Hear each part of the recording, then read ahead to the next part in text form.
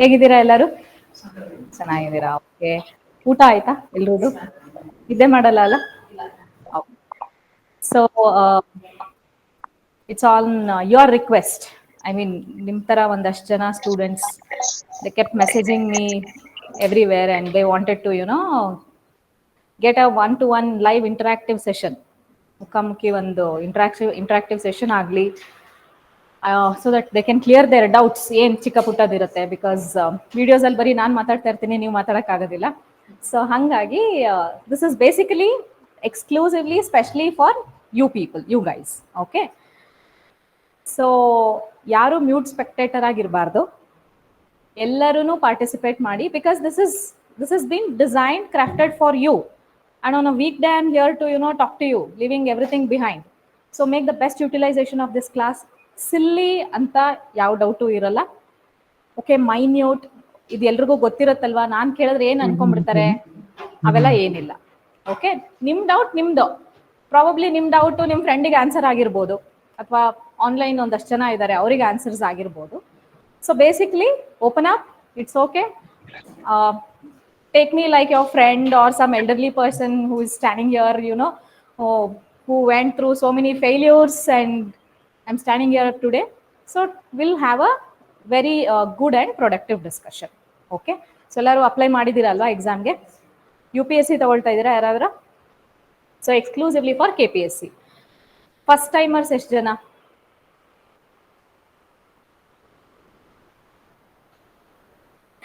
Okay okay, so veterans ಇದ್ದೀರಾ ಒಂದಿಬ್ರು ಮೂರು ಜನ. Even when I crack the exam, I was a veteran only. I cracked it in my third attempt. And KPSC 10 ವರ್ಷದಲ್ಲಿ ಒಂದು 4 exam ಮಾಡುತ್ತೆ. ಆ 4 ಎಕ್ಸಾಮಲ್ಲಿ ನಾನು 3 ಎಕ್ಸಾಮ್ ಮೂರನೇ ಸಲ ಪಾಸ್ ಮಾಡಿದೆ. 2 ಸಲನೂ ಇಂಟರ್ವ್ಯೂಗೆ ಹೋಗಿ ಬಂದು, ವೆಲ್, ಸಕ್ಸಸ್ ಅಷ್ಟೇ ಮ್ಯಾಟರ್ ಆಗುತ್ತೆ. ನಾವು ಎಷ್ಟು ಅಟೆಂಪ್ಟ್ ಬರೆದ್ವಿ, ಎಷ್ಟು ವರ್ಷ ಓದಿದ್ವಿ, ಅದೆಲ್ಲ ಏನು ಮ್ಯಾಟರ್ ಆಗೋದಿಲ್ಲ. ಸೊ ಜನರಲ್ ಆಗಿ ನನಗೇನು ಹೇಳಬೇಕು ಅನ್ಸುತ್ತೋ, I will try to address you. So by now May 5th exam ಇರಬೇಕಿತ್ತು, ಹೌದಾ? May 5th ಇರಬೇಕಿತ್ತು. So in case by chance exam postpone ಆಗಿಲ್ಲ ಅಂದಿದ್ರೆ May 5th ರೆಡಿ ಇರ್ತಿದ್ವಿ ತಾನೆ? ಏನೇ ಆಗಲಿ, 1 ತಿಂಗಳು ಟೈಮ್ ಕೊಟ್ಟಿದ್ರು ಬರೀಲೇಬೇಕಿತ್ತು, 1 ವಾರ ಟೈಮ್ ಕೊಟ್ಟಿದ್ರು ಬರೀಲೇಬೇಕಿತ್ತು. ಸೊ ಈಗ ಜಾಕ್ಪಾಟ್, ಜೂನ್ ಅಲ್ಲ, ಅದು ಜುಲೈ. ಯಾವತ್ತು? July 21st. ಸೊ ಆಮೇಲೆ as far as what you have told, at least in the class online ಬಿಟ್ಟು ನೀವು ಯಾರು UPSC ಬರೀತಿಲ್ಲ ಅಂತ ಹೇಳ್ತಿದ್ದೀರಾ. ಸೊ ನಿಮ್ಗೆ ಆ UPSC ಪ್ರಿಲಿಮ್ಸ್ ಪ್ರೆಷರ್ ಏನಿಲ್ಲ. So completely you are going to focus on KPSC, ಕರೆಕ್ಟಾ? ಎಷ್ಟು ಜನ May 5th ರೆಡಿ ಇದ್ರಿ? ಬಿ ವೆರಿ ಹಾನೆಸ್ಟ್, ಪ್ರಾಮಾಣಿಕವಾಗಿ ಆನ್ಸರ್ ಮಾಡಿ. May 5th ಎಷ್ಟು ಜನ ರೆಡಿ ಇದ್ರಿ ಹೇಳಿ? ಬರೋದಷ್ಟೇ ಅಲ್ವಾ? ಏನೋ ಆಗಿದ್ದಾಗಲೇ ಅಲ್ಲೇ ನೋಡಿ ಬಂದ್ಬಿಡೋಣ ಅನ್ನೋದಿತ್ತು. Okay okay, good. ನೀವು madam? So you are ready for May 5th? Okay, and online ಯಾರ್ಯಾರು ಜಾಯ್ನ್ ಆಗಿದ್ರಾ, ಪ್ಲೀಸ್ ಇಂಟರಾಕ್ಟ್ ಮಾಡಿ. It is not just for offline year. Basically you also should be a part of the class. ನಾನು ಇಲ್ಲಿ ಮಾತಾಡ್ತಿದ್ದೀನಿ ಅಂತಂದ್ರೆ you can hear me, but I can't see you. You can see me. So just make this class very fruitful class by interacting, so that ನಿಮ್ಮ ಒಂದು questions ಇಲ್ಲಿ offline ಕ್ಯಾಂಡಿಡೇಟ್ಸ್ಗೂ help ಆಗ್ಬೋದು. So just B interactive through out what ever ಈ 1.5 hour ನಾವೇನು discussion ಮಾಡ್ತೀವಿ ಅಂತ. So suppose ನಾನು ನಿಮ್ಮ ಜಾಗದಲ್ಲಿ ಇದ್ದಿದ್ರೆ ನಾನು May 5th ರೆಡಿ ಇರ್ತಾ ಇದ್ದೆ 100%. ಏನಾಗ್ಬಿಟ್ರೆ ಆಗಲಿ, ಬಿಕಾಸ್ ಚಾನ್ಸ್ ಸಿಗೋದೇ ಕಷ್ಟ. ಅದು ಸಿಕ್ಕಿದ್ಮೇಲೆ ಅದು ರೆಡಿ ಇದೀವಾ ಇಲ್ವಾ ಅದೆಲ್ಲ ಮ್ಯಾಟರ್ ಆಗೋದಿಲ್ಲ. ಸೊ ಆವಾಗ ನನ್ನ ಫಸ್ಟ್ ವಿಡಿಯೋ ಅನ್ಸುತ್ತೆ, ಅದನ್ನ ನಾನು ಹೇಳಿದ್ದೆ ಹೆಂಗೆ ಪ್ರಿಪೇರ್ ಮಾಡ್ಕೋಬೇಕು, ಸಬ್ಜೆಕ್ಟ್ಸ್ ಹೆಂಗೆ ಪ್ರಿಯಾರಿಟೈಸ್ ಮಾಡ್ಕೋಬೇಕು. ಓಕೆ, ಈಗ 2 months ಅಲ್ಲಿ ನಾನು ಏನೇನೆಲ್ಲ ಮಾಡ್ಬೋದು. I gave you the priority list also if you have followed my videos. ಹೇಳಿದೆ ಪಾಲಿಟಿ ಓದ್ಕೊಳ್ಳಿ, ಎಕಾಲಜಿ ಮಾಡಿ, ಜಾಗ್ರಫಿ, ಸೈನ್ಸ್ ಆ್ಯಂಡ್ ಟೆಕ್ನಾಲಜಿ, ಆಮೇಲೆ ಆ ಥರ ಮಿಕ್ಕಿದ್ದನ್ನು ಹಂಗೆ ಕವರ್ ಮಾಡ್ಕೊಂಡು ಹೋಗಿ. ಎಕನಾಮಿಕ್ ಸರ್ವೆ ಓದ್ಕೊಳ್ಳಿ, ಒಂದು 6 to 8 months of current affairs ಓದ್ಕೊಳ್ಳಿ ಅಂತ. ಸೊ ಈಗೇನು 2 ತಿಂಗಳು ಪೋಸ್ಟ್ಪೋನ್ ಆಯಿತು ಎಕ್ಸಾಮು, ಇವತ್ತಿಗೂ ಅದೇ ಮೈಂಡ್ಸೆಟ್ ಅಲ್ಲಿ ಇದ್ದಾರೆ ಸ್ವಲ್ಪ ಜನ. ಅಂದರೆ ಅದೇ ನಾನು ಅವಾಗ ಏನು ಪ್ಲಾನ್ ಕೊಟ್ಟಿದ್ನೋ, madam priority list 6 to 8 months of current affairs ಅನ್ನೋದ್ರಲ್ಲೇ ಇದ್ದಾರೆ. Well, see there's nothing wrong. May be human psychology ಅಲ್ವಾ. ಈಗ ಪೋಸ್ಟ್ಪೋನ್ ಪ್ರೆಷರಲ್ಲಿ ಬರೆದು ರಿಸಲ್ಟ್ ತಗೊಳ್ಳೋದು ಬೇರೆ, ಈ ಥರ ತುಂಬ ಟೈಮ್ ಸಿಕ್ಕಿ ಇಂಟ್ರೆಸ್ಟ್ ಕಳ್ಕೊಂಡು ಅಲ್ಲಿ ಹೋಗಿ ಅಚೀವ್ ಮಾಡೋದು ಬೇರೆ. ಬಟ್ ಈಗ ಇದೇ ಪರಿಸ್ಥಿತಿ. This is the fact and this is the reality. So ನೀವೇನು ಮಾಡಬೇಕು, take it in a positive sense. Okay, ನಂಗೆ ಟೈಮ್ ಸಿಕ್ಕಿದೆ, ಏನಕ್ಕೆ KPSC ಬೈಕೊಳ್ಳೋದಕ್ಕಲ್ಲ, ಅಯ್ಯೋ ಹಿಂಗ್ ಪೋಸ್ಟ್ಪೋನ್ ಮಾಡ್ಬಿಟ್ರು, ನಾನು May 5th ಕ್ಲಿಯರ್ ಮಾಡ್ಕೊಂಡ್ಬಿಟ್ಟಿರ್ತಿದೆ, 400 390 ತೆಗೆದ್ಬಿಟ್ಟಿರ್ತಿದೆ, ಅದಲ್ಲ. Think that this is a boon in disguise. ನಿಮ್ಗೆ ಏನೋ ಒಂದು ವರದಾನ ಇದು ಅಂತ ಅನ್ಕೊಂಡು you do lot of revisions. ಯಾರಿಗೆ ಕೇಪಬಿಲಿಟಿ ಇದೆಯೋ prelims plus mains integrated approach ಮಾಡ್ಕೊಂಡು ಹೋಗೋದಕ್ಕೆ you can do it that way.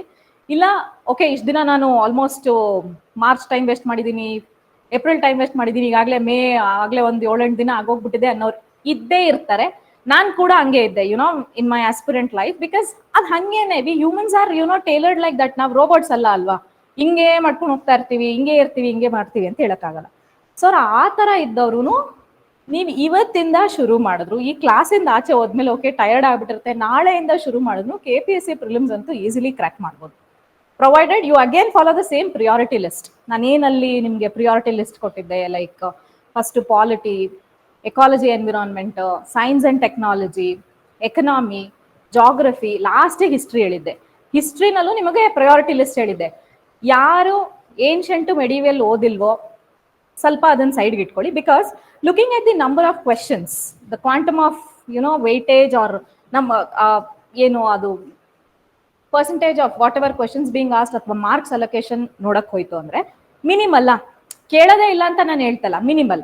But ನೀವು ಓದೋದೆಷ್ಟು, ಅದಕ್ಕೋಸ್ಕರ ನೀವು ಹಾರ್ಡ್ ವರ್ಕ್ ಮಾಡ್ಬೇಕಾಗಿರೋದೆಷ್ಟು. ಅಂಡ್ ಅಟ್ಲೀಸ್ಟ್ ನನಗೆ ಈ ಏನ್ಷಂಟು ಮೆಡಿವಲ್ ಟರ್ಮ್ಸ್ ಅಷ್ಟು ತಲೆಯಲ್ಲಿ ಉಳಿಯಲ್ಲ. Modern history quite good at, but ಅದು ಎವಾಪರೇಟಿವ್ ಅನ್ಸುತ್ತೆ ನನಗೆ personally. This is my opinion. I feel it is very very evaporative, ಮರ್ತೋಗುತ್ತೆ ಅಂತ ಅನ್ನಿಸ್ತಾ ಇರುತ್ತೆ. ಬಟ್ ಅಗೇನ್ ನಾವು ಎಲಿಮಿನೇಟ್ ಮಾಡೋದು ಸಹ ಟೆಕ್ನಿಕಲಿ ಎಲಿಮಿನೇಟ್ ಮಾಡಬೇಕು. ಈಗ ನಾನು ಹೇಳಿದೆ ಏನ್ಷಂಟು ಮೆಡಿವಲ್ ಲಾಸ್ಟ್ಗೆ ಇಟ್ಕೊಳ್ಳಿ, ಓದೋದಕ್ಕೆ ಟೈಮ್ ಇದ್ರೆ ಓದಿ ಅಂತ. ಬಟ್ ಆರ್ಟ್ ಅಂಡ್ ಕಲ್ಚರ್ ಬಿಡಿ ಅಂತ ನಾನು ಹೇಳಿಲ್ಲ. So as a part of your art and culture at least ಒಂದು 7ರಿಂದ 8 ಕ್ವಶನ್ ಬರ್ತಾ ಇದೆ ಟ್ರೆಂಡ್. UPSCಲೂ ಬರ್ತಾ ಇದೆ, KPSCಲೂ ಬರ್ಬೋದು, you never know right. So ಆ ತರ as a part of art and culture ನಿಮ್ಮ ಏನ್ಷಂಟ್ ಮೆಡಿವಲ್ ಒಂಚೂರು ಕವರ್ ಆಗೇ ಆಗುತ್ತಾ? See it is both are interdependent. ನಿಮ್ಮ ಆರ್ಟ್ ಅಂಡ್ ಕಲ್ಚರ್ ಇರ್ಬೋದು ಅಥವಾ ಏನ್ಷಂಟ್ ಮೆಡಿವಲ್ ಇರ್ಬೋದು, ಕ್ವೆಶನ್ಸ್ ಓವರ್ಲ್ಯಾಪ್ ಆಗುತ್ತೆ. ಸೊ ನಾನು ಆರ್ಟ್ ಅಂಡ್ ಕಲ್ಚರ್ ಚೆನ್ನಾಗಿ ಓದ್ಕೋತೀನಿ, ಇರೋದೇ ಒಂದು NCERT, ನಾನು ಅದನ್ನ ಚೆನ್ನಾಗಿ ಓದ್ತೀನಿ, ಅಥವಾ ನೀವು ಇನ್ಯಾವುದಾದ್ರೂ ಇನ್ಸ್ಟಿಟ್ಯೂಟ್ ಮೆಟೀರಿಯಲ್ ರೆಫರ್ ಮಾಡ್ತಿದ್ರ ಅಂದ್ರೆ that's A smart move. So ನೀವು ತೀರಾ ಏನೋ 2 ಸೆಕ್ಷನ್ ಬಿಟ್ಟಿದ್ದೀನಿ ಅಂತ ಹೇಳಕ್ಕೂ ಓಕೆ, ಆ 2 ಬಿಟ್ಟಿರೋ ಸೆಕ್ಷನ್ ನಾನು ಒಂದು 50% ಏನೋ ಒಂಚೂರು ಮಾಡ್ಕೊಂಡಿದ್ದೀನಿ, ನೋಡ್ಕೊಂಡಿದ್ದೀನಿ ಅನ್ಕೋ, ಇಟ್ ಮೇಕ್ ಸಮ್ ಸೆನ್ಸ್. ಆಮೇಲೆ when it comes to current affairs, ಇವತ್ತಿಗೂ ಬರುತ್ತೆ question. I mean even today my message boxes flooded, ಅಂದ್ರೆ YouTube and Facebook, Instagram, X ಇಲ್ಲೆಲ್ಲ ಕರೆಂಟ್ ಅಫೇರ್ಸ್ ಹೆಂಗೆ ಮೇಡಮ್, ಕರೆಂಟ್ ಅಫೇರ್ಸ್ ಹೆಂಗೆ, ಕರೆಂಟ್ ಅಫೇರ್ಸ್ ನೀವು ಹಿಂಗೆ ಕೇಳ್ತಿದ್ರೆ exam ಬಂದ್ಬಿಟ್ಟಿರುತ್ತೆ ಅಷ್ಟೇ. ಸಿ ಅವತ್ತು ಹೇಳಿದ್ದು ಅದೇನೆ, ಟೈಮ್ ಇದೆಯಾ 1 ವರ್ಷದ ಓದಿ. I am not denying you, 1 ವರ್ಷದ ಓದಿ. ಕಷ್ಟ ಆಯ್ತಾ, ನೆನ್ಪಿಟ್ಕೊಳಕ್ ಆಗ್ತಿಲ್ಲ, ನಂಗೆ ರಿವಿಷನ್ ಮಾಡಕ್ ಆಗ್ತಿಲ್ಲ ಅಂದ್ರೆ at least 6 to 8 months of current affairs, ಅದನ್ನು ಡಿಕ್ರೀಸಿಂಗ್ ಆರ್ಡರ್ ಉಲ್ಟಾ ಓದ್ಕೊಂಡು ಹೋಗಿ ಅಂತ ಹೇಳ್ತಾ ಇದೀನಿ. ಈಗ ಜೂನಲ್ಲಿ ನೀವು ಎಕ್ಸಾಮ್ ಜುಲೈಯಲ್ಲಿ ಎಕ್ಸಾಮ್ ಬರೀತೀರಾ ಅಂದ್ರೆ ಜೂನ್ ತಿಂಗಳಿಂದ ಜನವರಿ ತನಕ ಓದಿ. ಇನ್ನ ಟೈಮ್ ಇದೆಯಾ, ಡಿಸೆಂಬರ್, ನವೆಂಬರ್, ಅಕ್ಟೋಬರ್ ಓದಿ.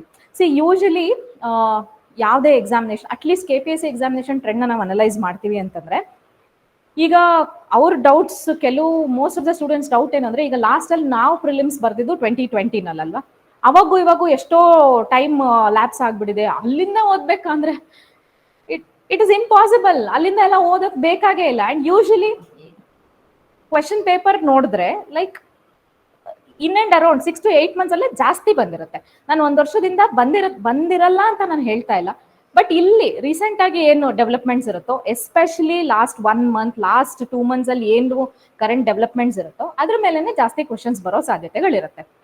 ಅದ್ರ ಜೊತೆಗೆ ನೀವು ಬರೀ ಕರೆಂಟ್ ಅಫೇರ್ಸ್ ಇರುತ್ತಾ ನಿಮ್ ಎಕ್ಸಾಮಿನೇಷನ್ ಪೇಪರ್ ಅಲ್ಲಿ, ನಿಮ್ ಸಬ್ಜೆಕ್ಟ್ಸ್ ಇರುತ್ತೆ, ಜೊತೆಗೆ ನಿಮ್ ಎಕನಾಮಿಕ್ ಸರ್ವೆ ಬಜೆಟ್ ಇರುತ್ತೆ. ಓಕೆ, ಇಂಡಿಯಾದು ಎಕನಾಮಿಕ್ ಸರ್ವೆ ಬಜೆಟ್ ಬೇಡ, ಅದನ್ನ ಆಮೇಲೆ ಮಾತಾಡೋಣ.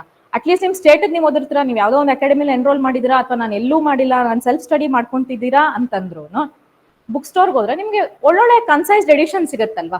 ಈಗ 600,000 ಪೇಜ್ ಎಕನಾಮಿಕ್ ಸರ್ವೆ ಓದೋದಕ್ಕಿಂತ ನಿಮ್ಗೊಂದು 200-300 ಪೇಜಸ್ ಅಲ್ಲಿ ಒಂದು ಕನ್ಸೈಸ್ ಮಾಡಿ ಒಂದು ನೋಟ್ಸ್ ತರ ನಿಮ್ಗೆ ಕೊಟ್ಬಿಟ್ರು ಅಂತಂದ್ರೆ ಅಲ್ಲೇ ಆಯ್ತಲ್ವಾ.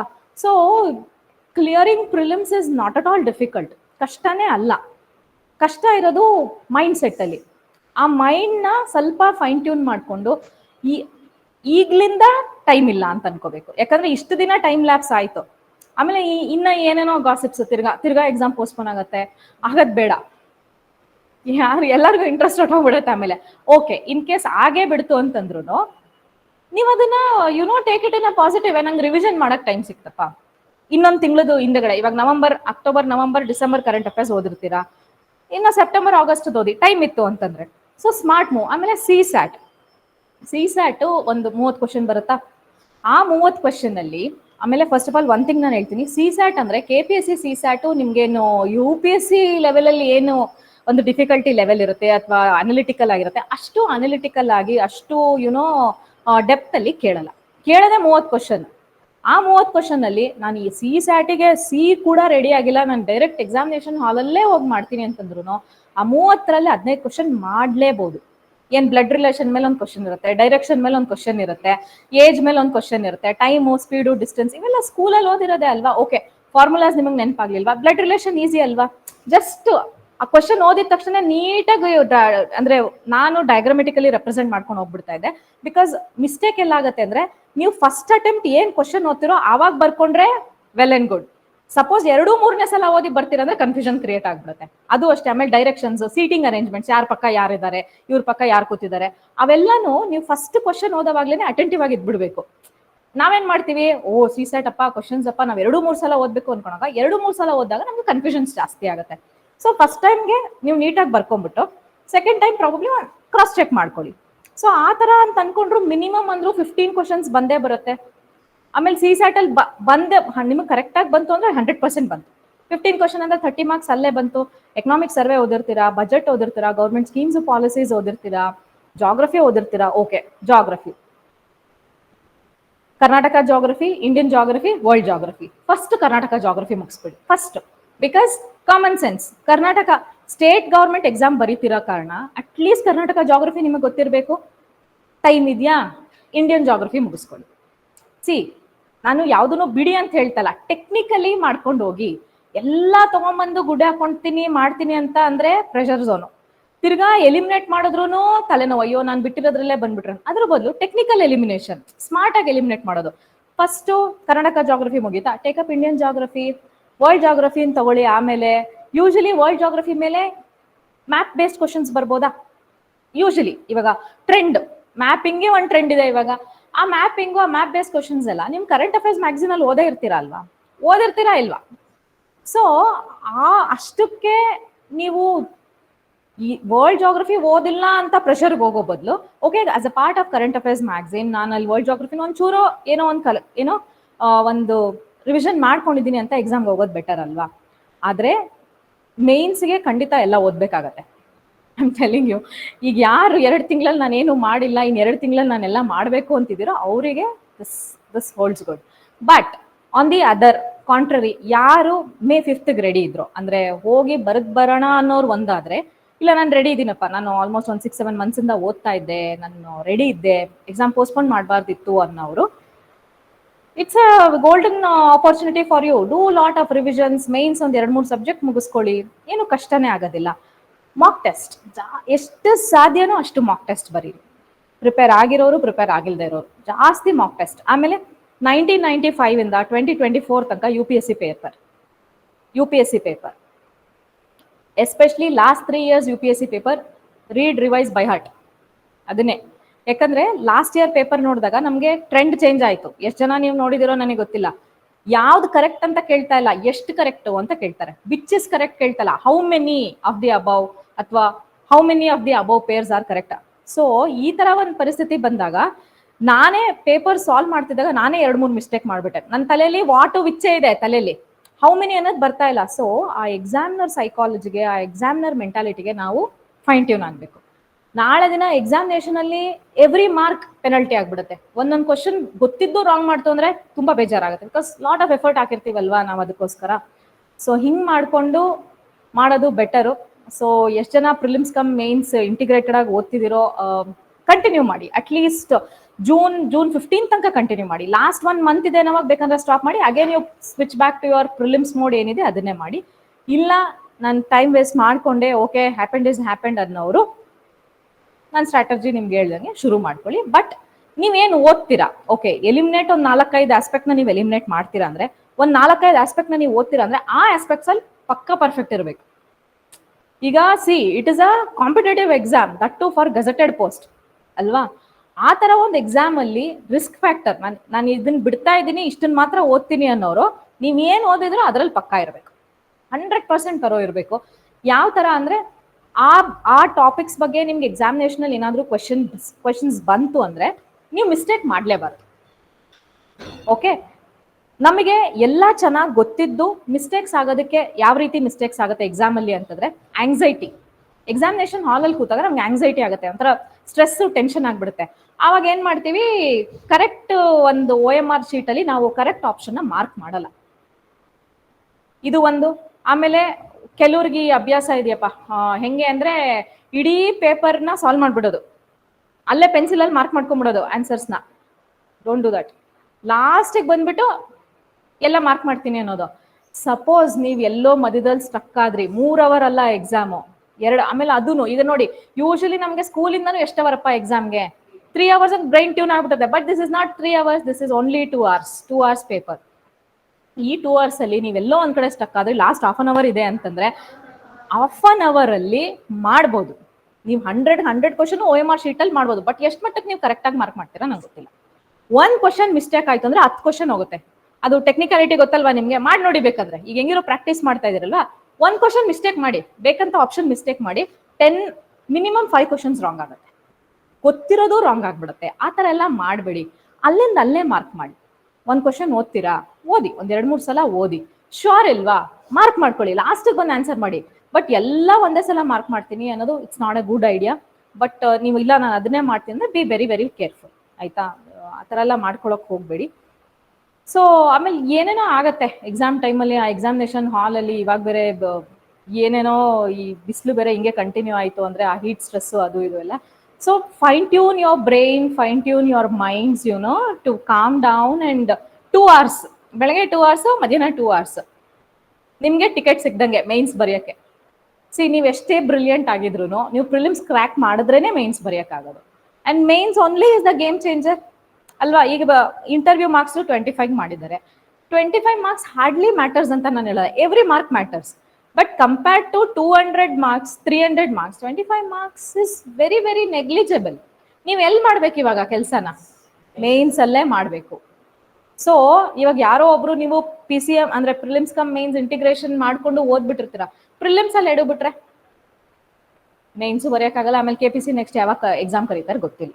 ಈಗ ಬಂದಿದೆ, ನಿಮ್ ಕಣ್ಮುಂದೆ ಆಪರ್ಚುನಿಟಿ ಇದೆ. So it is your responsibility to crack prelims. ಆಮೇಲೆ ಪ್ರಿಲಿಮ್ಸ್ ಅಲ್ಲಿ ಏನು ಔಟ್ ಆಫ್ ಔಟ್ ಯಾರಿಗಾದ್ರೂ ಬೇಕಾ? ಯಾರಿಗೂ ಬೇಡ. ಅದು ಎಲ್ಲೂ ಕೌಂಟ್ ಆಗಲ್ಲ ಮಾರ್ಕ್ಸ್. ನೀವು ಔಟ್ ಆಫ್ ಔಟ್ ತೆಗೆದ್ರು ಎಲ್ಲೂ ಕೌಂಟ್ ಆಗೋದಿಲ್ಲ. ಸೊ ಎಷ್ಟು ಬೇಕು, ಏನ್ ಬೇಕು ಹಂಗನ್ಬಿಟ್ಟು ಲಾಸ್ಟ್ ಇಯರ್ ಕಟ್ ಆಫ್ ನೋಡ್ಬಿಟ್ಟು ಈ ವರ್ಷನೂ ಅಷ್ಟಕ್ಕೆ ಓಕೆ ನಮ್ಮ ಕಮ್ಯುನಿಟಿ, ನಾನು GM, ನಾನು ಇಲ್ಲಿಗೆ ನಿಂತ್ಕೋತೀನಿ, ನಾನು 200 ತೆಗೆದ್ರೆ ಸಾಕು. ನೋ, ಈ ಸಲ ಪೋಸ್ಟ್ ಜಾಸ್ತಿ ಇರೋದ್ರಿಂದ ಪೇಪರ್ ಕಷ್ಟ ಬರ್ಬೋದು, ಈಸಿ ಬರ್ಬೋದು, ನನಗೆ ಗೊತ್ತಿಲ್ಲ. ಬಟ್ ಕಟ್ ಆಫ್ ಅಂತೂ ಜಾಸ್ತಿ ಇರುತ್ತೆ, ಲಾಸ್ಟ್ ಟೈಮ್ಗಿಂತ ಕಟ್ ಆಫ್ ಅಂತೂ ಜಾಸ್ತಿ ಇರುತ್ತೆ. ಸೊ ನೀವು ಎಲ್ಲಿ ಬಿಲಾಂಗ್ ಆಗ್ತೀರಾ, ನೀವು GM ಅಥವಾ ನೀವೇನಾದ್ರೂ ಕ್ಯಾಟಗರಿ ಕ್ಲೈಮ್ ಮಾಡ್ತೀರಾ ಅಂತ ನೋಡ್ಕೊಂಡು, ಲಾಸ್ಟ್ ಟೈಮ್ ಕಟ್ ಆಫ್ನ ನೋಡ್ಕೊಂಡು ಅದ್ರ ಮೇಲೆ ಅಟ್ಲೀಸ್ಟ್ ಒಂದು 20 ಮಾರ್ಕ್ ಜಾಸ್ತಿ ತೆಗೆಯೋಕ್ಕೆ ಆ ಒಂದು ಸ್ಟ್ರಾಟಜಿ ಇಟ್ಕೊಳ್ಳಿ. 20 ಮಾರ್ಕ್ಸ್ ಸೇಫರ್ ಅಲ್ವಾ. ಈಗ GM ಅಲ್ಲಿ ಇರೋರು, GM ವಿಮೆನ್ 220 ಸೇಫೆಸ್ಟ್, 200 ಬಂದ್ರು ಸೇಫ್. ಓಕೆ, ಬಿಕಾಸ್ ಅಲ್ಲಿ ತನಕನೂ 17 ಬ್ಯಾಚ್ ತನಕ, 17 ಅಲ್ಲಿ ಯಾರು ಎಕ್ಸಾಮ್ ಬರೆದ್ರು ತುಂಬಾ ಕಮ್ಮಿ ಇತ್ತು ಪ್ರಿಲಿಮ್ಸ್ ಕಟ್ ಆಫ್.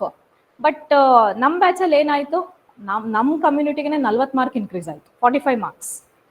ಸೊ ಅವ್ರಿಗೆ 20 ಮಾರ್ಕ್ ಇನ್ಕ್ರೀಸ್ ಮಾಡ್ತಾರೆ ಅನ್ನೋದು ಹೇಳಕ್ಕಾಗಲ್ಲ, 40 ಮಾರ್ಕ್ ಇನ್ಕ್ರೀಸ್ ಮಾಡ್ತಾರೆ ಅಂತಾನೂ ಹೇಳಕ್ಕಾಗಲ್ಲ.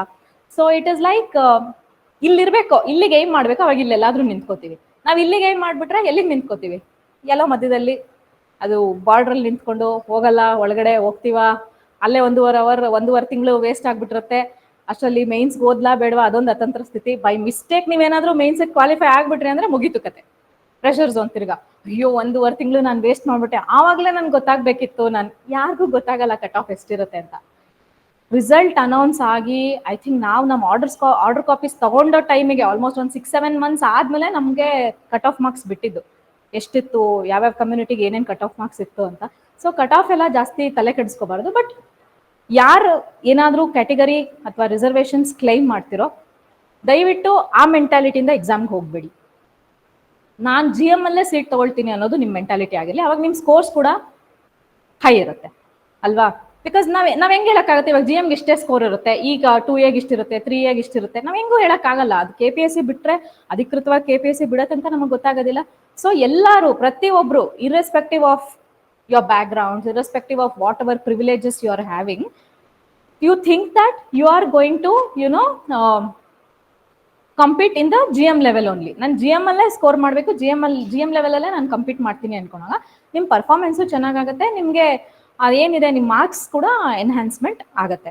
ಓಕೆ, ಸೊ ಇವತ್ತಿಂದಾನೇ ಓದಿದ್ರು ಮಾಡ್ಬೋದು, ಬಟ್ ಇವತ್ತಿಂದ ಆದ್ಮೇಲೆ ಒಂದಿನ 2 ದಿನ ಬಿಡ್ತೀನಿ ಅಂತಂದ್ರೂ ಟೈಮ್ ಇಲ್ಲ. ಸಪೋಸ್ July 21st ಎಕ್ಸಾಮ್ ಇತ್ತು ಅಂತಂದ್ರೆ ದೇರ್ ಇಸ್ ನೋ ಟೈಮ್. ಇದು ಹೈ ಟೈಮ್. ಈಗ ಏನು ಎರಡು ತಿಂಗಳು ನಿಮ್ಗೆ ಟೈಮ್ ಬಾಕಿ ಇದೆಯಲ್ಲ, ಈ 2 ತಿಂಗಳು ನೀವು ಮಾಡ್ಕೋಬೇಕು. ಮಾಡ್ತೀರಾ? Online students please speak out. Yes, ma'am. Yes, ma'am. Good. So ಈಗ shall we start interacting? Yes, ma'am. Anything. Okay, ma'am. Okay, online ಅವ್ರಿಗೆ ಚಾನ್ಸ್ ಕೊಡೋಣ, because you are here.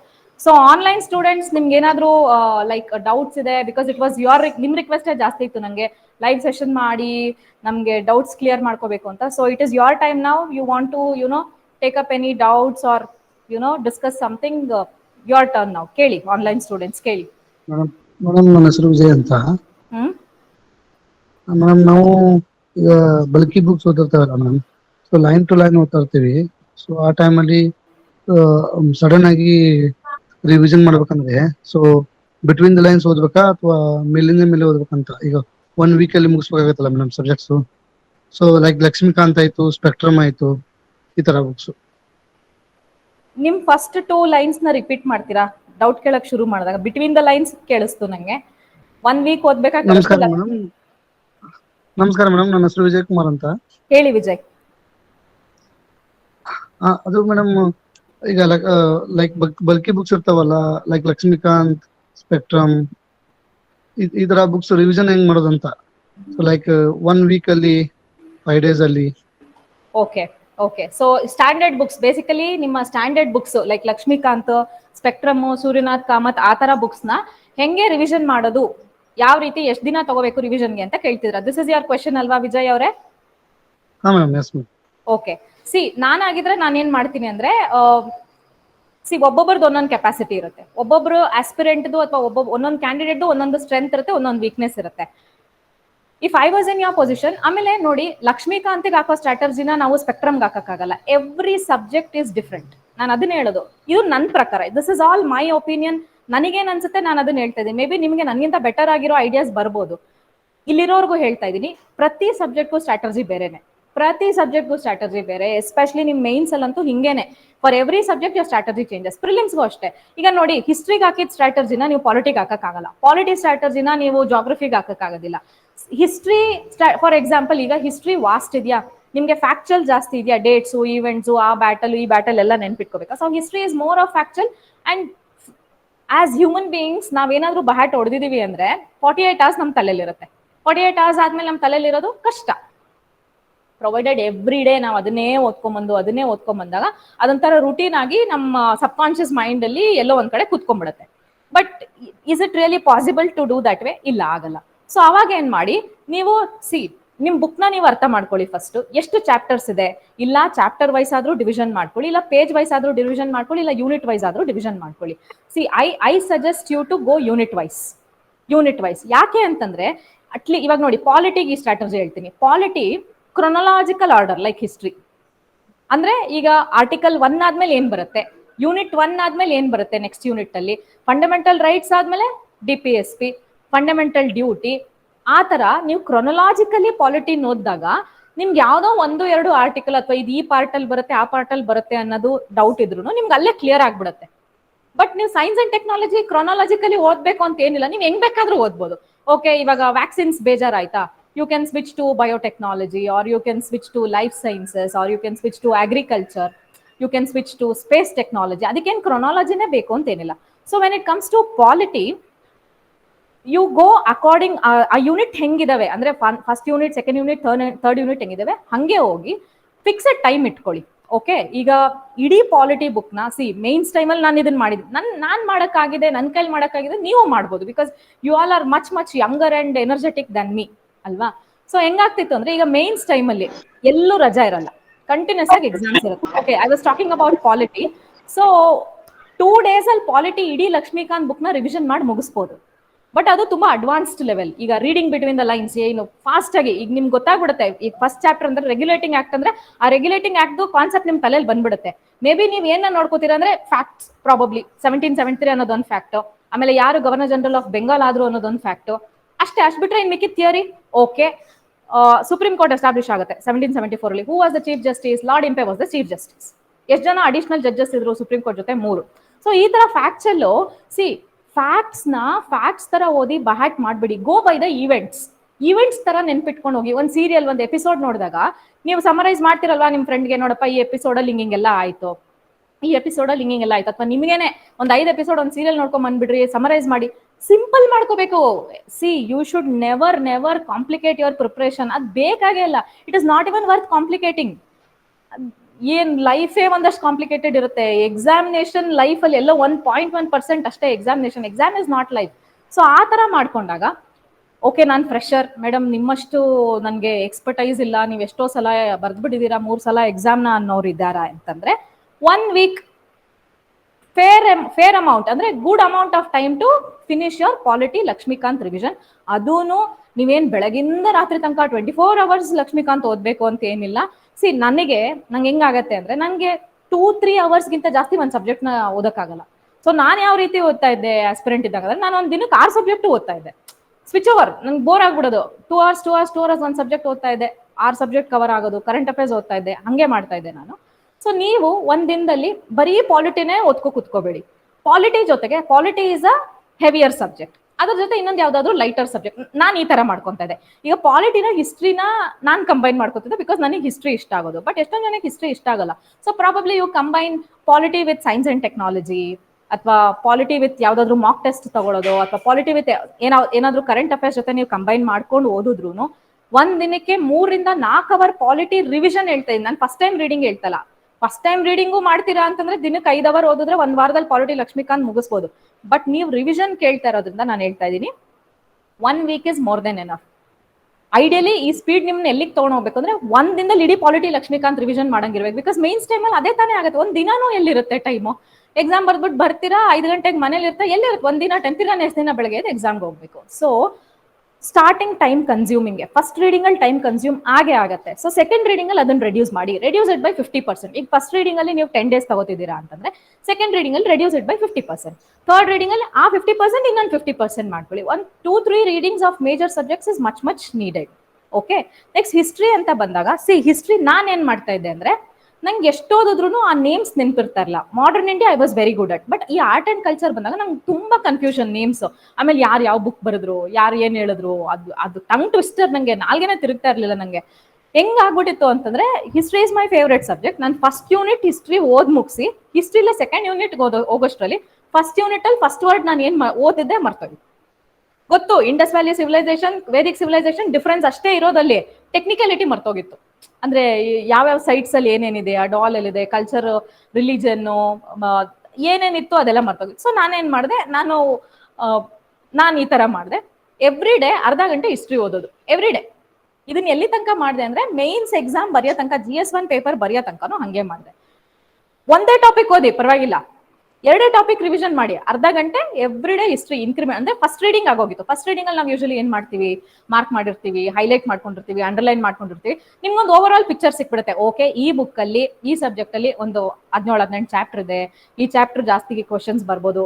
Because ನೀವು ಮುಂಚೆನೆ ಪ್ರೀವಿಯಸ್ ಇಯರ್ ಪೇಪರ್ ಅನಲೈಸ್ ಮಾಡ್ಕೊಂಡಿರ್ತೀರಾ ಅಲ್ವಾ. So history ಮಾತ್ರ ನಾನು every day ಒಂದು 1/2 hour to 45 minutes, ಒಂದೊಂದ್ಸಲ 1 hour, ಟೈಮ್ ಜಾಸ್ತಿ ಸಿಕ್ತು ಅಂದ್ರೆ 1 hour ಎವ್ರಿ ಡೇ ಮೇನ್ಸ್ ಆಗೋ ತನಕ ಡೈಲಿ ಓದ್ತಾ ಇದ್ದೆ. ಅದು ಒಂಥರ ರುಟೀನ್. ಈಗ ಡೈಲಿ ನಾನು ಊಟ ಹೆಂಗ್ ಮಾಡ್ತಿದ್ದೆ ಅದೇ ತರ. ಯಾಕೆ ಅಂತಂದ್ರೆ ಫಸ್ಟ್ ಹಿಸ್ಟ್ರಿ ನನ್ನ ಫೇವ್ರೇಟ್ ಸಬ್ಜೆಕ್ಟ್. ಇನ್ನೊಂದು ನಿಮ್ಮ GS1 ಪೇಪರ್ ಅಲ್ಲಿ ಓಪನಿಂಗ್ ಕ್ವಶನ್ ಹಿಸ್ಟ್ರಿದೇ ಆಗಿರುತ್ತೆ. ಸೊ ಅದೊಂಥರ ಸೈಕಲಾಜಿಕಲ್ ಇದು. ಅಂದ್ರೆ I had that mind set. ಅಂದ್ರೆ ಫಸ್ಟ್ ಕ್ವಶನ್ ಚೆನ್ನಾಗ್ ಆಗ್ಬೇಕು, first question first question first ದಿನ ಪೇಪರ್ ಅಲ್ಲಿ ಚೆನ್ನಾಗ್ ಆಗ್ಬೇಕು. ಲಿಟಲ್ ಸೂಪರ್ಸ್ಟಿಷಿಯಸ್, ಓಕೆ ಮಿಕ್ಕಿದೆಲ್ಲ ಚೆನ್ನಾಗಾಗತ್ತೆ. ಸೊ ಆ ತರ. ಸೊ ಹಿಸ್ಟ್ರಿ ಆಯ್ತು, ಪಾಲಿಟಿ ಆಯ್ತು. ನೆಕ್ಸ್ಟ್ ನಿಮ್ಮ ಜಾಗ್ರಫಿನ next. Okay, economy is technical. Economy is technical subject. So ನೀವು ಕಲ್ತಿರೋವಾಗ್ಲೇನೆ ನೀವೇ ಓದಿರ್ತಿರೋ ಅಥವಾ ನಿಮ್ಗೆ ಯಾರಾದ್ರೂ ಹೇಳ್ಕೊಟ್ಟಿರ್ತಾರೆ ಅಂದ್ರೆ ನಿಮ್ಗೆ ಕಾನ್ಸೆಪ್ಟ್ಸ್, ಈಗ GDP is a concept, GNP is a concept, GSDP is a concept. Sorry, economy which source you are refer ma'am? For economy ನಾನು NCERT ಅಂದ್ರೆ ಓನ್ಲಿ ಫಾರ್ KPSC ಅಂತಂದ್ರೆ NCERT ಮ್ಯಾಕ್ರೋ ಎಕನಾಮಿಕ್ಸ್ ಬರುತ್ತಲ್ಲ, NCERT macro and micro economics ಓದಿದ್ದೆ. Yes, madam. In macroeconomics, they are not covered the capital market, na ma'am. ಅದನ್ನೇ I am still not done with economy. So ಅದ್ರ ಜೊತೆಗೆ ನಾನು online ಅಂದ್ರೆ ಜಾಸ್ತಿ ಈ Arthapedia, Vikaspedia I made use of it. Because ನಂಗೆ ಈ ರಮೇಶ್ ಸಿಂಗ್ ಎಲ್ಲ ತುಂಬಾ ಕಾಂಪ್ಲಿಕೇಟೆಡ್ ಅನ್ಸೋದು, ನಂಗೆ ಅದು ಕನೆಕ್ಟ್ ಆಗ್ತಾ ಇರ್ಲಿಲ್ಲ. ಏನಕ್ಕೆ UPSC ಹೆಂಗಿದ್ರು ಬರಿತಾ ಇಲ್ಲ ನಾನು, it was only for KPSC. So ನಾನೇನ್ ಮಾಡ್ತಾ ಇದ್ದೆ, ಬೇಸಿಕ್ಸ್ NCERT ಏನ್ ಸಿಗ್ತಾ ಇತ್ತು ಅದನ್ನ ಅಲ್ಲಿ ಯೂಸ್ ಮಾಡ್ಕೊಂತಾ ಇದ್ದೆ. ಮಿಕ್ಕಿದನ್ನೆಲ್ಲ ನಾನು ಆನ್ಲೈನ್ ಮಾಡಿದೀನಿ. ಸಾರಿ ಮೇಡಮ್, ಕನ್ನಡ ಮೀಡಿಯಂನವ್ರಿಗೆ I think you should ask one of your mentors. Because ನನಗೆ ಕನ್ನಡದಲ್ಲಿ ಎಕನಾಮಿಗೆ ತುಂಬಾ ಮಿನಿಮಲ್ ನಾಲೆಜು. ಎಕನಾಮಿಕ್ ಸರ್ವೆ ಒಂದು ಚೆನ್ನಾಗಿ ಓದ್ಕೋಬೇಕು. ರೂರಲ್ ಡೆವಲಪ್ಮೆಂಟ್, ಎಕನಾಮಿ ಸಿಲೆಬಸ್ ಅಂತ ಬಂದಾಗ ನಿಮಗೆ ಮೇನ್ಸ್, ಎಸ್ಪೆಷಲಿ ಮೇನ್ಸ್ ಅಂತ ಬಂದಾಗ ನಿಮ್ಗೆ RD ಕಂಬೈನ್ ಆಗುತ್ತೆ. ಅದೇ ಸೇಮ್ RD ಪೋರ್ಷನ್ ನಿಮ್ ಸೋಷಿಯಲ್ ಅಂಡ್ ಪೊಲಿಟಿಕಲ್ ಪರ್ಸ್ಪೆಕ್ಟಿವ್ ಇರುತ್ತೆ. So I could somehow manage. ಅಂದ್ರೆ ನಂದು ಕರೆಂಟ್ ಅಫೇರ್ಸ್ ಸ್ಟ್ರಾಂಗ್ ಇತ್ತು, RD ಚೆನ್ನಾಗಿತ್ತು, ಆಮೇಲೆ ಈ ಫೌಂಡೇಶನ್ ಚೆನ್ನಾಗಿತ್ತು. So I played very smartly. ಆಮೇಲೆ ನಾನು ಸಿಕ್ಕಾಬಡ್ಡೆ ಟೆಸ್ಟ್ ಬರ್ದಿದ್ದೆ, ಮಾಕ್ ಟೆಸ್ಟ್ ಒಂದು 52 ಮಾಕ್ ಟೆಸ್ಟ್ ಬರ್ದಿದ್ದೆ. ಸೊ ಪ್ರತಿ ಸಬ್ಜೆಕ್ಟ್ ಮೇಲೂ ನಾನೊಂದು 2 ರಿಂದ 3 ಮಾಕ್ ಟೆಸ್ಟ್ ಬರ್ದಿದ್ದೆ. ಸೊ ಒಂದೊಂದು ಪೇಪರ್ ಅಲ್ಲಿ 21 ಕ್ವಶನ್ ಅಂತಂದ್ರೆ 3 ಟೆಸ್ಟ್ ಇಂದ ನಿಮ್ಗೆ ಎಷ್ಟಾಯ್ತು? ಆಲ್ಮೋಸ್ಟ್ 60-70 ಕ್ವಶನ್ಸ್ ಅಲ್ಲೇ ಆಗೋಯ್ತಲ್ವಾ. ಆ ಕ್ವಶನ್ಸ್ ಏನ್ ಕೊಟ್ಟಿದ್ರೋ, ಅದಕ್ಕೆ ಏನು ಮೆಂಟರ್ಸ್ ಫೀಡ್ಬ್ಯಾಕ್ ಕೊಟ್ಟಿದ್ರು, ನಾನೇನ್ ಮಿಸ್ಟೇಕ್ಸ್ ಮಾಡಿದ್ರು ಅದನ್ನೆಲ್ಲ ಕರೆಕ್ಟ್ ಮಾಡ್ಕೊಂಡೆ. So economy was always my, ಅಂದ್ರೆ ನಂಗೆ ಅದು ಸಬ್ಜೆಕ್ಟ್ ಅಷ್ಟಕ್ಕಷ್ಟೇ, ಅಂದ್ರೆ ಲಾಸ್ಟ್ ಆಪ್ಷನ್ ನಂಗೆ ಎಕನಾಮಿ ಅನ್ನೋದು. ಸೊ ಹಾಗಾಗಿ probably you can talk to your mentors or you can talk to NCG academy, they let you know. Okay, so economy ಆ ರೀತಿ. So where was I? Polity ಆಯ್ತು, history ಆಯ್ತು, geography is again technical concept. Time ಹಿಡಿಯುತ್ತೆ geography ಓದೋದಕ್ಕೆ. Karnataka geography time ಹಿಡಿಯಲ್ಲ. Factual Karnataka ಜಾಗ್ರಫಿಲಿ ಏನ್ರಿ concept ಇದೆ? ಎಲ್ಲಾದ್ರೂ ಕಾನ್ಸೆಪ್ಟ್ ಇದೆಯಾ? ಏನು ಕಾನ್ಸೆಪ್ಟ್ ಇಲ್ಲ. Absolutely no concept. ನಿಮ್ಗೇನು ಸ್ಟ್ಯಾಟಿಸ್ಟಿಕ್ಸು, ಫ್ಯಾಕ್ಟ್ಸು, ಎಲ್ಲೇನಿದೆ, ಇಲ್ಲಿಷ್ಟಿದೆ, ಅಲ್ಲೆಷ್ಟಿದೆ ಅಷ್ಟೇ. But when it comes to Indian geography ಅಥವಾ ವರ್ಲ್ಡ್ ಜಾಗ್ರಫಿ ಅಂತ ಬಂದಾಗ ನಿಮಗೆ trade winds, monsoon, ocean currents, ಇದೆಲ್ಲ expected topics. Ocean currents, land forms. ಆಮೇಲೆ geography is again a technical subject ನನ್ನ ಪ್ರಕಾರ, because it has a concept. ಇವಾಗ monsoon ಯಾಕೆ ಹಿಂಗೆ ಆಗುತ್ತೆ, ಸೌತ್ ಈಸ್ಟ್ ಮಾನ್ಸೂನ್ ಯಾಕೆ ಹಿಂಗ್ ಬರುತ್ತೆ, ನಾರ್ತ್ ಈಸ್ಟ್ ಮಾನ್ಸೂನ್ಸ್ ಯಾಕೆ ಹಿಂಗ್ ಆಗುತ್ತೆ, ಎಲ್ಲದಕ್ಕೂ ರೀಸನ್ ಇದೆಯಾ ನಿಮ್ ಬುಕ್ ಅಲ್ಲಿ. ನೀವು ಯಾವ್ದೇ ಬುಕ್ ಓದಿ, ನೀವು ರಂಗನಾಥ್ ಬುಕ್ ಆದ್ರೂ ಓದಿ, ನೀವು NCERT ಬುಕ್ ಆದ್ರೂ ಓದಿ, ಅಥವಾ GC ಲಿಯೋಂಗ್ ಆದ್ರೂ ಓದಿ, PMF IAS ಆದ್ರೂ ಓದಿ, ಏನಾದ್ರೂ ಓದಿ, ಪ್ರತಿ ಒಂದು ಬುಕ್ ಅಲ್ಲೂ ಫಾರ್ ಎವ್ರಿಥಿಂಗ್ ಆ ವಿಂಡ್ ಏನಕ್ಕೆ ಹಿಂಗ್ ಈ ಡೈರೆಕ್ಷನ್ ಕ್ಲಾಕ್ ವೈಸ್ ತಿರುಗುತ್ತೆ, ಆಂಟಿ ಕ್ಲಾಕ್ ವೈಸ್ ಏನಕ್ಕೆ ತಿರುಗುತ್ತೆ, ಎಲ್ಲದಕ್ಕೂ ನಿಮ್ಗೆ ರೀಸನ್ಸ್ ಇದ್ದೇ ಇದೆಯಾ. So geography, invest some time, hurry up ಮಾಡ್ಕೋಬೇಡಿ. ಜಾಗ್ರಫಿ ಅಂದ್ರೆ ಯಾರು ಜಾಗ್ರಫಿಲಿ ಕಂಫರ್ಟಬಲ್ ಇಲ್ವೋ ಜಾಗ್ರಫಿ ಬರೀಲೇಬೇಕು. ಎಕ್ಸಾಮ್ ಜಾಗ್ರಫಿ ಬಂದೇ ಬರುತ್ತೆ, ಪ್ರಿಲಿಮ್ಸ್ಗೂ ಬರುತ್ತೆ, ಮೇನ್ಸ್ 70 to 90 ಮಾರ್ಕ್ಸ್ ಬರುತ್ತೆ. ಅಂಡ್ ಅಗೇನ್ ನಿಮ್ಮ ಪೇಪರ್ 2 GS ಪೇಪರ್ 2 ನಲ್ಲಿ ಫಸ್ಟ್ ಕ್ವಶನ್ ಜಾಗ್ರಫಿ ಕ್ವಶನ್ ಆಗಿರುತ್ತೆ, ಬಿಕಾಸ್ ಜಾಗ್ರಫಿ ಕ್ವಶನ್ಸ್ ಇಂದ ಶುರು ಆಗುತ್ತೆ. ಸೊ ಯಾರು ಜಾಗ್ರಫಿ ಸ್ವಲ್ಪ ಡೌನ್ ಇದ್ರು, like how I was in economy, time invest ಮಾಡಿ. ಸ್ವಲ್ಪ ಟೈಮ್ ಇನ್ವೆಸ್ಟ್ ಮಾಡಿದ್ರು it is worth it. Because ಒಂದ್ಸಲ ನೀವು ಅರ್ಥ ಮಾಡ್ಕೊಂಡ್ಬಿಟ್ರಿ ಅಂತಂದ್ರೆ ನಿಮಗೆ ಫ್ಯಾಕ್ಟ್ಸ್ ಮರಿಬಹುದು, ಅಂದ್ರೆ ಅದು ಹೈಟ್ ಎಷ್ಟು ಮೀಟರ್ ಅಬೌವ್ ದಿ MSL ಅಥವಾ ಏನು ಅಂತ, ಬಟ್ ಕಾನ್ಸೆಪ್ಟ್ ನಿಮ್ ತಲೆಯಲ್ಲಿರುತ್ತೆ. ಸೊ ಜಾಗ್ರಫಿ ಹಂಗು ಹಿಂಗು ಅಂತ ಅನ್ಕೊಂಡ್ರು, ಇಂಗ್ಲಿಷ್ ಅಂದ್ರೆ ನೀವು ರಂಗನಾಥ್ ಬುಕ್ಕೆ ಓದ್ತೀರಾ ಅಂತಂದ್ರು, ಒಂದು ಕರ್ನಾಟಕ ಜಾಗ್ರಫಿಗೆ 1 ರಂಗನಾಥ್, ವರ್ಲ್ಡ್ ಮತ್ತೆ ಇಂಡಿಯನ್ ಜಾಗ್ರಫಿಗೆ 3, ಎಲ್ಲ ಸೇರಿ 3 ರಂಗನಾಥ್ ಬುಕ್ ಆಯ್ತು. ಒಂದೊಂದು ವಾರನೇ ಇಟ್ಕೊಳ್ಳಿ ಆ ಬುಕ್ಗೆ, ತೊಂದರೆ ಇಲ್ಲ. ಇಟ್ ಇಸ್ ವರ್ತ್ ಇನ್ವೆಸ್ಟಿಂಗ್ ಅಂತ ಹೇಳ್ತಾ ಇದ್ದೀನಿ. ಬಟ್ ಓದ್ತೀನಿ ಅನ್ಬಿಟ್ಟು ಆ ವಾರ ಫುಲ್ಲು ಬರೀ ಜಾಗ್ರಫಿ ಓದೋದ್ ಮಾಡಬೇಡಿ. 2 ಸಬ್ಜೆಕ್ಟ್ ನ ಕಂಬೈನ್ ಮಾಡ್ಕೊಳ್ಳಿ. Always combine subjects. ಇಲ್ಲ ಅಂದ್ರೆ ನಿಮ್ದು ಬರೀ ನೀವು ಹಿಂದೆ ತಿರುಗಿ ನೋಡಿದಾಗ 1 ತಿಂಗಳಾದ್ಮೇಲೆ you would have done with only 1 subject. ಆ ತರ ಮಾಡ್ಕೋಬೇಡಿ. ಒಂದ್ ದಿನದಲ್ಲಿ ನೀವು ಒಂದು 8 ಅವರ್ ಓದ್ತೀರಾ ಅಂತಂದ್ರೆ 2 ಸಬ್ಜೆಕ್ಟ್ ಟೈಮ್ ಡಿವಿಷನ್ ಮಾಡ್ಕೊಳ್ಳಿ. ಟೇಕ್ ಅ ಬಿಗ್ ಅಂದ್ರೆ heavier subject, take a lighter subject. ಅದ್ರ ಜೊತೆಗೆ ನೀವು ಕರೆಂಟ್ ಅಫೇರ್ಸ್ ಮಾಡ್ಬೇಕು, ಹೌದಾ? Current affairs ಮಾಡ್ಬೇಕಲ್ವಾ? ಸೊ ಆ ರೀತಿ ಮಾಡ್ಕೊಂಡು ಜಾಗ್ರಫಿನೂ ಮುಗಿಸ್ಕೋಬಹುದು. ನನ್ನೊಂದು ಲಾಸ್ಟ್ ಕ್ವಶನ್ ಇದೆ, ಹೇಳಿ ma'am. I am giving UPSC CFP in June 16, ma'am. So ನಾನು ಅದೇ Karnataka current affairs, Karnataka related subjects ಓದಿಲ್ಲ ಮೇಡಮ್ ನಾನು. ಸೊ ಆಫ್ಟರ್ ದ್ಯಾಟ್ ನಾನು ಓದ್ಬೇಕಂತ ಮಾಡಿದೀನಿ. ಸೊ ಸ್ವಲ್ಪ ನಡಕ್ಕೆ ಓದ್ಕೊಂತ ಬರ್ತಾ ಇದ್ದೀನಿ madam. But how you cover the current affairs for especially KPSC, because in UPSC these are concept based, ma'am, but in KPSC like facts based current affairs. So how you cover that, ma'am? Okay, see, KPSC facts based anta I don't agree, because if you look into 2017 paper, it was an analytical paper. In fact, I felt so happy attending the questions. UPSC ಗಿಂತ ಕಮ್ಮಿನೇ ಇರಲಿಲ್ಲ paper, ಚೆನ್ನಾಗಿತ್ತು. ನಮ್ UPSC ಯಾವ ರೀತಿ questions ಬರುತ್ತೆ ಅದೇ ತರಾನೇ 2017 ಪೇಪರ್ ಇತ್ತು. ಬಟ್ 2020 ಪೇಪರು ಸ್ವಲ್ಪ ಜಾಸ್ತಿ ಫ್ಯಾಕ್ಟ್ಸ್ ಇತ್ತು. ಸೊ ಈಗ ಬರೋ ಪೇಪರು ಫ್ಯಾಕ್ಟ್ಸ್ ಬರುತ್ತಾ ಅನಾಲಿಟಿಕಲ್ ಬರುತ್ತಾ ಗೊತ್ತಿಲ್ಲ, ಫ್ಯಾಕ್ಟ್ಸ್ ಅನಾಲಿಟಿಕಲ್ ಎರಡೂ ಸೇರಿ ಕಂಬೈನ್ ಮಾಡ್ತಾರ ಅದು ಗೊತ್ತಿಲ್ಲ. Anything can happen. So you should be ready for everything. So ನಾನು ಅದನ್ನೇ ಹೇಳ್ತಾ ಇರೋದು. ಸಿ ಈಗ ನೀವೆಲ್ಲರೂ ಅಟ್ಲೀಸ್ಟ್ 90% ಆಫ್ ದ ಆಸ್ಪಿರೆಂಟ್ಸ್ ನೀವು ಯಾರು ನ್ಯೂಸ್ ಪೇಪರ್ ಓದಲ್ಲ. ನ್ಯೂಸ್ ಪೇಪರ್ ಓದಿ ನೀವೇನಾದ್ರು ನೋಟ್ಸ್ ಮಾಡ್ಕೋತೀರಾ, ಆ ಕಾಲ ಎಲ್ಲ ಮುಗಿತು, ಓದಿ. ಆದ್ರೆ ನೋಟ್ಸ್ ಎಲ್ಲ ಮಾಡಕ್ ಹೋಗ್ಬಾರ್ದು, ಬಿಕಾಸ್ ಅದು ಡಾಂಕಿ ವರ್ಕ್ ಆಗುತ್ತೆ. ಯಾರೋ ಒಬ್ರು ಯಾವ್ದೋ ಎಷ್ಟೋ ಒಳ್ಳೊಳ್ಳೆ ಅಕಾಡೆಮಿ ಅಲ್ಲಿ ಒಂದು ಡೆಡಿಕೇಟೆಡ್ ಟೀಮ್ ಅಂತ ಇಟ್ಬಿಟ್ಟು ನಿಮ್ಗೋಸ್ಕರ ಒಂದು ಕರೆಂಟ್ ಅಫೇರ್ಸ್ ಮ್ಯಾಗಝಿನ್ ರೆಡಿ ಮಾಡ್ತಾರೆ. And 1 month current affairs magazine ಅಲ್ಲಿ ಹಾರ್ಡ್ಲಿ ನಿಮ್ಗೆ ಎಷ್ಟು ಪೇಜ್ ಇರುತ್ತೆ? 100, ಓಕೆ 100, 120, 120, 150ನೇ ಮ್ಯಾಕ್ಸಿಮಮ್ ಇಟ್ಕೊಂಡ್ಬಿಡೋಣ. I complete this. So 1 magazine ಅಲ್ಲಿ ನಾನ್ ಹೆಂಗ್ ಓದ್ತೀನೋ ನಾನು ನಿಮ್ಗೆ ಅದನ್ನೇ ಹೇಳ್ತೀನಿ. ಈಗ 1 ಮ್ಯಾಗಝಿನ್ ಅಲ್ಲಿ 120 pages ಇದೆ ಅಂತ ಅನ್ಕೊಳ್ಳೋಣ.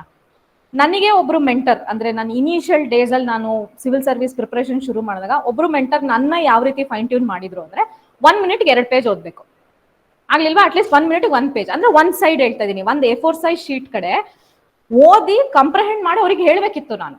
ಸೊ ತುಂಬಾ ಕಷ್ಟ ಆಗೋದು because I was from science back ground, ಇದು ಹ್ಯುಮ್ಯಾನಿಟೀಸ್, ಅದನ್ನ ಓದಿ ಮಾರ್ಕ್ ಮಾಡಿ ಕಂಪ್ರಹೆಂಡ್ ಮಾಡೋದು ಕಷ್ಟ ಆಯ್ತು. ಬಟ್ ನಂಗೆ ಪ್ರಾಕ್ಟೀಸ್ ಆಗೋಯ್ತು ಹೋಗ್ತಾ. ಸೊ ನೀವು 1 minute ಓಕೆ 2 minutes 1 page ಓದೋ ತರ ತಗೊಳ್ಳಿ. ಸೊ ಡೈಲಿ ನೀವು 1 hour ಕರೆಂಟ್ ಅಫೇರ್ಸ್ ಮ್ಯಾಗಝಿನ್ ಓದೋದಕ್ಕೆ ಇಡ್ತಾ ಇದ್ದೀರಾ ಅಂತಂದ್ರು 1 hour 30 pages read and revise. ಆಮೇಲೆ ಇವಾಗ ಓದಿ ನಾಳೆ ಬಂದು ರಿವಿಷನ್ ಮಾಡ್ತೀನಿ ಅವೆಲ್ಲ ಅಲ್ಲ, ಅವತ್ತೇ ಓದ್ಬೇಕು. ಇವಾಗ 1 hour 60 minutes 40 minutes ಓದ್ ಮುಗಿಸ್ಕೊಳ್ಳಿ. 30 pages ಕ್ವಿಕ್ ಆಗಿ ಓದ್ಬೇಕು, ರ್ಯಾಪಿಡ್ ಆಗಿ ಓದ್ಬೇಕು. ನಿಮ್ಗೆ ಏನ್ ಪಟ ಎಷ್ಟು ಸಾಧ್ಯನೋ ಸ್ಪೀಡಾಗಿ ಅಷ್ಟು ಸ್ಪೀಡಾಗಿ ಓದ್ಬಿಟ್ಟು ಮಾರ್ಕ್ ಮಾಡ್ಕೊಂಬಿಡಿ. ಇನ್ನೊಂದು 15 minutes ಏನಿದೆ ಕಮ್ ಬ್ಯಾಕ್, ನೀವ್ ಏನ್ ಮಾರ್ಕ್ ಮಾಡಿದ್ರ ಅದನ್ನ ಮಾತ್ರ ನೋಡ್ಕೊಳ್ಳಿ. ಸೊ ಒಂದ್ ದಿನಕ್ಕೆ ನಿಮ್ಗೆ 30 page ಕವರ್ ಆಯ್ತು ಅಂದ್ರು 120 divided by 30 ಎಷ್ಟು? 4 days ಅಲ್ಲಿ ನಿಮ್ಗೆ 1 ಕರೆಂಟ್ ಅಫೇರ್ಸ್ ಮ್ಯಾಗಝಿನ್ ಮುಗೀತು. ಆಯ್ತಪ್ಪ, ಇನ್ನ ಒಂದ್ ದಿನ ಕೊಡಿ ಏನಕ್ಕೆ? ರಿವಿಷನ್ಗೆ.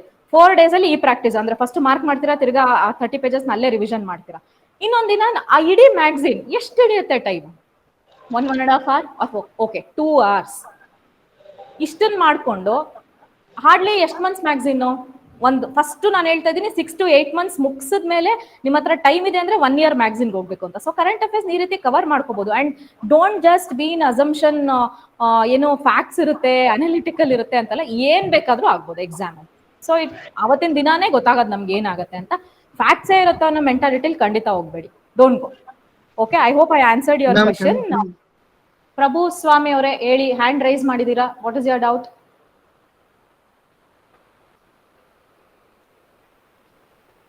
ಹಲೋ ಮ್ಯಾಮ್, ನಮಸ್ತೆ. ಹೇಳಿ ಅರ್ಬಾಜ್ ಅವರೇ. ಮ್ಯಾಮ್, ಇವಾಗ ನಾವು ಇದು KPSC ಪ್ರಿಲಿಮ್ಸ್ ಪ್ರಿಪೇರ್ ಆಗ್ತಾ ಇದೀವಿ. ಓಕೆ, ಪ್ರಿಲಿಮ್ಸ್ ಪ್ರಿಪೇರ್ ಆಗ್ತಿದೀವಿ. ಬಟ್ ಇದು ಪ್ರಿಲಿಮ್ಸ್ ಕ್ಲಿಯರ್ ಆದ್ಮೇಲೆ 6 ತಿಂಗಳಲ್ಲಿ ಮೆನ್ಸ್ಗೆ ರೆಡಿ ಆಗ್ಬೋದಾ ಮ್ಯಾಮ್? ಖಂಡಿತ ಆಗ್ಬೋದು. ನೀವು ಫಸ್ಟ್ ಟೈಮ್ ಬರೀತಿದ್ದೀರಾ? ಫಸ್ಟ್ ಫ್ರೆಶರ್, ಮೊನ್ನೆ ಡಿಗ್ರಿ ಮುಗೀತು. ಓಕೆ. ಸೊ ಹಂಗಂದ್ರೆ ನೀವು 3 ತಿಂಗಳಲ್ಲೇ ಮಾಡ್ಬೋದು. ಬಿಕಾಸ್ ನೀವು ಈಗಷ್ಟೇ ಡಿಗ್ರಿ ಮುಗಿಸಿದಿರ ಅಂದ್ರೆ ನಿಮ್ ಮೈಂಡ್ ಫ್ರೆಶ್ ಆಗಿರುತ್ತೆ, ನಿಮ್ ಮೆಮೊರಿ ಚೆನ್ನಾಗಿರುತ್ತೆ. ನಮ್ ತರ 10 ವರ್ಷ ಗ್ಯಾಪ್ ಆದ್ಮೇಲೆ ಫ್ಯಾಮಿಲಿ, ಮಕ್ಳು, ಮರಿಲೆಲ್ಲ ಮುಳುಗಿ ಎದ್ದಿಲ್ಲ. See, technically speaking, first timer ಯಾರೋ ಒಬ್ರು ಫಸ್ಟ್ ಟೈಮ್ ಪ್ರಿಲಿಮ್ಸ್ ಮೇನ್ಸ್ ಬರೀತಿದ್ದೀರಾ ಅಂತಂದ್ರು, even when I gave my 2011 attempt, ನಾನು ಫಸ್ಟ್ ಅಟೆಂಪ್ಟ್ ಅದು, ನಾನು ಇಂಟರ್ವ್ಯೂ ತನಕನೇ ಹೋದೆ. Okay, I prepared hardly for 3 to 4 months ಅಷ್ಟೇ ಫಾರ್ ಮೇನ್ಸ್. ಪ್ರಿಲಿಮ್ಸ್ಗೆ ಒಂದು 3 to 4 months ಪ್ರಿಪರೇಷನ್ ಅಷ್ಟೇ. ಬಟ್ ಈಗಿನ ಟ್ರೆಂಡು, ಈಗಿನ ಒಂದು ಎಕ್ಸಾಮಿನೇಷನ್ ಪ್ಯಾಟರ್ನ್ ಚೇಂಜ್ ಆಗಿರುತ್ತೆ. ಇವಾಗ ಆಪ್ಷನಲ್ ಕೂಡ ಇಲ್ಲ. ಮುಂಚೆ ಹೆಂಗಿರ್ತಾ ಇತ್ತು ಅಂದ್ರೆ ಒಂದು ಆಪ್ಷನಲ್ ಓದೋದಕ್ಕೇನೆ 6 ತಿಂಗಳು ಬೇಕಿತ್ತು, ಯಾಕಂದ್ರೆ ಆಪ್ಷನಲ್ 500 to 600 marks ಇರ್ತಾ ಇತ್ತು. ಈಗ ಆಪ್ಷನಲ್ ಇಲ್ಲ. So it is a level playing field ಇವಾಗ.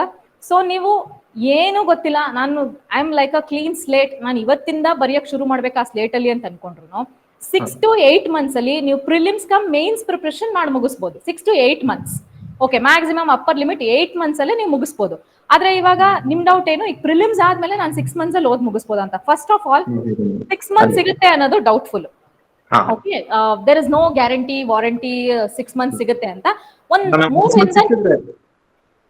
ಒಂದ್ 3-4 ತಿಂಗಳು ಸಿಗುತ್ತೆ ಅಂತಂದ್ರು see always we will be ready for the worst scenario. Let's assume ನಂಗೆ ಒಂದು 3 ಮಂತ್ಸ್ ಇಲ್ಲ 4 ಮಂತ್ಸ್ ಸಿಕ್ತಷ್ಟೇ ಅಂತ ಅನ್ಕೊಳ್ಳೋಣ. ಅಷ್ಟ್ರಲ್ಲೂ 10 days ಒಂದು ಸಬ್ಜೆಕ್ಟ್ ಅಂತ ನೀವು ಡೆಡಿಕೇಟ್ ಮಾಡಿದ್ರು ಈಸಿಲಿ ಮೇನ್ಸ್ ಅಲ್ಲಿ ತುಂಬಾ ಚೆನ್ನಾಗಿ ಒಳ್ಳೆ ಮಾರ್ಕ್ಸ್ ತಗೋಬಹುದು. ಬಿಕಾಸ್ ನೀವು ಇಲ್ಲಿ ಪ್ರಿಲಿಮ್ಸಿಗೆ ಆಗ್ಲೇ ಪಾಲಿಟಿ ಓದಿರ್ತೀರಾ, ಹಿಸ್ಟ್ರಿ ಓದಿರ್ತೀರಾ, ಜಾಗ್ರಫಿ ಓದಿರ್ತೀರಾ, economy, science and technology, ecology, environment ಎಲ್ಲ ಓದ್ಬಿಟ್ಟಿರ್ತೀರಾ. In 4 subject social and political perspective, public administration ಮತ್ತೆ ಎಥಿಕ್ಸ್, ಒಂದ್ 3-4 ಸಬ್ಜೆಕ್ಟ್ ನ ನೀವು ಎಕ್ಸ್ಟ್ರಾ ಓದ್ತೀರಾ ಅಷ್ಟೇ. ಸೊ 10 days ಒಂದೊಂದು ಸಬ್ಜೆಕ್ಟ್ ಅಂತ ಅನ್ಕೊಂಡ್ರು 2 ತಿಂಗಳಲ್ಲೇ ಮುಗಿಸ್ಬಿಡ್ಬೋದು. ಪ್ರಿಪರೇಷನ್ ಹೇಳ್ತಾ ಇದೀನಿ, ಪ್ರಿಪರೇಷನ್. ನೀವು ನನ್ನ ಮಾಕ್ ಸೀರೀಸು ಬರ್ಕೊಂಡು ಮುಗಿಸ್ತೀನಿ ಅಂದ್ರೆ 3 months is much more than enough. Just be confident ಅಷ್ಟೇ. ಫಸ್ಟ್ ಪ್ರಿಲಿಮ್ಸ್ ಕ್ರ್ಯಾಕ್ ಮಾಡೋದು ನೋಡ್ಕೊಳ್ಳಿ ಅಷ್ಟೇ. ಹೇಳಿ ಹರೀಶ್ ಅವರೇ.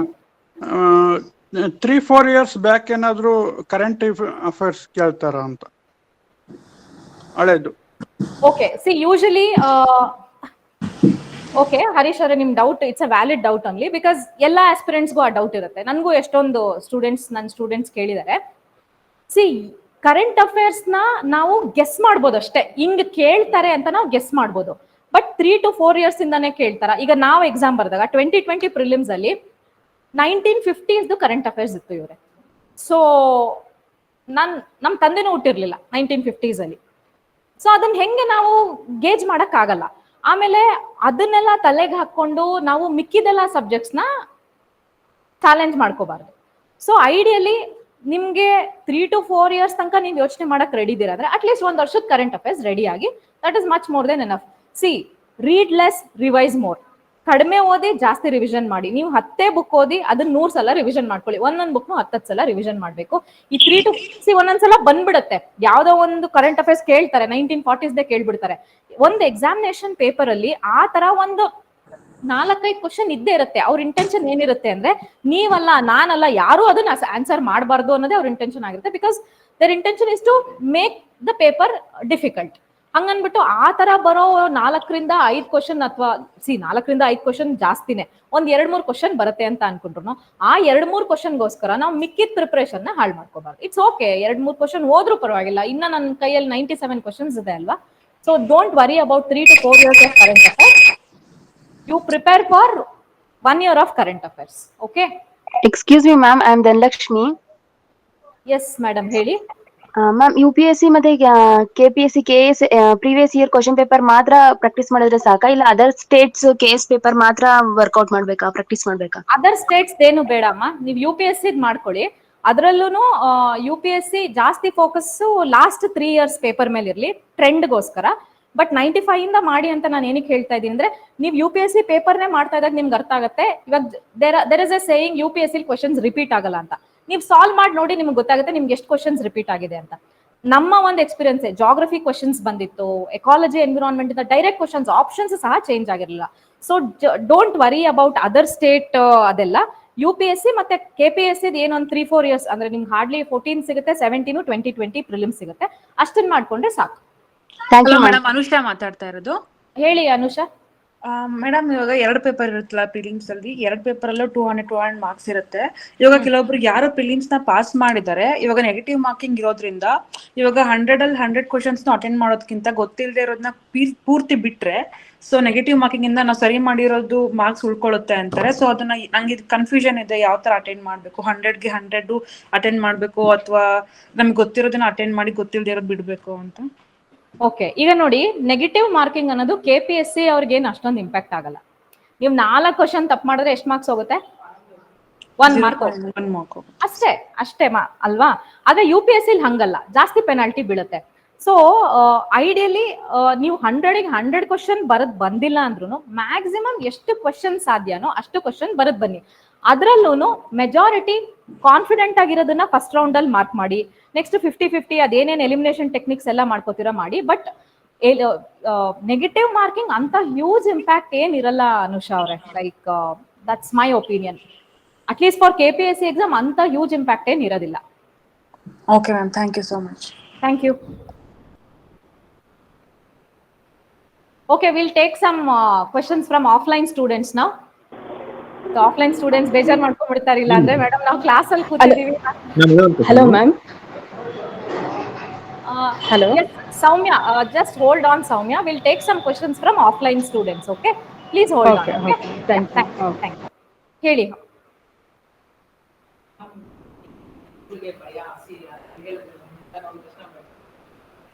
ಎಲ್ಲರೂ ನಮ್ಮಿಂದ ಎಕ್ಸ್ಪೆಕ್ಟೇಷನ್ ಹಂಗೆ ಇಟ್ಕೊಂಡು ಈಗ ನಾವು ಓದಿಲ್ಲ 4-5 ವರ್ಷದಿಂದ ಗ್ಯಾಪ್ ಇದೆ.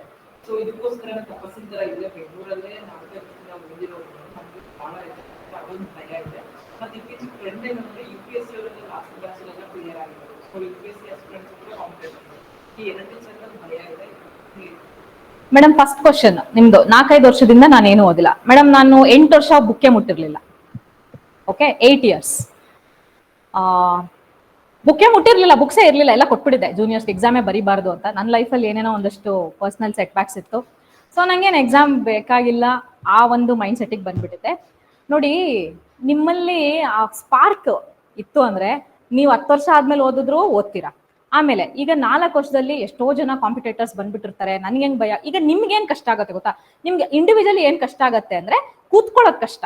ಅಂದ್ರೆ ಕಂಟಿನ್ಯೂಸ್ ಆಗಿ ಒಂದ್ ಸ್ಟ್ರೆಚ್ ಅಲ್ಲಿ ಓದ್ತಿದ್ದಾಗ ನನಗೂ ಆಗಿದೆ. ಈಗ ನಾನೇನು ನನ್ ಫ್ಯಾಂಟಾಸ್ಟಿಕ್ ಹ್ಯೂಮನ್ ಬೀಯಿಂಗ್ ಅಂತ ನಾನು ನಿಮ್ಗೆ ಹೇಳ್ಕೊತಾ ಇಲ್ಲ. ಈಗ ನಿಮ್ಗೆ ಏನ್ ಕಷ್ಟ ಆಗತ್ತೆ ಅಂತಂದ್ರೆ ಕೂತ್ಕೊಳ್ಳೋದ್ ಕಷ್ಟ. ಅಂದ್ರೆ ಕಂಟಿನ್ಯೂಸ್ ಸ್ಟ್ರೆಚ್, ಈಗ ಮುಂಚೆ 6 hours 8 hours 10 hours hole night over night ಮಾಡ್ಕೊಂಡು ಆತರ ಎಲ್ಲ ಈಗ ಸ್ವಲ್ಪ ಕಷ್ಟ. But it is not impossible. ಕಷ್ಟ ಆಗತ್ತೆ. ಫಸ್ಟ್ ದಿನ 1 hour ಅಷ್ಟೇ ಓದಕ್ಕಾಗತ್ತೆ. ಸೆಕೆಂಡ್ ದಿನನೂ 1 hour. ಅದ್ ಬ್ರೇಕ್ ಆಗ್ಬೇಕಾ, ಬ್ಯಾರಿಯರ್ ಬ್ರೇಕ್ ಆಗ್ಬೇಕು. ಆಮೇಲೆ ಹೋಗ್ತಾ ಹೋಗ್ತಾ ಡೈಲಿ ಇನ್ಕ್ರಿಮೆಂಟಲಿ ಒಂದೊಂದು ಅರ್ಧ ಗಂಟೆ ಇನ್ಕ್ರೀಸ್ ಮಾಡ್ಕೊಂಡ್ ಬನ್ನಿ. ಆಮೇಲೆ it is not the number of hours, it is the quality. ಅವ್ರಿಗೂ ನಿಮ್ಗೂ ಡಿಫ್ರೆನ್ಸ್ ಏನ್ ಗೊತ್ತಾ? ನೀವು ಮುಂಚೆನೆ ಓದಿರ್ತೀರಾ, ನೀವು ಬೇಗ ಕ್ರಾಸ್ ಮಾಡ್ತೀರಾ, ಆಮೇಲೆ ನಿಮ್ಗೆ ಎಕ್ಸ್ಪೀರಿಯನ್ಸ್ ಇರುತ್ತೆ. ಇಲ್ಲ ಇದು ಬೇಕು ಇದು ಬೇಡ ಅಂತ. ಈಗ ನಿಮ್ಗೆ ಗೊತ್ತಿಲ್ವಾ ಏನ್ಷಿಯಂಟ್ ಇಂಡಿಯಾ ಲಾಸ್ಟ್ ಓದ್ಬೇಕು, ಫಸ್ಟ್ ಮಾಡರ್ನ್ ಇಂಡಿಯಾ ಮತ್ತೆ ಕರ್ನಾಟಕ ಎಷ್ಟು ಗೊತ್ತಿಲ್ವಾ? ಅದು ಅವ್ರಿಗೆ ಗೊತ್ತಿರುತ್ತಾ? ಫ್ರೆಷರ್ಸಿಗೆ ಗೊತ್ತಿರಲ್ಲ. ಸೊ ಅಂಡ್ ಇನ್ನೊಂದು ನಿಮ್ಮ ಸೆಕೆಂಡ್ ಕ್ವಶನ್ ಏನು, UPSC ಆಸ್ಪಿರೆಂಟ್ಸ್ ಅಲ್ವಾ? 2 ತರ. ಒಂದು ಹೌದು, ಅಂದ್ರೆ UPSC ಆಸ್ಪಿರೆಂಟ್ಸು KPSC ಬರಿತಾ ಇದಾರೆ, ಅವರಿಗೆ ಸಕ್ಸಸ್ ರೇಟ್ ಜಾಸ್ತಿ ಇದೆ. ಆದ್ರೆ ಏನ್ ಆಗ್ಬೇಕು ಅದೇ ಆಗತ್ತೆ. ಈಗ ನೋಡಿ, ನಾನು ಯಾವತ್ತೂ UPSC ಮೇನ್ಸ್ ಬರ್ದಿಲ್ಲ. I never rote, but I got a rank. That to giving a gap of so many 6 to 8 years of gap ಕೊಟ್ಬಿಟ್ಟು ಬುಕ್ಕೆ ಮುಟ್ಟೆ ಅಗೇನ್ ಒಂದು 6 to 8 months ಓದಿ, having 2 children, family. If a person like me can do, you also can do ನಾ. Don't worry about UPSC. ಆಮೇಲೆ usually majority ಹೆಂಗಿರುತ್ತೆ ಅಂತಂದ್ರೆ UPSC ಯಾರು failures ಇರ್ತಾರೆ ಗೊತ್ತಾ? ಅಂದ್ರೆ ಇಂಟರ್ವ್ಯೂ ತನಕ ಹೋಗಿ ಆಗದೆ ಇರೋರು ಅಥವಾ ಮೇನ್ಸ್ಗೆ ಹೋಗಿ ಆಗದೆ ಇರೋರು, ಅವರು ಜಾಸ್ತಿ ಫಿಟ್ ಇನ್ ಆಗ್ತಾರೆ. ಅವ್ರಿಗಿಂತ ನಿಮ್ ನಾಲೆಜ್ ಚೆನ್ನಾಗಿರುತ್ತೆ. ಬಿಕಾಸ್ ಅವರು UPSC ಬೇರೆ ತರ ಇದೆ ಪ್ರಿಪರೇಷನ್, ನೀವು ವೇ ಆಫ್ ಆನ್ಸರಿಂಗ್ ಅವೆಲ್ಲ ಬೇರೆ ತರನೇ ಇರುತ್ತೆ. But KPSC ಬೇಕಾಗಿರೋದೇನು? ನಿಮಗೆ ಕ್ವಾಲಿಟಿ ಬೇಕು, ಕ್ವಾಂಟಿಟಿ ಬೇಕು, ಮೆಮೊರಿ ಬೇಕು, ಬ್ಯಾಟ್ ಮಾಡ್ಬೇಕು, ಎಲ್ಲ ಬೇಕು. UPSC ಅಷ್ಟು ಚಾಲೆಂಜಸ್ ಇರಲ್ಲ. ಆಮೇಲೆ ಇನ್ನೂ ಒಂದು ಚಾಲೆಂಜ್ ಏನು ಅವ್ರಿಗೆ? ವೇಟಿಂಗ್. UPSC ವೇಟ್ ಮಾಡಿಸ್ತಾರ ನಿಮ್ಗೆ? ಪ್ರಿಲಿಮ್ಸ್ ಮೇನ್ಸ್ ಇಂಟರ್ವ್ಯೂ 9 months ಅಲ್ಲಿ ಪ್ರೊಸೆಸ್ ಮುಗಿದ. KPSC ಹಂಗ ಆಗತ್ತಾ? ಕನ್ಸಿಸ್ಟೆನ್ಸಿ. ಅವ್ರಿಗೆ ಅವ್ರದ್ದೇ ಆದ ಚಾಲೆಂಜಸ್ ಇರುತ್ತೆ, ತಲೆ ಕೆಡ್ಸ್ಕೋಬಾರ್ದು. ಯಾರಾದ್ರೂ ಬರ್ಕೊಳ್ಳಿ, KPSC ಎಕ್ಸಾಮಿನೇಷನ್ ಪೇಪರ್ ಸೆಟರೇ ಬಂದು ನಮ್ ಜೊತೆ ಎಕ್ಸಾಮ್ ಬರೀಲಿ, ನನ್ನ ಎಕ್ಸಾಮ್ ನನಗೆ ಮುಖ್ಯ ಅಷ್ಟೇ. Don't compare. I as an individual, ನನಗೆ ನಂದೇ ಆದ ವೀಕ್ನೆಸ್ ಇದೆ, ಒಪ್ಕೊಳ್ಳೋಣ. ನಂದೇ ಆದ ಸ್ಟ್ರೆಂತ್ ಕೂಡ ಇದೆ ನಂಗೆ. ಆ ಸ್ಟ್ರೆಂತ್ ಏನಿದೆ ಅದನ್ನ ಸ್ಟ್ರಾಂಗೆಸ್ಟ್ ಮಾಡ್ಕೋಬೇಕು, ವೀಕ್ನೆಸ್ ನ ಸ್ಟ್ರಾಂಗ್ ಮಾಡ್ಕೋಬೇಕು. ನಾನು ಸ್ಟ್ರಾಂಗೆಸ್ಟ್ ಆಗಿ ಅಂತ ಹೇಳ್ತಲ್ಲ, ವೀಕ್ನೆಸ್ ನ ಸ್ಟ್ರಾಂಗ್ ಮಾಡ್ಕೊಳ್ಳಿ. ಎಷ್ಟು ದಿನ ಎಕ್ಸಾಮ್ ಆಗ್ಬೇಕಷ್ಟೇ. ಅಲ್ಟಿಮೇಟ್ಲಿ ನೀವು ಇಷ್ಟೆಲ್ಲ ಸರ್ಕಸ್ ಏನು ಕೊಡಿತಾ ಇದ್ದೀರಾ? ಫ್ಯಾಮಿಲಿನ ಬಿಟ್ಟು ಇಲ್ಲೆಲ್ಲೋ ಬ್ಯಾಂಗ್ಳೂರಲ್ಲಿ ಬಂದು ದುಡ್ಡು ಕಾಸೆಲ್ಲ ಖರ್ಚು ಮಾಡ್ಕೊಂಡು ಮಕ್ಳು ಮರಿ ಬಿಟ್ಟಿರ್ತೀವಿ. ಅದೊಂಥರ moral set back. I have faced it. ನಾನು ಅದೇ ಮನೇಲಿ ಕೂತ್ಕೊಂಡು ನಾನೊಂದು ರೂಮಲ್ಲಿ ಕೂತ್ಕೊಂಡು ನಮ್ಮ ಮಕ್ಳು ಐ ಡಿಡ್ಂಟ್ ಇವನ್ ನೋ ಅವ್ರು ಏನ್ ಮಾಡ್ತಾರೆ. ಯಾರೋ ಕೇರ್ ಟೇಕರ್ ಬರ್ತಾ ಇದ್ರು, ಹಸ್ಬೆಂಡ್ ಸಿಸ್ಟರ್, ನಾನೊಂದು ಕೆಲಸ ಮಾಡ್ತಾ ಇರ್ಲಿಲ್ಲ ಮನೇಲಿ. ಅದೆಲ್ಲ ಮಾರಲ್ ಕಾನ್ಫ್ಲಿಕ್ಟ್ ನನ್ಗೂನು. But I was very sure ಅದು ಟೆಂಪ್ರವರಿ. ನಾನಿಲ್ಲಿ ಬಂದಿರೋದು, ನಾನು ಇದು ಮಾಡ್ತಾ ಇರೋದೇನೋ ಅಚೀವ್ ಮಾಡೋದಕ್ಕೆ. ಇವತ್ತು when I look back, so you don't feel low on those parts. ಯಾರಾದ್ರೂ ಬರೀಲಿ, UPSC ಫಸ್ಟ್ ರ್ಯಾಂಕ್ ತಗೊಂಡಿರೋರಾದ್ರೂ ಬರೀಲಿ, there is no guarantee that they will clear KPSC. There is no guarantee. Because consistency ಸುಮ್ನೆ ಬರುತ್ತಾ? 1 ವರ್ಷ 2 ವರ್ಷ ಕನ್ಸಿಸ್ಟೆನ್ಸಿ ಬರುತ್ತಾ madam? ಬರಲ್ಲ. ಅಷ್ಟು ಸುಲಭ. KPSC aspirants, serious aspirants strength consistency. ಈಸಿನಾ? ಅದೊಂಥರ ಇಂಡ್ಯೂಸ್ಡ್ ಟ್ರಾಮಾ ಅಲ್ವಾ? ಈಗ ಪ್ರಿಲಿಮ್ಸ್ ಆಗ್ಬೇಕಿತ್ತು, ಆಗ್ಲಿಲ್ಲ. UPSC ಅವ್ರಿಗೆ ವೆಯ್ಟ್ ಮಾಡೋ ಪೇಷನ್ಸ್ ಇರತ್ತಾ? ಇಲ್ಲ. ಸೊ ಯಾರ ಬಗ್ಗೆ ನಮ್ಗೆ ಕಂಪ್ಯಾರಿಸನ್ ಬೇಡ. ನಿಮ್ಗೆ ಎಷ್ಟು ಸೀಟ್ ಬೇಕು? 384 ಅಲ್ಲಿ ಒಂದೇ ಅಲ್ವಾ? ಆ 1 ಸೀಟಿಗೆ ನೀವೇನ್ ಮಾಡಬೇಕು ಅದನ್ನ ಮಾಡಿ ಅಷ್ಟೇ. ಅವ್ರು ಬರೀತಿದ್ದಾರೆ, ಯಾರು ಬರೆದ್ರೆ ನಮ್ಗೇನೋ. ನನಗಿಂತ ಬೆಟರ್ ಆಗಿರೋರು ಇರ್ಬೋದು, ನನಗಿಂತ ಕಡಿಮೆ ಇರೋರು ಇರ್ಬೋದು. ಬಟ್ ಏನು ನನಗೆ ಅಷ್ಟೇ ಮುಖ್ಯ, ನಾನು ಎಕ್ಸಾಮ್ ಕ್ಲಿಯರ್ ಮಾಡ್ಬೇಕಷ್ಟೇ. ಹೆಂಗ್ ಮಾಡ್ತೀನಿ ನನಗೆ ಗೊತ್ತಿಲ್ಲ. ಅಲ್ಟಿಮೇಟ್ ಯಾಕಂದ್ರೆ ಜನ ರಿಸಲ್ಟ್ ಕೇಳ್ತಾರೆ, ನೀ ಹೆಂಗ್ ಪಾಸ್ ಮಾಡಿದೆ. ಈ ತರ ಯಾವ್ದಾದ್ರು ಸೆಷನ್ ಅಲ್ಲಿ ಬಂದು ನಿಂತ್ಕೊಂಡ್ರೆ ನಿಮ್ಗೆ ಹೇಳ್ತೀರಾ ಅಷ್ಟೇ, ಅದು ಸ್ಟೂಡೆಂಟ್ಸ್ ಗೊತ್ತಾಗುತ್ತೆ, ಇಡೀ ಪ್ರಪಂಚಕ್ಕಂತೂ ಗೊತ್ತಾಗಲ್ಲ ನೀವ್ ಎಷ್ಟು ಕಷ್ಟಪಟ್ಟಿದ್ದೀರಾ ಅಂತ. ಎಕ್ಸಾಮ್ ಕ್ಲಿಯರ್ ಮಾಡ್ಬೇಕು. ಆಮೇಲೆ ಏನ್ ರಾಕೆಟ್ ಸೈನ್ಸ್ ಏನ್ರಿ? Is it rocket science? ನೀವೇನಾದ್ರೂ APJ ಅಬ್ದುಲ್ ಕಲಾಂ ತರ ನೀವು ಮಿಸೈಲ್ ಏನಾದ್ರೂ ಬಿಲ್ಡ್ ಮಾಡ್ಬೇಕು? ಒಂದ್ ಸಿಲೆಬಸ್ ಇದೆ, ಸಿಲೆಬಸ್ಗೆ ನಿಮ್ಗೆ ಬುಕ್ ಇದೆ, ಆ ಬುಕ್ ನ ಓದ್ಬೇಕು, ರಿವಿಷನ್ ಮಾಡ್ಬೇಕು, ಎಕ್ಸಾಮ್ ಅಲ್ಲಿ ಹೋಗಿ ಬರಿಬೇಕು, ಅಷ್ಟೇ ತಾನೆ. ಎಕ್ಸಾಮ್ ನಮ್ ಲೈಫ್ ಒಂದ್ ದೊಡ್ಡ ಸರ್ಕಲ್, ಎಕ್ಸಾಮ್ ಜಸ್ಟ್ ಒಂದು ಫುಲ್ ಸ್ಟಾಪ್ ತರ, ಒಂದು ಡಾಟ್ ತರ ಅಷ್ಟೇ. It is just A part of life. Exam is not life. Life ನ ಎಂಜಾಯ್ ಮಾಡಿ ಮೇಡಮ್. ಒಂದ್ ವಾರದಲ್ಲಿ 5 ದಿನ ಓದಿ, 6ನೇ ದಿನ ರಿವಿಷನ್ ಮಾಡಿ, ಇನ್ನೊಂದ್ ದಿನ ಗಿವ್ ಟೈಮ್ ಫಾರ್ ಫ್ಯಾಮಿಲಿ. ನಿಮ್ಮನ್ ಮೈಂಡ್ ನ ನೀವು ರೆಜುವಿನೇಟ್ ಮಾಡ್ಕೊಳ್ಳಿ. ಎಕ್ಸಾಮ್ ಎಕ್ಸಾಮ್ ಎಕ್ಸಾಮ್ ನೋ, ಅದ್ ವರ್ಕ್ ಆಗಲ್ಲ. We are human beings, we need rejuvenation. ಆ ರೀತಿ ಮಾಡ್ಕೊಂಡು ಹೋಗಿ 100% ಆಗುತ್ತೆ. ಕಾನ್ಫಿಡೆನ್ಸ್ ನಿಮಗಿರ್ಬೇಕಷ್ಟೇ. ಈಗ ನನಗೂ ಎಷ್ಟು ಜನ ಡಿಮೋಟಿವೇಟ್ ಮಾಡಿದ್ರು ಗೊತ್ತಾ? ಅವಾಗೆಲ್ಲ 428 ಪೋಸ್ಟ್ ಇದ್ದಾಗಲೇ ನಿಂದಾಗ್ಲಿಲ್ಲ. ನನ್ನ ಫ್ಯಾಮಿಲಿ ಅಲ್ಲ, outside like relatives, friends circle ಅವ್ರಲ್ಲ. ಈಗ ನೀನ್ 106 ಆಗ್ಬಿಡ್ತೀಯಾ? ನಿಂಗೆ ಇಷ್ಟು ಗ್ಯಾಪ್ ಆಗ್ಬಿಟ್ಟಿದೆ, ನಿಂಗೆ 2 ಮಕ್ಳಿದ್ದಾರೆ, ನಿಂಗೆ ಇಷ್ಟು ಏಜ್ ಆಗ್ಬಿಟ್ಟಿದೆ, ಈಗ ಇನ್ನ ಕಾಲೇಜ್ ಫ್ರೆಷರ್ಸ್ ಇದ್ದಾರೆ, ಕಾಲೇಜ್ ಪಾಸ್ ಔಟ್ ಇದ್ದಾರೆ. ಹಾಗಾದ್ರೆ ನಮ್ ಬ್ಯಾಚ್ ಅಲ್ಲಿ ಈಗ ನಂದು 8th ರ್ಯಾಂಕ್, ನನ್ನ ಬ್ಯಾಚ್ ಅಲ್ಲಿ ನನ್ಗಿಂತ ಕೆಳಗಡೆ ಇರೋರು ಕಾಲೇಜ್ ಪಾಸ್ ಔಟ್ ಅವರೇ ಇದ್ದಾರೆ, ಫ್ರೆಷರ್ಸ್ ಇದ್ದಾರೆ. ಅದ್ ಯಾವ್ದು ಮ್ಯಾಟರ್ ಆಗಲ್ಲ, ನಮ್ ಎಫರ್ಟ್ ಅಷ್ಟೇ ಮ್ಯಾಟರ್ ಆಗೋದಷ್ಟೇ.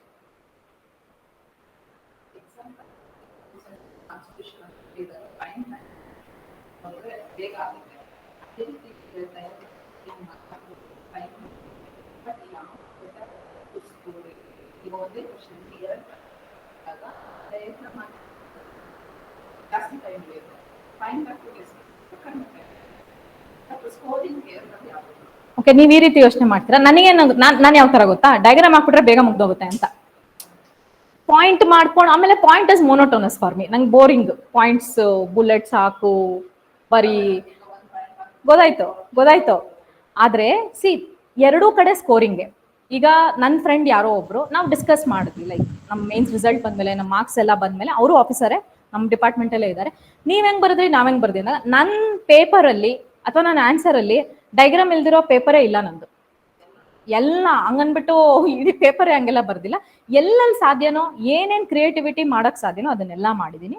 ನನಗೂ ಚೆನ್ನಾಗಿ ಬಂದಿದೆ. ಅವ್ರು ಡಯಾಗ್ರಾಮೇ ಬರೀದಂಗೆ, ಬರೀ ಥಿಯರಿನೇ ನಿಮ್ ತರ ಬುಲೆಟ್ ಪಾಯಿಂಟ್ಸ್, ಪ್ಯಾರಾಗ್ರಾಫ್ಸ್ ಬರ್ಕೊಂಡೇ ಮಾರ್ಕ್ಸ್ ತೆಗೆದಿದ್ದಾರೆ.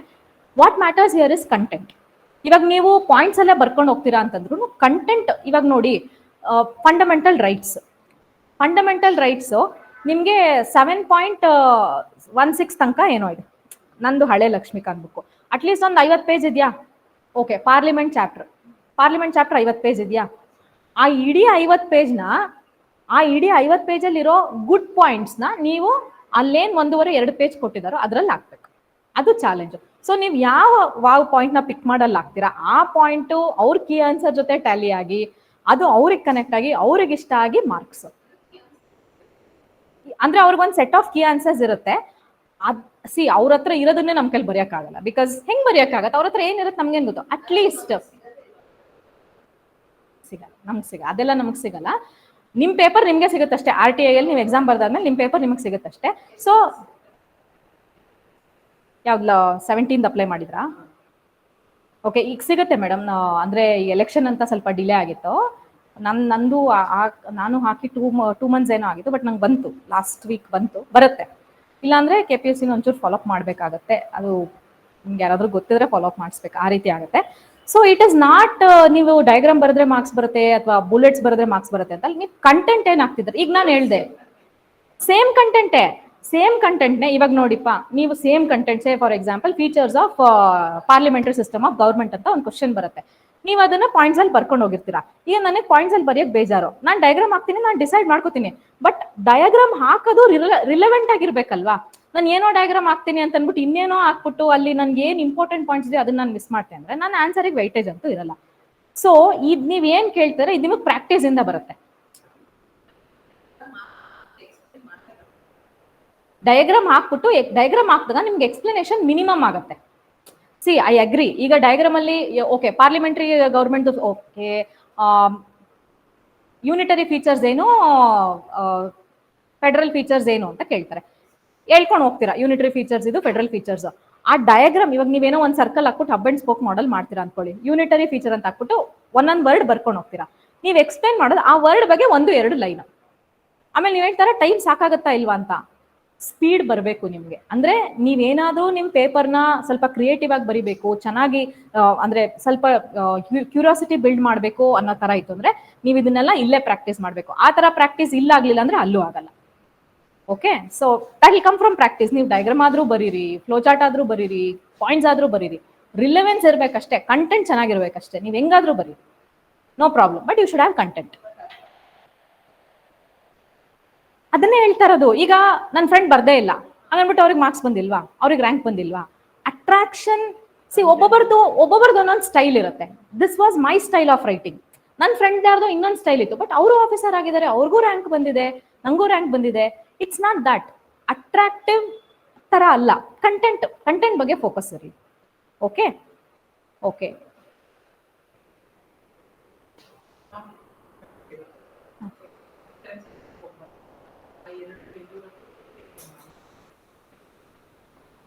ಜಾಸ್ತಿ ಓದ್ಬಾರ್ದು ಅನ್ನೋದು ಕಲ್ತಿದ್ದಷ್ಟೇ. ಬಿಕಾಸ್ ಸಿ ನಂದು ಇಂಟರ್ವ್ಯೂ ಮಾರ್ಕ್ಸ್ ಕಮ್ಮಿ ಬರ್ತಾ ಇತ್ತು, to be very honest with you.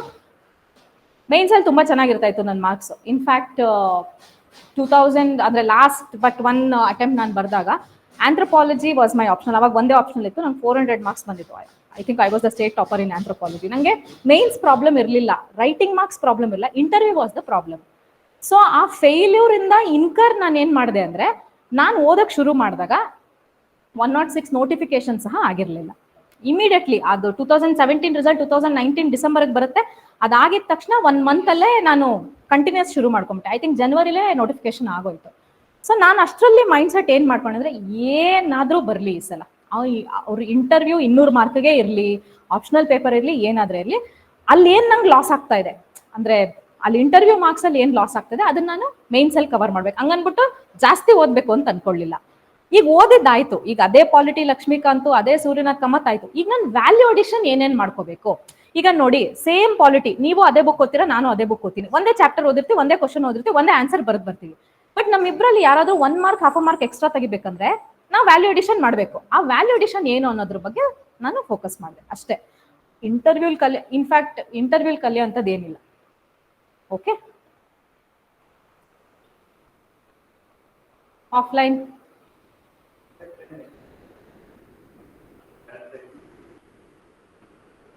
Class, ಯಾವ್ದಾದ್ರು ಒಂದು ಕ್ಲಾಸ್ ಅಟೆಂಡ್ ಮಾಡಿ. ಬಿಕಾಸ್ ನಿಮ್ಗೆ ಅದು ಗೊತ್ತಿಲ್ಲ ಅಂತಂದ್ರೆ, see there is a technique of ಓದ್ಬೇಕು. ಸಿ ಜಾಸ್ತಿ ನಂಬರ್ಸ್ ಫಿಗರ್ಸ್ ಬಗ್ಗೆ ತಲೆ ಕೆಡಿಸ್ಕೋಬೇಡಿ. ಈಗ ನಂಬರ್ಸ್ ಫಿಗರ್ಸ್ ಏನೋ ಒಂದು 5-6 ಬರುತ್ತಾ, ಅದಕ್ಕೋಸ್ಕರ ಇಡೀ ಎಕನಾಮಿಕ್ ಸರ್ವೆ ನಾನು ಬಹಳ ಹೊಡ್ಕೊಂಡ್ಬಿಡ್ತೀನಿ, ಇರೋ ಎಲ್ಲ facts figures. C at least standard ನಿಮ್ ತಲೆಯಲ್ಲಿ ಇರ್ಬೇಕು. ಪಾಪ್ಯುಲೇಷನ್ ಎಷ್ಟಿದೆ, GSDP ಎಷ್ಟಿದೆ, ರೆವೆನ್ಯೂ ರೆಸಿಟ್ಸ್ ಎಷ್ಟಿದೆ, ಕ್ಯಾಪಿಟಲ್ ರೆಸಿಟ್ಸ್ ಎಷ್ಟಿದೆ, ಒಂದು ಸ್ಟ್ಯಾಂಡರ್ಡ್ ಒಂದು 20-25 ಪ್ಯಾರಾಮೀಟರ್ಸ್ ಅದನ್ನ ಬಹಟ್ ಓಡಿಲೇಬೇಕು. ನಿಮ್ ಸ್ಟಡಿ ಟೇಬಲ್ ಎಲ್ಲೋ ಒಂದ್ ಕಡೆ ಬರ್ದಿಟ್ಕೊಂಬಿಡಿ, ಡೈಲಿ ನೋಡ್ತಾ ಇರಿ. ಎಕ್ಸಾಮ್ ಆದ್ಮೇಲೆ ಮರ್ತ್ಬಿಡಿ, ನೆಕ್ಸ್ಟ್ ದಿನಾನೇ ಮರ್ತೋಗಿ, ಯಾರು ಕೇಳಲ್ಲ. ಅಟ್ಲೀಸ್ಟ್ ನೋಡ್ತಾ ಇರಿ, ಕಣ್ಣಲ್ಲಿ ನೋಡಿದ್ದು ನೆನಪಿರುತ್ತೆ. ಓಕೆ, ಬರೆಯೋದು ಇಲ್ಲ, ಬರದ್ಬಿಡಿ, 1-2-3 ಸಲ ಬರದ್ಬಿಡಿ. ಎಷ್ಟೇ ಓದಿದ್ರು ಬಯಾಟ್ ಎಷ್ಟೇ ಮಾಡಿದ್ರು ಜಾಸ್ತಿ ಹೊತ್ತು ನಮಗೆ ನೆನಪಿರಲ್ಲ. ನಿಮ್ಗೆ ಈಗಾಗಲೇ ಎಕ್ಸ್ಪೀರಿಯನ್ಸ್ ಆಗಿದೆ ಅಲ್ವಾ? Just right it. ಇವಾಗ ನಾವೇನ್ ಹೇಳ್ತೀವಿ, SDG ಒಂದ್ ಕಡೆ ಬರ್ದ್ಬಿಡಿ, ಒಂದು 17 SDG ಡೈಲಿ ಓಡಾಡ್ತಾ ಹೋಗ್ತಾ ಬರ್ತಾ 1-2-3 ಸಲ ನೋಡಿ. ಸೊ ಅದೊಂಥರ ಪ್ರಿಂಟ್ ಆದಂಗೆ ಅನ್ಸ್ಬಿಡುತ್ತೆ ಬ್ರೈನ್ ಅಲ್ಲಿ. Okay, so there no short cut, ಒಂಚೂರ್ ಎಫರ್ಟ್. ಓಕೆ, ಜಾಸ್ತಿ ಸ್ಕೀಮ್ಸ್ ಪಾಲಿಸೀಸ್ ಬಗ್ಗೆ ಫೋಕಸ್ ಮಾಡಿ. ಫಿಗರ್ಸ್ ಫ್ಯಾಕ್ಟ್ಸ್ ಒಂದು 20-25 ಫ್ಯಾಕ್ಟರ್ಸ್ ನೆನ್ಪಿಟ್ಕೊಂಡ್ರೆ ಸಾಕು. ಓಕೆ,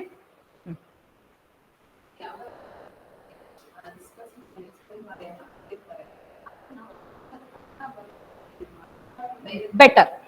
ಸಿ ಯಾವುದೇ ಕ್ವಶನ್ ಕೊಡ್ಲಿ, ಏನೇ ಕೀವರ್ಡ್ ಇರಲಿ, discuss, explain, elaborate, comment, critically evaluate ಏನೇ ಇರಲಿ, 1-2 ಲೈನ್ ಅದೇನ್ ಡಿಫೈನ್ ಮಾಡಿ. ಆ ವರ್ಡ್ ಅಥವಾ ಅದೇನ್ ಕಾನ್ಸೆಪ್ಟ್ ಕೇಳಿದ್ರೆ ಅದನ್ನ ನಿಮ್ಮ ಓನ್ ಡೆಫಿನೇಷನ್ ಕೊಡಿ. This is my opinion. ಸೀದಾ ಹೋಗೋಕ್ಕಿಂತ ಅದೊಂಥರ ಹ್ಯಾಪಸಾಯ್ಡ್ ಆಗಿ ಆನ್ಸರ್ ಬರ್ದಂಗೆ ಆಗತ್ತೆ ಅಲ್ವಾ? ಸೊ ಅಟ್ಲೀಸ್ಟ್ ಒಂದು ಇಂಟ್ರೊಡಕ್ಷನ್ ಕೊಟ್ರೆ ಬೆಟರ್. ಆದ್ರೆ ಬರೀತೀನಿ ಅನ್ಬಿಟ್ಟು ಅದನ್ನೇ ಒಂದು ಪ್ಯಾರಾಗ್ರಾಫ್ ಬರ್ಕೊಂಡು ಕೂತ್ರೆ ನಿಮ್ ಪೇಜ್ ವೇಸ್ಟ್ ಆಗುತ್ತೆ, ಟೈಮ್ ವೇಸ್ಟ್ ಆಗುತ್ತೆ. ಅವ್ರ ಆಕ್ಚುಯಲ್ ಕ್ವಶನ್ ಏನ್ ಕೇಳಿದಾರೆ ಅದನ್ನ ಬರೆಯಕ್ ನಿಮ್ಗೆ ಆನ್ಸರ್ ಬರೆಯಕ್ ನಿಮ್ಮ ಹತ್ರ ಜಾಗ ಇರಲ್ಲ. ಸೊ ಜಸ್ಟ್ 2-3 ಲೈನ್ಸ್ ಅಲ್ಲಿ ಮುಗಿಸ್ಬಿಡ್ಬೇಕು ಏನ್ ಗೊತ್ತಿದೆ ಅದ್ರ ಬಗ್ಗೆ. Then you come back to whatever question, ಅವ್ರ ಏನು ಡಿಮ್ಯಾಂಡ್ ಆಫ್ ದ ಕ್ವಶನ್ ಇದೆ ಅದನ್ನ ನೀವು ಅಡ್ರೆಸ್ ಮಾಡ್ಕೋಬೇಕು.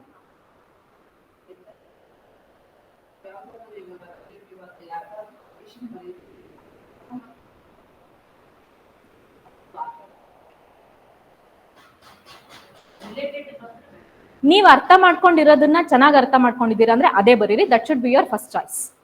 ಬಿಕಾಸ್ ಈಗ ಬಯೋಡೈವರ್ಸಿಟಿ ಅಂದ್ರೆ ಏನು, ವಾಟ್ ಈಸ್ ಬಯೋಡೈವರ್ಸಿಟಿ, ಅದಕ್ಕೆ ಏನೋ ಒಂದು UN ಡೆಫಿನೇಷನ್ ಕೊಟ್ಟಿರ್ತಾರೆ. ಅಥವಾ ವಾಟ್ ಈಸ್ ವೆಟ್ಲ್ಯಾಂಡ್, ಅದಕ್ಕೆ ರಾಮ್ಸರ್ ಕನ್ವೆನ್ಷನ್ ಏನೋ ಒಂದು ಕೊಟ್ಟಿರ್ತಾರೆ ಡೆಫಿನೇಷನ್. ಎಲ್ಲರೂ ಅದನ್ನೇ ಬರ್ದಿರ್ತೀರಾ. ಆದ್ರೆ 10 ಪೇಪರ್ ಸ್ಟ್ಯಾಂಡರ್ಡ್ ಡೆಫಿನೇಷನ್ ನೋಡಿ, ಒಂದು ಪೇಪರ್ ಅಲ್ಲಿ ಡೆಫಿನೇಷನ್ಗೂ ಮೀನಿಂಗ್ಗೂ ಡಿಫ್ರೆನ್ಸ್ ಇದೆ. ಡೆಫಿನೇಷನ್ ಅಂದ್ರೆ ಏನು, ಅವ್ರು ಏನ್ ಕೊಟ್ಟಿದ್ದಾರೋ ಅದನ್ನೇ, ನೀವೇನು ಚೇಂಜಸ್ ಮಾಡಕ್ ಆಗೋದಿಲ್ಲ. ಮೀನಿಂಗ್ ಅಂದ್ರೆ ಏನು, ಆ ಡೆಫಿನೇಷನ್ ಇಂದ ನೀವೇನ್ ಅರ್ಥ ಮಾಡ್ಕೊಂಡಿದ್ರೆ ಅದನ್ನ ಅರ್ಥ ಮಾಡ್ಕೊಂಡು ಬರೆಯೋದು.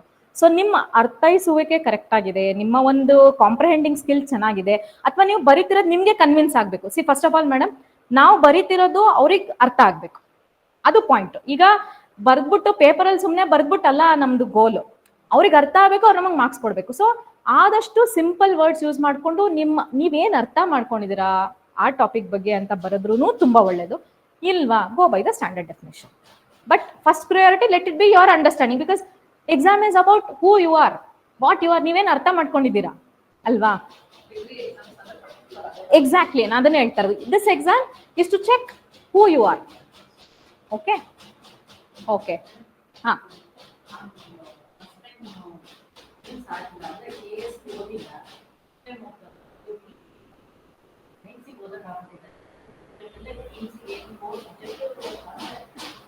ಗೊತ್ತಾಯ್ತು, ಹೇಳಿ ಮುಂದಕ್ಕೆ ಹೇಳಿ.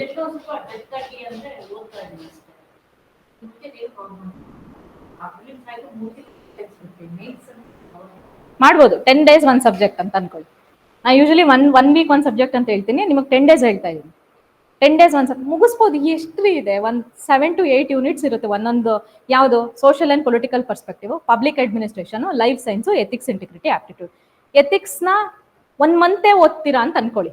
ಡೈಲಿ 2 ಅವರ್ ಎಥಿಕ್ಸ್ ಅಂತ ಸಪರೇಟ್ ಆಗಿ ಇಟ್ಬಿಡಿ, ಬಿಕಾಸ್ ಎಥಿಕ್ಸ್ 250 ಮಾರ್ಕ್ಸ್ ಬರುತ್ತೆ. ಇನ್ ಮಿಕ್ಕಿದೆಲ್ಲ ಏನು 1 ವೀಕ್ ಸಾಕು. ಎಲ್ಲ ರೆಡಿಮೇಡ್ ಫುಡ್. ಇವತ್ತು ನಮ್ಮ ತರ ಕಷ್ಟಪಡೋಷ್ಟಿಲ್ಲ. ನಾವೆಲ್ಲ ಶುರು ಮಾಡಿದಾಗ ಕರೆಂಟ್ ಅಫೇರ್ಸ್ ನೋಟ್ಸ್ ನಾವೇ ಮಾಡ್ತಾ ಇದ್ವಿ, ಯಾವ ಮ್ಯಾಗ್ಝಿನ್ ಇರ್ತಾ ಇರ್ಲಿಲ್ಲ, ಅರ್ಥ ಆಗ್ತಿರ್ಲಿಲ್ಲ ಮ್ಯಾಗ್ಝಿನ್ ಇದ್ದಿದ್ರು. ಇವತ್ತು ಎವ್ರಿಥಿಂಗ್ ನಿಮ್ ಫಿಂಗರ್ ಟಿಪ್ಸ್, ಗೂಗಲ್ಗೆ ಹೋದ್ರೆ ಅಲ್ಲಿ ಸಿಗುತ್ತೆ. ಅನ್ ಅಕಾಡೆಮಿ, ಅದು ನಿಮ್ಗೆ ಏನ್ ಬೇಕು, ಯೂಟ್ಯೂಬ್, ಗೌರ್ಮೆಂಟ್ ವೆಬ್ಸೈಟ್ಸ್ ಅಲ್ಲೇ ನಿಮ್ಗೆಲ್ಲ ಸಿಗುತ್ತೆ.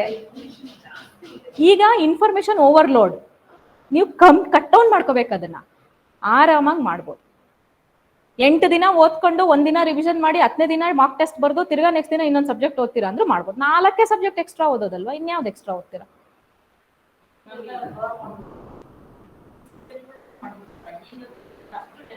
ಈಗ ನೀವು ಫಾರ್ ಎಕ್ಸಾಂಪಲ್ ಪಾಲಿಟಿಲಿ ಫಂಡಮೆಂಟಲ್ ರೈಟ್ಸ್ ಚಾಪ್ಟರ್ ಓದಿದ್ದೀರಾ, ಆರ್ಟಿಕಲ್ 19 ಬಗ್ಗೆ ಓದಿದ್ದೀರಾ. ಮೇನ್ಸ್ ಅಲ್ಲೂ ಅದೇ ಆರ್ಟಿಕಲ್ 19. ಆದ್ರೆ ಇಲ್ಲಿ ನೀವು ಏನ್ ಓದಿದ್ದೀರಾ, ಇಲ್ಲಿ ಫ್ಯಾಕ್ಟ್ಸ್ ನೆನ್ಪಿಟ್ಕೊಂಡಿರ್ತೀರಾ prelims point of view. Okay, 19A B C G ಅದೇನ್ 6 ತನಕ ಬರುತ್ತೆ ಅದನ್ನ ನೆನ್ಪಿಟ್ಕೊಂಡಿರ್ತೀರಾ. ಮೇನ್ಸ್ ಅಲ್ಲಿ ಅದನ್ನೇ ಬರೀತೀರಾ ಅಷ್ಟೇ. ಪ್ರಾಬ್ಲಮ್ ಏನಾಗುತ್ತೆ ಗೊತ್ತಾ, ಆ ಹ್ಯಾಂಡ್ ಐ ಬ್ರೈನ್ ಕೋಆರ್ಡಿನೇಷನ್ ಸ್ವಲ್ಪ ಪ್ರಾಬ್ಲಮ್ ಆಗುತ್ತೆ. ಅಂದ್ರೆ ಈಗ ಪ್ರಿಲಿಮ್ಸ್ ಅಲ್ಲಿ ನಿಮ್ಗೆ ಅವರೇ ಕೊಟ್ಬಿಟ್ಟಿರ್ತಾರೆ ಆಪ್ಷನ್, ನೀವು ಚೆನ್ನಾಗಿ ಓದಿದ್ದೀರಾ ಅಂತಂದ್ರೆ ಆ ಆಪ್ಷನ್ಸ್ ನೋಡಿದ ತಕ್ಷಣ ನಿಮ್ಗೆ ಆನ್ಸರ್ ಗೊತ್ತಾಗ್ಬಿಡುತ್ತೆ. ಮೇನ್ಸ್ ಅಲ್ಲಿ ಅದನ್ನ ರೀಕಾಲ್ ಮಾಡ್ಬೇಕು ಅಷ್ಟೇ, ಬಂದ್ಬಿಡುತ್ತೆ. ನೀವು 1-2 ಮಾರ್ಕ್ ಟೆಸ್ಟ್ ಬರೀರಿ, ಒಂದೊಂದು ಸಬ್ಜೆಕ್ಟ್ಗೆ 2 ಮಾರ್ಕ್ ಟೆಸ್ಟ್ ಬರೀರಿ. ಫಸ್ಟ್ ಟೆಸ್ಟ್ ಕೆಟ್ಟದಾಗೆ ಬರ್ಲಿ ಮಾರ್ಕ್ಸ್ ಪರವಾಗಿಲ್ಲ, ಬಟ್ ಸೆಕೆಂಡ್ ಟೆಸ್ಟ್ ಆಗೋಷ್ಟರಲ್ಲಿ ಅದ್ ಬ್ರೈನ್ ಟ್ಯೂನ್ ಆಗ್ಬಿಡುತ್ತೆ. ಹಂಗೆ ಆಗತ್ತೆ. ಅದನ್ನ ಹೇಳೋದು, ನಿಮ್ಮ ಮೇಲೆ ನೀವು ನಂಬಿಕೆ ಇಡಿ, ಬಿಲೀವ್ ಇನ್ ಯೋರ್ ಸೆಲ್ಫ್ ಅಷ್ಟೇ. ಬಿಕಾಸ್ ಸೇಮ್ ಪ್ರಾಬ್ಲಮ್ಸ್, ನೀವೇನ್ ಪ್ರಾಬ್ಲಮ್ಸ್ ಹೇಳ್ತಾರೋ ನಂಗೆ ಅದೇ ಪ್ರಾಬ್ಲಮ್ ಇತ್ತು, ಅದೇ ಕನ್ಸರ್ನ್ ಇತ್ತು, ನಂಗೆ ಅದೇ ಭಯ ಇತ್ತು. ಓದ್ಬಿಟ್ಟಿದ್ದೆ 6 to 8 months ಅಲ್ಲಿ, ಬಟ್ ಬರೆಯುವಾಗ ನನ್ first test was a disaster, first mark test was a disaster. ನಂದು ಏನು ನೆನಪಾಗ್ಲಿಲ್ಲ. 3 hours ಕುತ್ಕೊಂಡಿದ್ದೀನಿ, ನಾನು 8 ಕ್ವಶನ್ ಕೂಡ ಅಟೆಂಡ್ ಮಾಡೋಕ್ಕಾಗಿಲ್ಲ. 48 ಮಾರ್ಕ್ಸ್ ಬಂದಿತ್ತು ನನಗೆ ಔಟ್ ಆಫ್ 250. ಮಾರ್ಕ್ ಟೆಸ್ಟ್ ಬರೆಯುವಾಗ history was the first paper. ಎಷ್ಟು ಡಿಮೋಟಿವೇಟಿಂಗ್, ಎಷ್ಟು ಬೇಜಾರಾಗತ್ತೆ. ಏನ್ ಮಾಡೋದು, ತಿರ್ಗಾ ಬರ್ದೆ ಇನ್ನೊಂದ್ ಕಡೆ 148 ಬಂತವಾಗ ಅಷ್ಟೇ. ಯಾಕಂದ್ರೆ ಅಲ್ಲೇನ್ ಕಲ್ತ್ವಿ, ಐಡಿಯಾ ಬಂತು. ಓಕೆ, 1 hourಗೆ ಇಷ್ಟು ಕ್ವಶನ್ಸ್, 7 to 8 ಕ್ವಶನ್ ಬರೀಬಹುದು. 3 hour ಅಲ್ಲಿ ನಾನು ಇಷ್ಟನ್ನು ಕವರ್ ಮಾಡ್ಬೇಕು. ಐಡಿಯಲಿ 1 ಕ್ವಶನ್ 7 ನಿಮಿಷ. ಆ 7 ನಿಮಿಷದಲ್ಲಿ ಈಗ ಚಾಲೆಂಜ್ ಅಂದ್ರೆ ಈಗ ನಂಗೆ ಗೊತ್ತು, ಕಂಟೆಂಟ್ ಗೊತ್ತು ನಂಗೆ. ಈಗ 1857 ರಿವೋಲ್ಟ್ ಗೊತ್ತು, ಇಂಡಸ್ ವ್ಯಾಲಿ ಸಿವಿಲೈಸೇಷನ್ ಗೊತ್ತು, ಎಲ್ಲ ಗೊತ್ತು. ಈಗ ಪ್ರಾಬ್ಲಮ್ ಏನು, ಆ ಗೊತ್ತು ಅಂತ ಇರೋದ್ರನ್ನ ಆ 12 ಮಾರ್ಕ್ಸ್ಗೆ ಆ 150ರಿಂದ 200 ವರ್ಡ್ ಅಲ್ಲಿ ಬರೆಯೋದೇ ಪ್ರಾಬ್ಲಮ್. ಇವಾಗ ಫಸ್ಟ್ ಟೆಸ್ಟ್ ಕಷ್ಟನೇ, ಸೆಕೆಂಡ್ ಟೆಸ್ಟ್ ಕಷ್ಟ, ಥರ್ಡ್ ಟೆಸ್ಟ್ ಕಷ್ಟ, ಫೋರ್ತ್ ಟೆಸ್ಟ್ ಇಂತ ಸ್ವಲ್ಪ ಬೆಟರ್ ಆಗ್ತಾ ಬರ್ತೀರಾ. ಅದಕ್ಕೆ ಆ ಫಸ್ಟ್ ಹೆಜ್ಜೆ ಇಡೋದೇ ಕಷ್ಟ.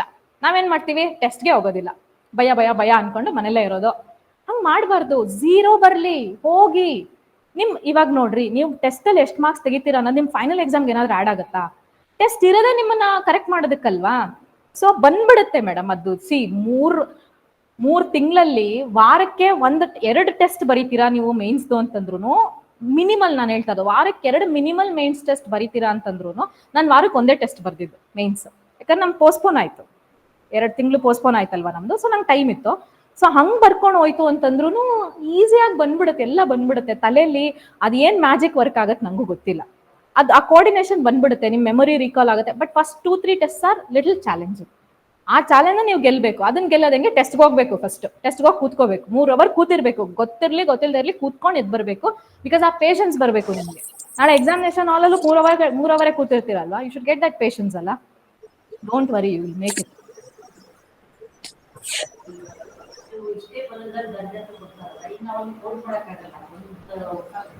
ಗೊತ್ತಾಯ್ತು,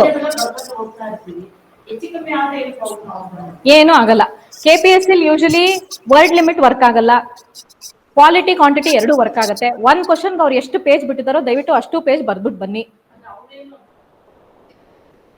ಯಾರಿಗೆ ಟೈಮ್? ನಾವೇ ಕೌಂಟ್ ಮಾಡಲ್ಲ.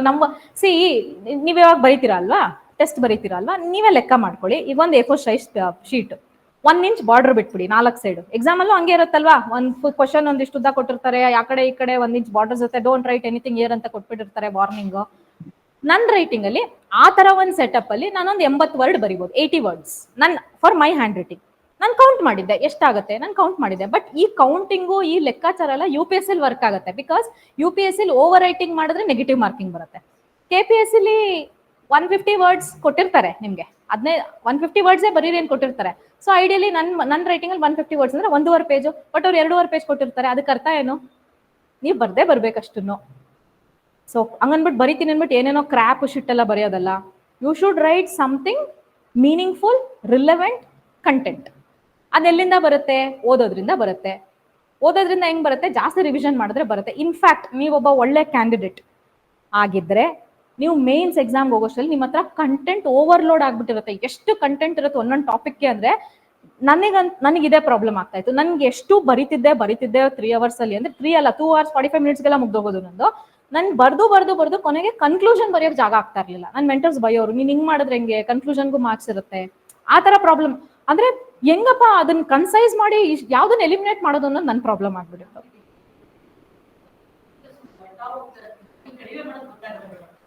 ಮೆಂಟರ್ಸ್ ಇದ್ದಾರೆ, ಟೆಸ್ಟ್ ಬರೆಯಕ್ ಶುರು ಮಾಡಿ. ಬರೆಯಕ್ ಹೋಗ್ತೀವಿ ಅಂತ ಅನ್ಬಿಟ್ಟು ಎಲ್ಲಾ ಕ್ವಶನ್ಗೂ ಸ್ಟ್ರಕ್ಚರ್ ಇರುತ್ತೆ, ಇಂಟ್ರೊಡಕ್ಷನ್ ಇರುತ್ತೆ, ಬಾಡಿ ಇರುತ್ತೆ, ಕನ್ಕ್ಲೂಷನ್ ಇರುತ್ತೆ. ಆ ಸ್ಕೀಮ್ ನ ನೀವು ಫಾಲೋ ಮಾಡ್ಲೇಬೇಕು. ಆ ಸ್ಕೀಮ್ ನ ನೀವು ಫಾಲೋ ಮಾಡ್ಬೇಕು ಅಂದ್ರೆ ನೀವು ಟೆಸ್ಟ್ ಬರೀಬೇಕು, ನಿಮ್ಗೆ ಗೊತ್ತಾಗುತ್ತೆ ಅವಾಗ. ಬಿಕಾಸ್ ಬರಿತೀವಿ ಅಂದ್ಬಿಟ್ಟು ನಾವು ಇಂಟ್ರೊಡಕ್ಷನ್ 2 ಪೇಜ್ ಬರೆಯೋದಲ್ಲ. ಬಿಕಾಸ್ ನೀವು ಏನೇ ಇಂಟ್ರೊಡಕ್ಷನ್ ಬರೆದ್ರು ನಿಮ್ಗೆ ಸಿಗದೆ 2 ಮಾರ್ಕು ಇಂಟ್ರೊಡಕ್ಷನ್ಗೆ, ಕನ್ಕ್ಲೂಷನ್ ಏನೇ ಬರೆದ್ರು ಸಿಗದೆ 2 ಮಾರ್ಕು, ಸ್ಟ್ರಕ್ಚರಿಂಗ್ 2 ಮಾರ್ಕ್ ಇರುತ್ತೆ. ಸೊ ಅದನ್ನೆಲ್ಲ ಓದೋದು ಈಸಿ. ಈಗ ನಾನು ಏನ್ ಹೇಳ್ತಿದ್ದೇನೆ ಗೊತ್ತಾ, ಇದು ಟೆಕ್ನಿಕ್ಯಾಲಿಟಿ. ಇದು ಬರ್ಬೇಕಂದ್ರೆ ನೀವು ಪ್ರಾಕ್ಟೀಸ್ ಮಾಡ್ಬೇಕು. ಓಕೆ, ಅಷ್ಟೇ ಇರುತ್ತೆ. ಅಷ್ಟರಲ್ಲೇ ಬರಿಬೇಕು. ಹೌದು, ಅಷ್ಟರಲ್ಲೇ ಬರಿಬೇಕು.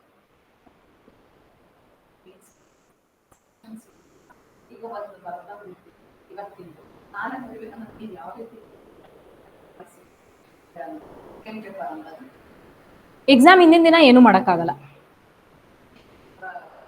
ನಾನು ಯಾವ ನೋಟ್ಸ್ ಮಾಡಿಲ್ಲ ಮೇಡಮ್. ನನಗೆ ನೋಟ್ಸ್ ಮಾಡೋದಂದ್ರೆ ಆಗ್ತಾ ಇರಲಿಲ್ಲ. I am not a notes making person. ನಾನೇನ್ ಮಾಡಿದೆ ಅಂತಂದ್ರೆ, ಈಗ ಆ 6 ಸೆಕ್ಷನ್ಸ್ ಬಗ್ಗೆ ನಾನು ಏನ್ ಟೆಸ್ಟ್ ಬರ್ದಿದ್ದೆ ಅಂದ್ರೆ, ಒಂದು ಸಬ್ಜೆಕ್ಟ್ 2 ಟೆಸ್ಟ್ ಬರ್ದಿದ್ದಲ್ಲ, ಆ ಮಾಕ್ ಟೆಸ್ಟ್ ಪೇಪರ್ಸ್ ನ ತಗೊಂಡು ಫೀಡ್ಬ್ಯಾಕ್ ಮಾತ್ರ ನೋಡಿದೆ. ಈಗ ಏನೋ ಒಂದು ಪಾಸಿಟಿವ್ ಫೀಡ್ಬ್ಯಾಕ್ ಇರುತ್ತೆ, ನೆಗೆಟಿವ್ ಫೀಡ್ಬ್ಯಾಕ್ ಇರುತ್ತಲ್ಲ, ಅದನ್ನ ಮಾತ್ರ ನೋಡ್ಕೊಂಡೆ. ಬಿಕಾಸ್ ಕಂಟೆಂಟು, ನಾಲೆಡ್ಜು, ಮೆಮೊರಿ ಎಲ್ಲ ಅಷ್ಟೊತ್ತಾಗ್ಲೇ ಮೈಂಡ್ ಅಲ್ಲಿ ಕೂತ್ಕೊಂಡ್ಬಿಟ್ಟಿರುತ್ತೆ. ಈಗ ಅವ್ರು ಏನೋ ಒಂದು ನೆಗೆಟಿವ್ ಫೀಡ್ಬ್ಯಾಕ್ ಕೊಟ್ಟಿದ್ದಾರೆ ಅಂದ್ರೆ ಆ ಮಿಸ್ಟೇಕ್ ನ ನಾಳೆ ಎಕ್ಸಾಮ್ ಅಲ್ಲಿ ಮಾಡಬಾರ್ದು ಅಷ್ಟೇ. ಆ ತರ ಪೇಪರ್ಸ್ ನನ್ ಏನ್ ಟೆಸ್ಟ್ ಸೀರೀಸ್ ಪೇಪರ್ಸ್ ಬರ್ದೆ ಅಷ್ಟನ್ನ ಮಾತ್ರ ನೋಡ್ಕೊಂಡು ಹೋಗಿದ್ದಷ್ಟೇ. ಇನ್ನೇನು ಮಾಡಕ್ಕಾಗಲ್ಲ. ಬಿಕಾಸ್ ತುಂಬಾ ಟಯರ್ಡ್ ಆಗ್ಬಿಟ್ಟಿರುತ್ತೆ. ಒಂದ್ ದಿನದಲ್ಲಿ ನೀವು 1 ಪೇಪರ್ ಅಲ್ಲಿ 3000 to 4000 ವರ್ಡ್ಸ್ ಬರೀತೀರಾ. 2 ಪೇಪರ್ ಆಲ್ಮೋಸ್ಟ್ 7000 to 8000 ವರ್ಡ್ಸ್. ಮನೆಗೆ ಬರೋಷ್ಟಲ್ಲಿ ಫುಲ್ ಟಯರ್ಡ್ ಆಗ್ಬಿಟ್ಟಿರುತ್ತೆ. ಆಮೇಲೆ ನನಗೆ ನಿದ್ರೆ ಬೇಕೇ ಬೇಕಿತ್ತು. ನಾನು ಇನ್ಫ್ಯಾಕ್ಟ್ ಆ ಪೇಪರ್ 1ಗೂ ಪೇಪರ್ 2ಗೂ ಏನು ಡಿಫ್ರೆನ್ಸ್ ಇರ್ತಾ ಇತ್ತು ಟೈಮ್ ಲೈನು. ಕಾರ್ ಇರೋದು, ಡ್ರೈವರ್ ಬರ್ತಿದ್ರಲ್ವಾ, ನಾನು ಅರ್ಧ ಗಂಟೆ ನಿದ್ದೆ ಮಾಡೇ ಹೋಗ್ಬೇಕಿತ್ತು. ನಂಗೆ ನಿದ್ದೆ ಮಾಡಿಲ್ಲ ಅಂದ್ರೆ ರಿಜುವಿನೇಟ್ ಆದಂಗೆ ಅನ್ಸ್ತಾ ಇರ್ಲಿಲ್ಲ. ಮನೆಗೆ ಬಂದ ತಕ್ಷಣ ನಿದ್ದೆನೆ.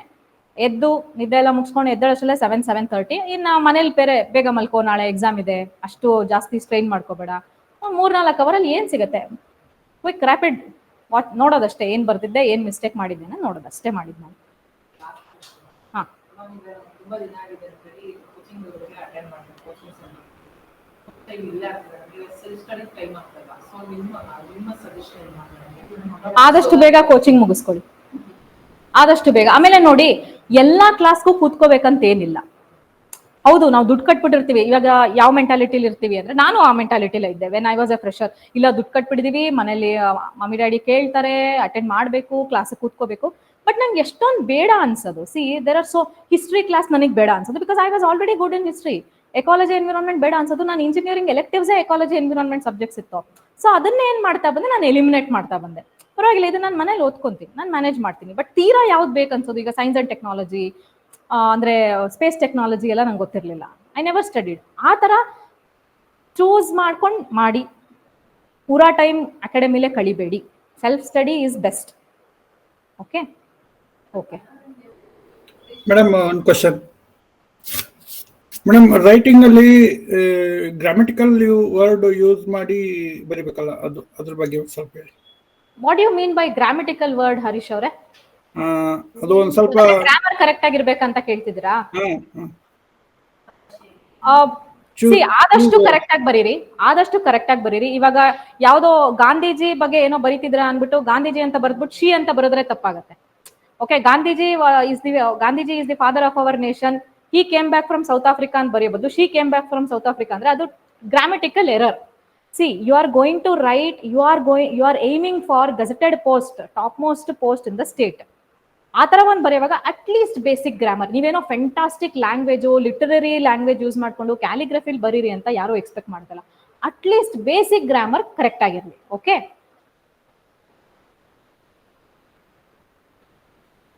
ಓಕೆ ಮ್ಯಾಮ್, ಇನ್ನೊಂದು ಕ್ವಶನ್. ಹೇಳಿ Hello. ಹೇಳಿ ಹೇಳಿ.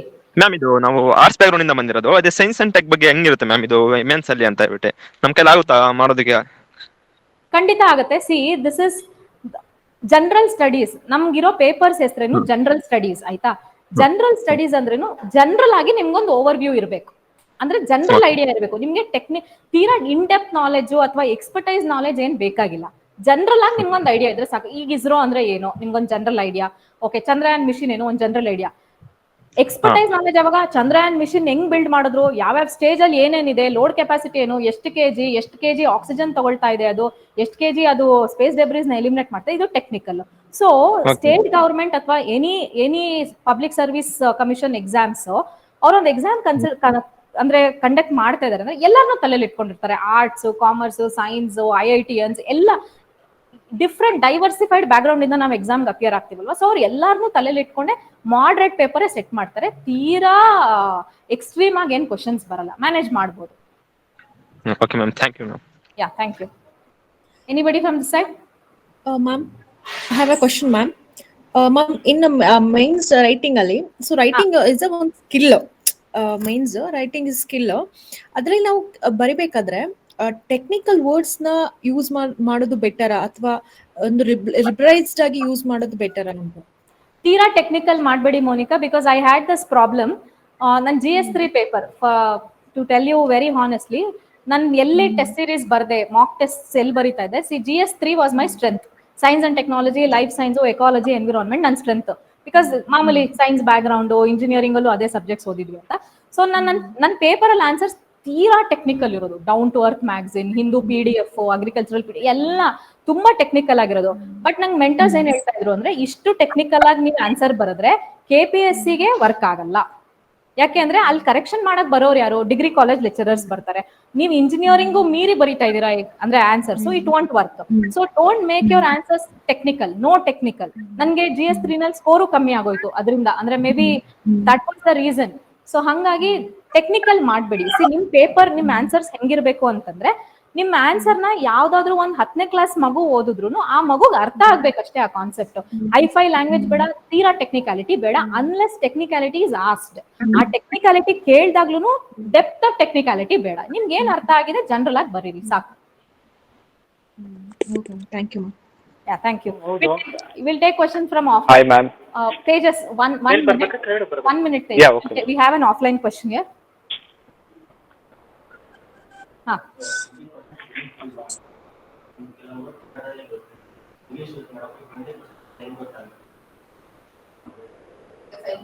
ಗೊತ್ತಾಯ್ತು. ಅಂದ್ರೆ 20% ನಾನು ಬರ್ದಿದೀನಿ ಅಂತ ಹೆಂಗ್ ಕ್ಯಾಲ್ಕುಲೇಟ್ ಮಾಡೋದು ಅಂತಲ್ವಾ.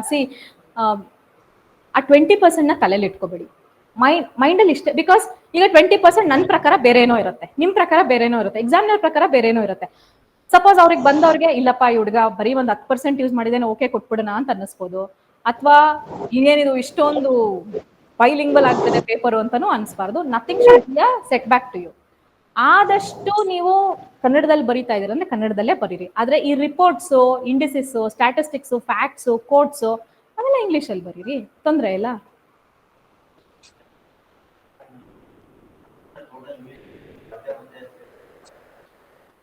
ಅದನ್ನೇ ಹೇಳ್ತಾರೆ. ಈಗ ಒಂದು 12 ಮಾರ್ಕ್ಸ್ ಒಂದು ಕ್ವಶನ್ ಇದೆ ಅಂತ ಅನ್ಕೊಳ್ಳಿ, 1 ಲೈನ್ ಬರೀರಿ ಸಾಕು. 1 ಲೈನ್ ಹೇಳ್ತಾ ಇದ್ದೀನಿ, ನನ್ನ ಪ್ಯಾರಾಗ್ರಾಫ್ ಹೇಳ್ತಲ್ಲ. ಒನ್ ಲೈನ್ ಅಲ್ಲಿ ಎಷ್ಟು 4 to 5 ವರ್ಡ್ಸ್ ಸಾಕು ಅಷ್ಟೇ. ಆ ಕ್ವಶನಿಗೆ ಅಷ್ಟೇ, ಇನ್ ಮತ್ತೆ ಇಂಗ್ಲಿಷ್ ಯೂಸ್ ಮಾಡಬೇಡಿ. ಆ ತರ 10 ಕ್ವಶನ್ ಮಾಡಿದ್ರೇನೆ ಅಲ್ಲೇ 10% ಆಯ್ತು ಅಂತ ಅನ್ಕೊಳ್ಳಿ. ನಿಮ್ಮ ಒಂದು ಅಂಡರ್ಸ್ಟ್ಯಾಂಡಿಂಗ್ ಹೇಳ್ತಾ ಇದ್ದೀನಿ. 20 ಕ್ವಶನ್ ಮಾಡಿದ್ರೆ 20% ಫಿನಿಶ್, ಮುಗೀತು, ಅಲ್ಲಿಗೆ ನಿಲ್ಸ್ಬಿಡಿ. ಅದೇ ಜಾಸ್ತಿ, actually that is too much. ಜಾಸ್ತಿ ಮಾಡಿದ್ರೆ ಇಟ್ ಮೇಕ್ಸ್ ನೋ ಸೆನ್ಸ್ ಅಲ್ವಾ ಮೇಡಮ್. ನೀವು ಮೀಡಿಯಂ ಆಫ್ ಲ್ಯಾಂಗ್ವೇಜ್ ಕನ್ನಡ ಅಂತ ಕೊಟ್ಟಿರ್ತೀರಾ, ನೀವು ಇಂಗ್ಲಿಷ್ ಅಲ್ಲಿ ಬರೀತೀರಾ, it's a setback. Marks cut ಮಾಡ್ತಾರೆ ಅಂತಲ್ಲ, ಮಾರ್ಕ್ಸ್ ಬರಲ್ಲ ಅಂತ ಅನ್ಕೊಳ್ಳಿ. ಮಾರ್ಕ್ಸ್ ಕಟ್ ಮಾಡಕ್ ಮಾರ್ಕ್ಸ್ ಬರ್ಬೇಕು ತಾನೆ ಫಸ್ಟ್ ಆಫ್ ಆಲ್. ಅಂಡ್ ನಿಮ್ಗೆ ಗೊತ್ತಿರ್ಲಿ, like first evaluation, second evaluation, third evaluation ತನಕ ಹೋಗುತ್ತೆ ಪೇಪರ್ಸ್.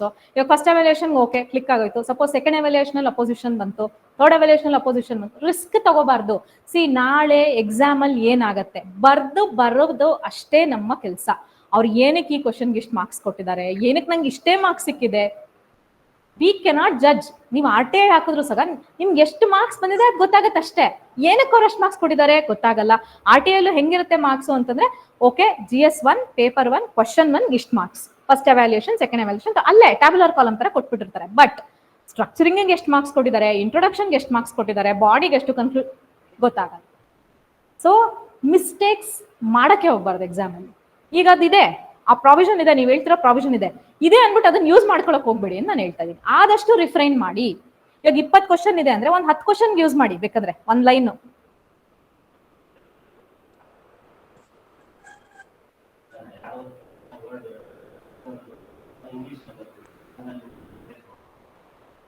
ಸೇರಿಸಬಹುದು, ಬಟ್ ಮಿನಿಮಲ್ ಅಂತ ಹೇಳ್ತಾ ಇದ್ದೀನಿ.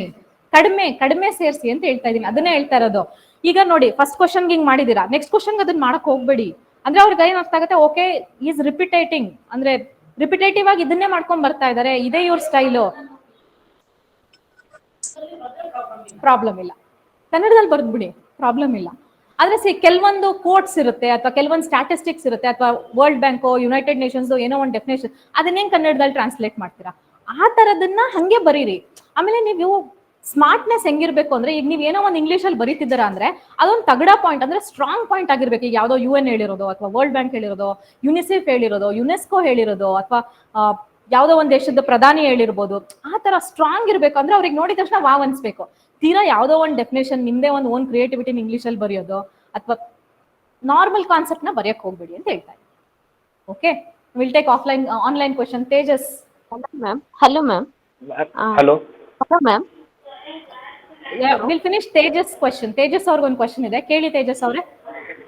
ಮ್ಯಾಮ್, ಎಕ್ಸ್ಕ್ಲೂಸಿವ್ ಆಗಿ ಪ್ರಿಲಿಮ್ಸ್ಗೆ ಕರ್ನಾಟಕ ಕರೆಂಟ್ ಅಫೇರ್ಸ್ ಹೆಂಗ್ ಪ್ರಿಪೇರ್ ಮಾಡಬೇಕು? Read any magazine.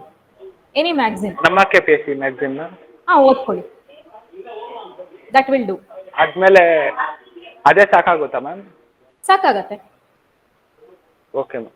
International, national issues ma'am? ಯಾವ್ದಾದ್ರು ಒಂದು ಅಂದ್ರೆ ಒಂದು ಅಕಾಡೆಮಿದು ಕನ್ಸೈಸ್ಡ್ ಎಡಿಷನ್ ತಗೊಳ್ಳಿ. Okay, thank you.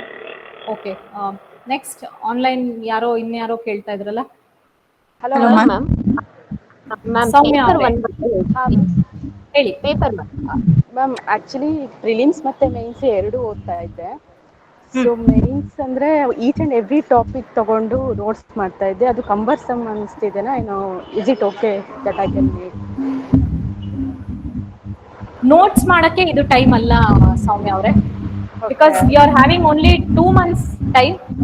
Mains notes ಮಾಡೋದ್ರಲ್ಲಿ ಒಂದು ಪಾಯಿಂಟ್ ಇದೆ, ಪ್ರಿಲಿಮ್ಸ್ಗೆ I don't think there is a need. ಮೇನ್ಸ್ಗೆ ಮಾಡ್ತಾ ಇದ್ರು. ಮೇನ್ಸ್ಗೆ ಮಾಡ್ತಾ ಇದ್ದೀರಾ? ಸೊ ಈಗ ನೀವು ಎಲ್ಲಿ ತನಕ ಮೈನ್ಸ್ ಪ್ರಿಪರೇಷನ್ ಮಾಡ್ಬೇಕು ಅಂತ ಇದ್ದೀರಾ, ಈ ಮಂತ್ ಫುಲ್ಲು ಮಾಡ್ಬೇಕು ಅಂತಿದ್ರೆ ಮಾಡಿ ಮುಗಿಸಿ ಇಟ್ಕೊಂಬಿಡಿ. ಪ್ರಿಪೇರ್ ಆಗಿದೆ. ಸೊ ಅದು ಅಂದ್ರೆ ಸೋಷಿಯಾಲಜಿ ಅಂದ್ರೆ ನಂದು ಆಂಥ್ರೋಪಾಲಜಿ ಆಪ್ಷನಲ್ ಇತ್ತು. ಓಕೆ, ಸೊ ಅದರಲ್ಲಿ ಸ್ವಲ್ಪ ಟಾಪಿಕ್ಸ್ ಅದರಲ್ಲೇ ಹ್ಯಾಡ್ ಆಗುತ್ತಲ್ಲ. ಹೌದೌದು. ಅಂದ್ರೆ ವೆಸ್ಟರ್ನೈಸೇಷನ್, ಸಾಂಸ್ಕ್ರಿಟೈಸೇಷನ್ ಎಲ್ಲ ಆಂಥ್ರೋ ಟಾಪಿಕ್ಸ್ ಅಲ್ವಾ ಸೋಷಿಯಲ್ ಅದನ್ನ ಬರಿಬೋದಲ್ವಾ ಮ್ಯಾಮ್? ಅದು ಅದೇ ಬರೆಯೋದು. ನಾನು ಅದೇ ಮತ್ತೆ ಬರೆದಿದ್ದೀನಿ. ನಂದು ಆಂಥ್ರೋಪಾಲಜಿನೇ ಆಪ್ಷನಲ್ ಇರ್ತಿತ್ತು. ಎಥಿಕ್ಸ್ ಕೂಡ ನೋಟ್ಸ್ ಇದೆ. ಸೊ ಬೇರೆ ಟಾಪಿಕ್ಸ್ ಈಗ ಅಗ್ರಿಕಲ್ಚರು, ಹಾರ್ಟಿಕಲ್ಚರು, ಬಯೋಟೆಕ್ನಾಲಜಿ ಆ ಟಾಪಿಕ್ಸ್ ಕೆಳಗಡೆ ತುಂಬಾ ಸ್ವಲ್ಪ ಸ್ಮಾಲ್ ಟಾಪಿಕ್ಸ್, ಸಬ್ ಟಾಪಿಕ್ಸ್ ಇದೆ ಅಲ್ಲ, ಅದನ್ನ ತಗೊಂಡ್ಬಿಟ್ಟು ನೆಟ್ಟಲ್ಲಿ ಸರ್ಚ್ ಮಾಡಿ ನೋಟ್ಸ್ ಮಾಡ್ತಾ ಇದ್ದೆ. Is it good strategy or not ಅಂತ. See you should be convinced about your status. ನಾನು ಹೇಳಕ್ಕಾಗಲ್ಲ. ಅಂದ್ರೆ ಈಗ ನೋಡಿ, ನೀವು you are a notes making person. As what I am able to understand, I am not a notes making person. If you are able to make a notes for a particular topic, at least some synopsis points, like one ಟಾಪಿಕ್ಗೆ ಒಂದು 15 ರಿಂದ 20 point ನೀವು ready ಮಾಡ್ಕೊಂಡಿದ್ದೀರಾ ಅಂತಂದ್ರೆ, then you go ahead with it. Nothing like a good strategy or bad strategy, that should work for you. ನಿಮ್ಗೆ ಅದು confidence ಕೊಡ್ಬೇಕು. Okay, ನಾನು ಮಾಡ್ತಿರೋದು ಸರಿ ಇದೆ, ನಾನು ಈ ತರ ಮಾಡಿದ್ರೆ ನಂಗೆ ಒಳ್ಳೆ ಮಾರ್ಕ್ಸ್ ಬರುತ್ತೆ ಅನ್ನೋ ಕಾನ್ಫಿಡೆನ್ಸ್ ನಿಮಗಿರಬೇಕು. Okay, if you are confident, go ahead. Thank you ma'am. Thank you. Jyoti ಅವರೇ, ಜ್ಯೋತಿ ನಾಯಕ್.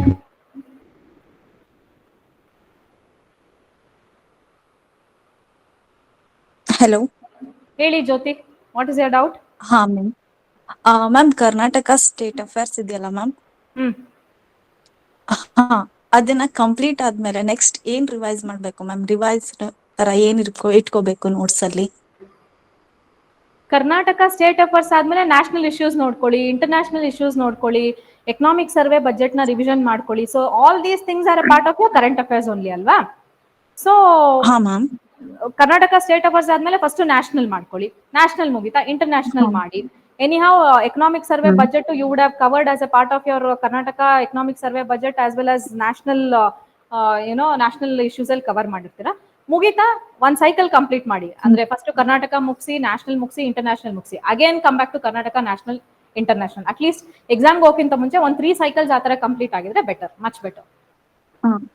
Okay ma'am. ಒಂದ್ ಸ್ಟ್ಯಾಟಿಕ್ಸ್ ಸಬ್ಜೆಕ್ಟ್ ಕಂಪ್ಲೀಟ್ ಆದ್ಮೇಲೆ ಅದ್ರ ಪ್ರಿವ್ಯೂ ಯಾವ ತರ ಮಾಡ್ಕೋಬೇಕು ma'am?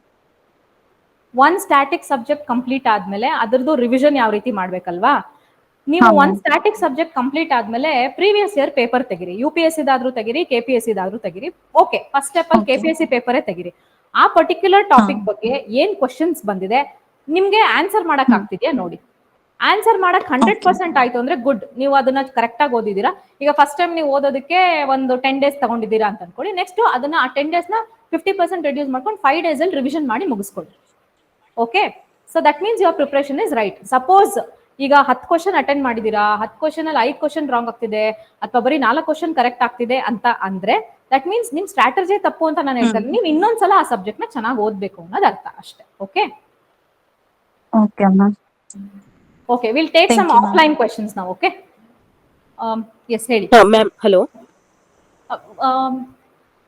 V are taking an offline question, just kindly wait Varalakshmi ಅವರೇ. ಯಾ,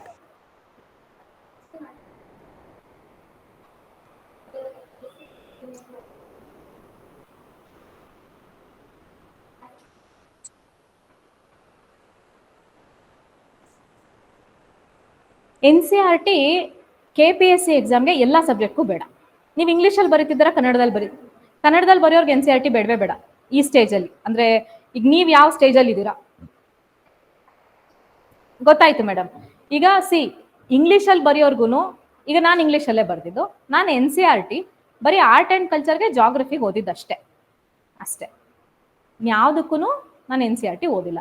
ಸೊ ಇಂಗ್ಲೀಷಲ್ಲಿ ಬರೆಯೋ ನನ್ಗೆ ಒಳ್ಳೆ ಮಾರ್ಕ್ಸ್ ಬಂದಿದೆ, I got A rank, I am standing here. ನೀವು ಕನ್ನಡದಲ್ಲಿ ಬರೆಯೋರು ಅಷ್ಟು ಬೇಕಾಗಿಲ್ಲ. NCERT ಬಗ್ಗೆ ತಲೆ ಕೆಡಿಸ್ಕೋಬೇಡಿ. ಕ್ಲಾಸ್ ಅಟೆಂಡ್ ಮಾಡಿ, ಕರೆಕ್ಟಾಗಿ ಕ್ಲಾಸ್ ಅಟೆಂಡ್ ಮಾಡಿ, ಕ್ಲಾಸಲ್ಲಿ ಅಟೆಂಟಿವ್ ಆಗಿರಿ. ಅವ್ರು ಏನು ಹೇಳ್ತಾ ಇದ್ದಾರೆ ಅದನ್ನು ನೋಡ್ಕೊಳ್ಳಿ, ಅವ್ರು ಏನು ಮೆಟೀರಿಯಲ್ ಕೊಡ್ತಾ ಇದ್ದಾರೆ ಅಥವಾ ಏನು ರೆಫರೆನ್ಸ್ ಹೇಳ್ತಾ ಇದ್ದಾರೆ ಓದ್ಕೊಳ್ಳಿ. ಈ 2 ತಿಂಗಳಲ್ಲಿ ಅಷ್ಟೇ ಮಾಡೋಕ್ಕಾಗೋದು. ಆದರೆ ಮಾಕ್ ಟೆಸ್ಟ್ ಬರೀರಿ, ಚೆನ್ನಾಗಿ ಮಾಕ್ ಟೆಸ್ಟ್ ಬರೀರಿ. ಒಂದು 30 ರಿಂದ 40 ಮಾಕ್ ಟೆಸ್ಟ್ ಬರೀರಿ, ಪ್ರಾಕ್ಟೀಸ್ ಆಗುತ್ತೆ ಚೆನ್ನಾಗಿ. Okay, okay. Essay 176.5.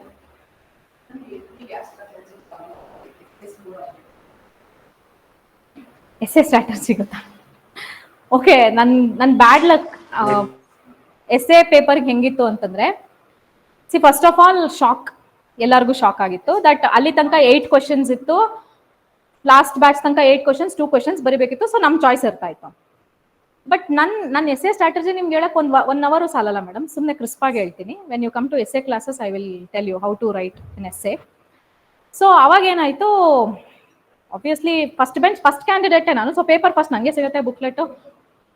Greatest shock of my life. ನಾನು ಅನ್ಕೊಂಡೆ ಮೋಸ್ಟ್ಲಿ ನನ್ನ ಬುಕ್ಲೆಟ್ ಅಲ್ಲಿ ಪ್ರಿಂಟ್ ಆಗಿಲ್ಲ, ಅಕ್ಕಪಕ್ಕ ನೋಡಕ್ಕೂ ಆಗೋದಿಲ್ಲ. ಬಟ್ ಇನ್ಸ್ಟ್ರಕ್ಷನ್ಸ್ ನೋಡಿದಾಗ 2 ಕ್ವಶನ್ಸ್ ಕಂಪಲ್ಸರಿ.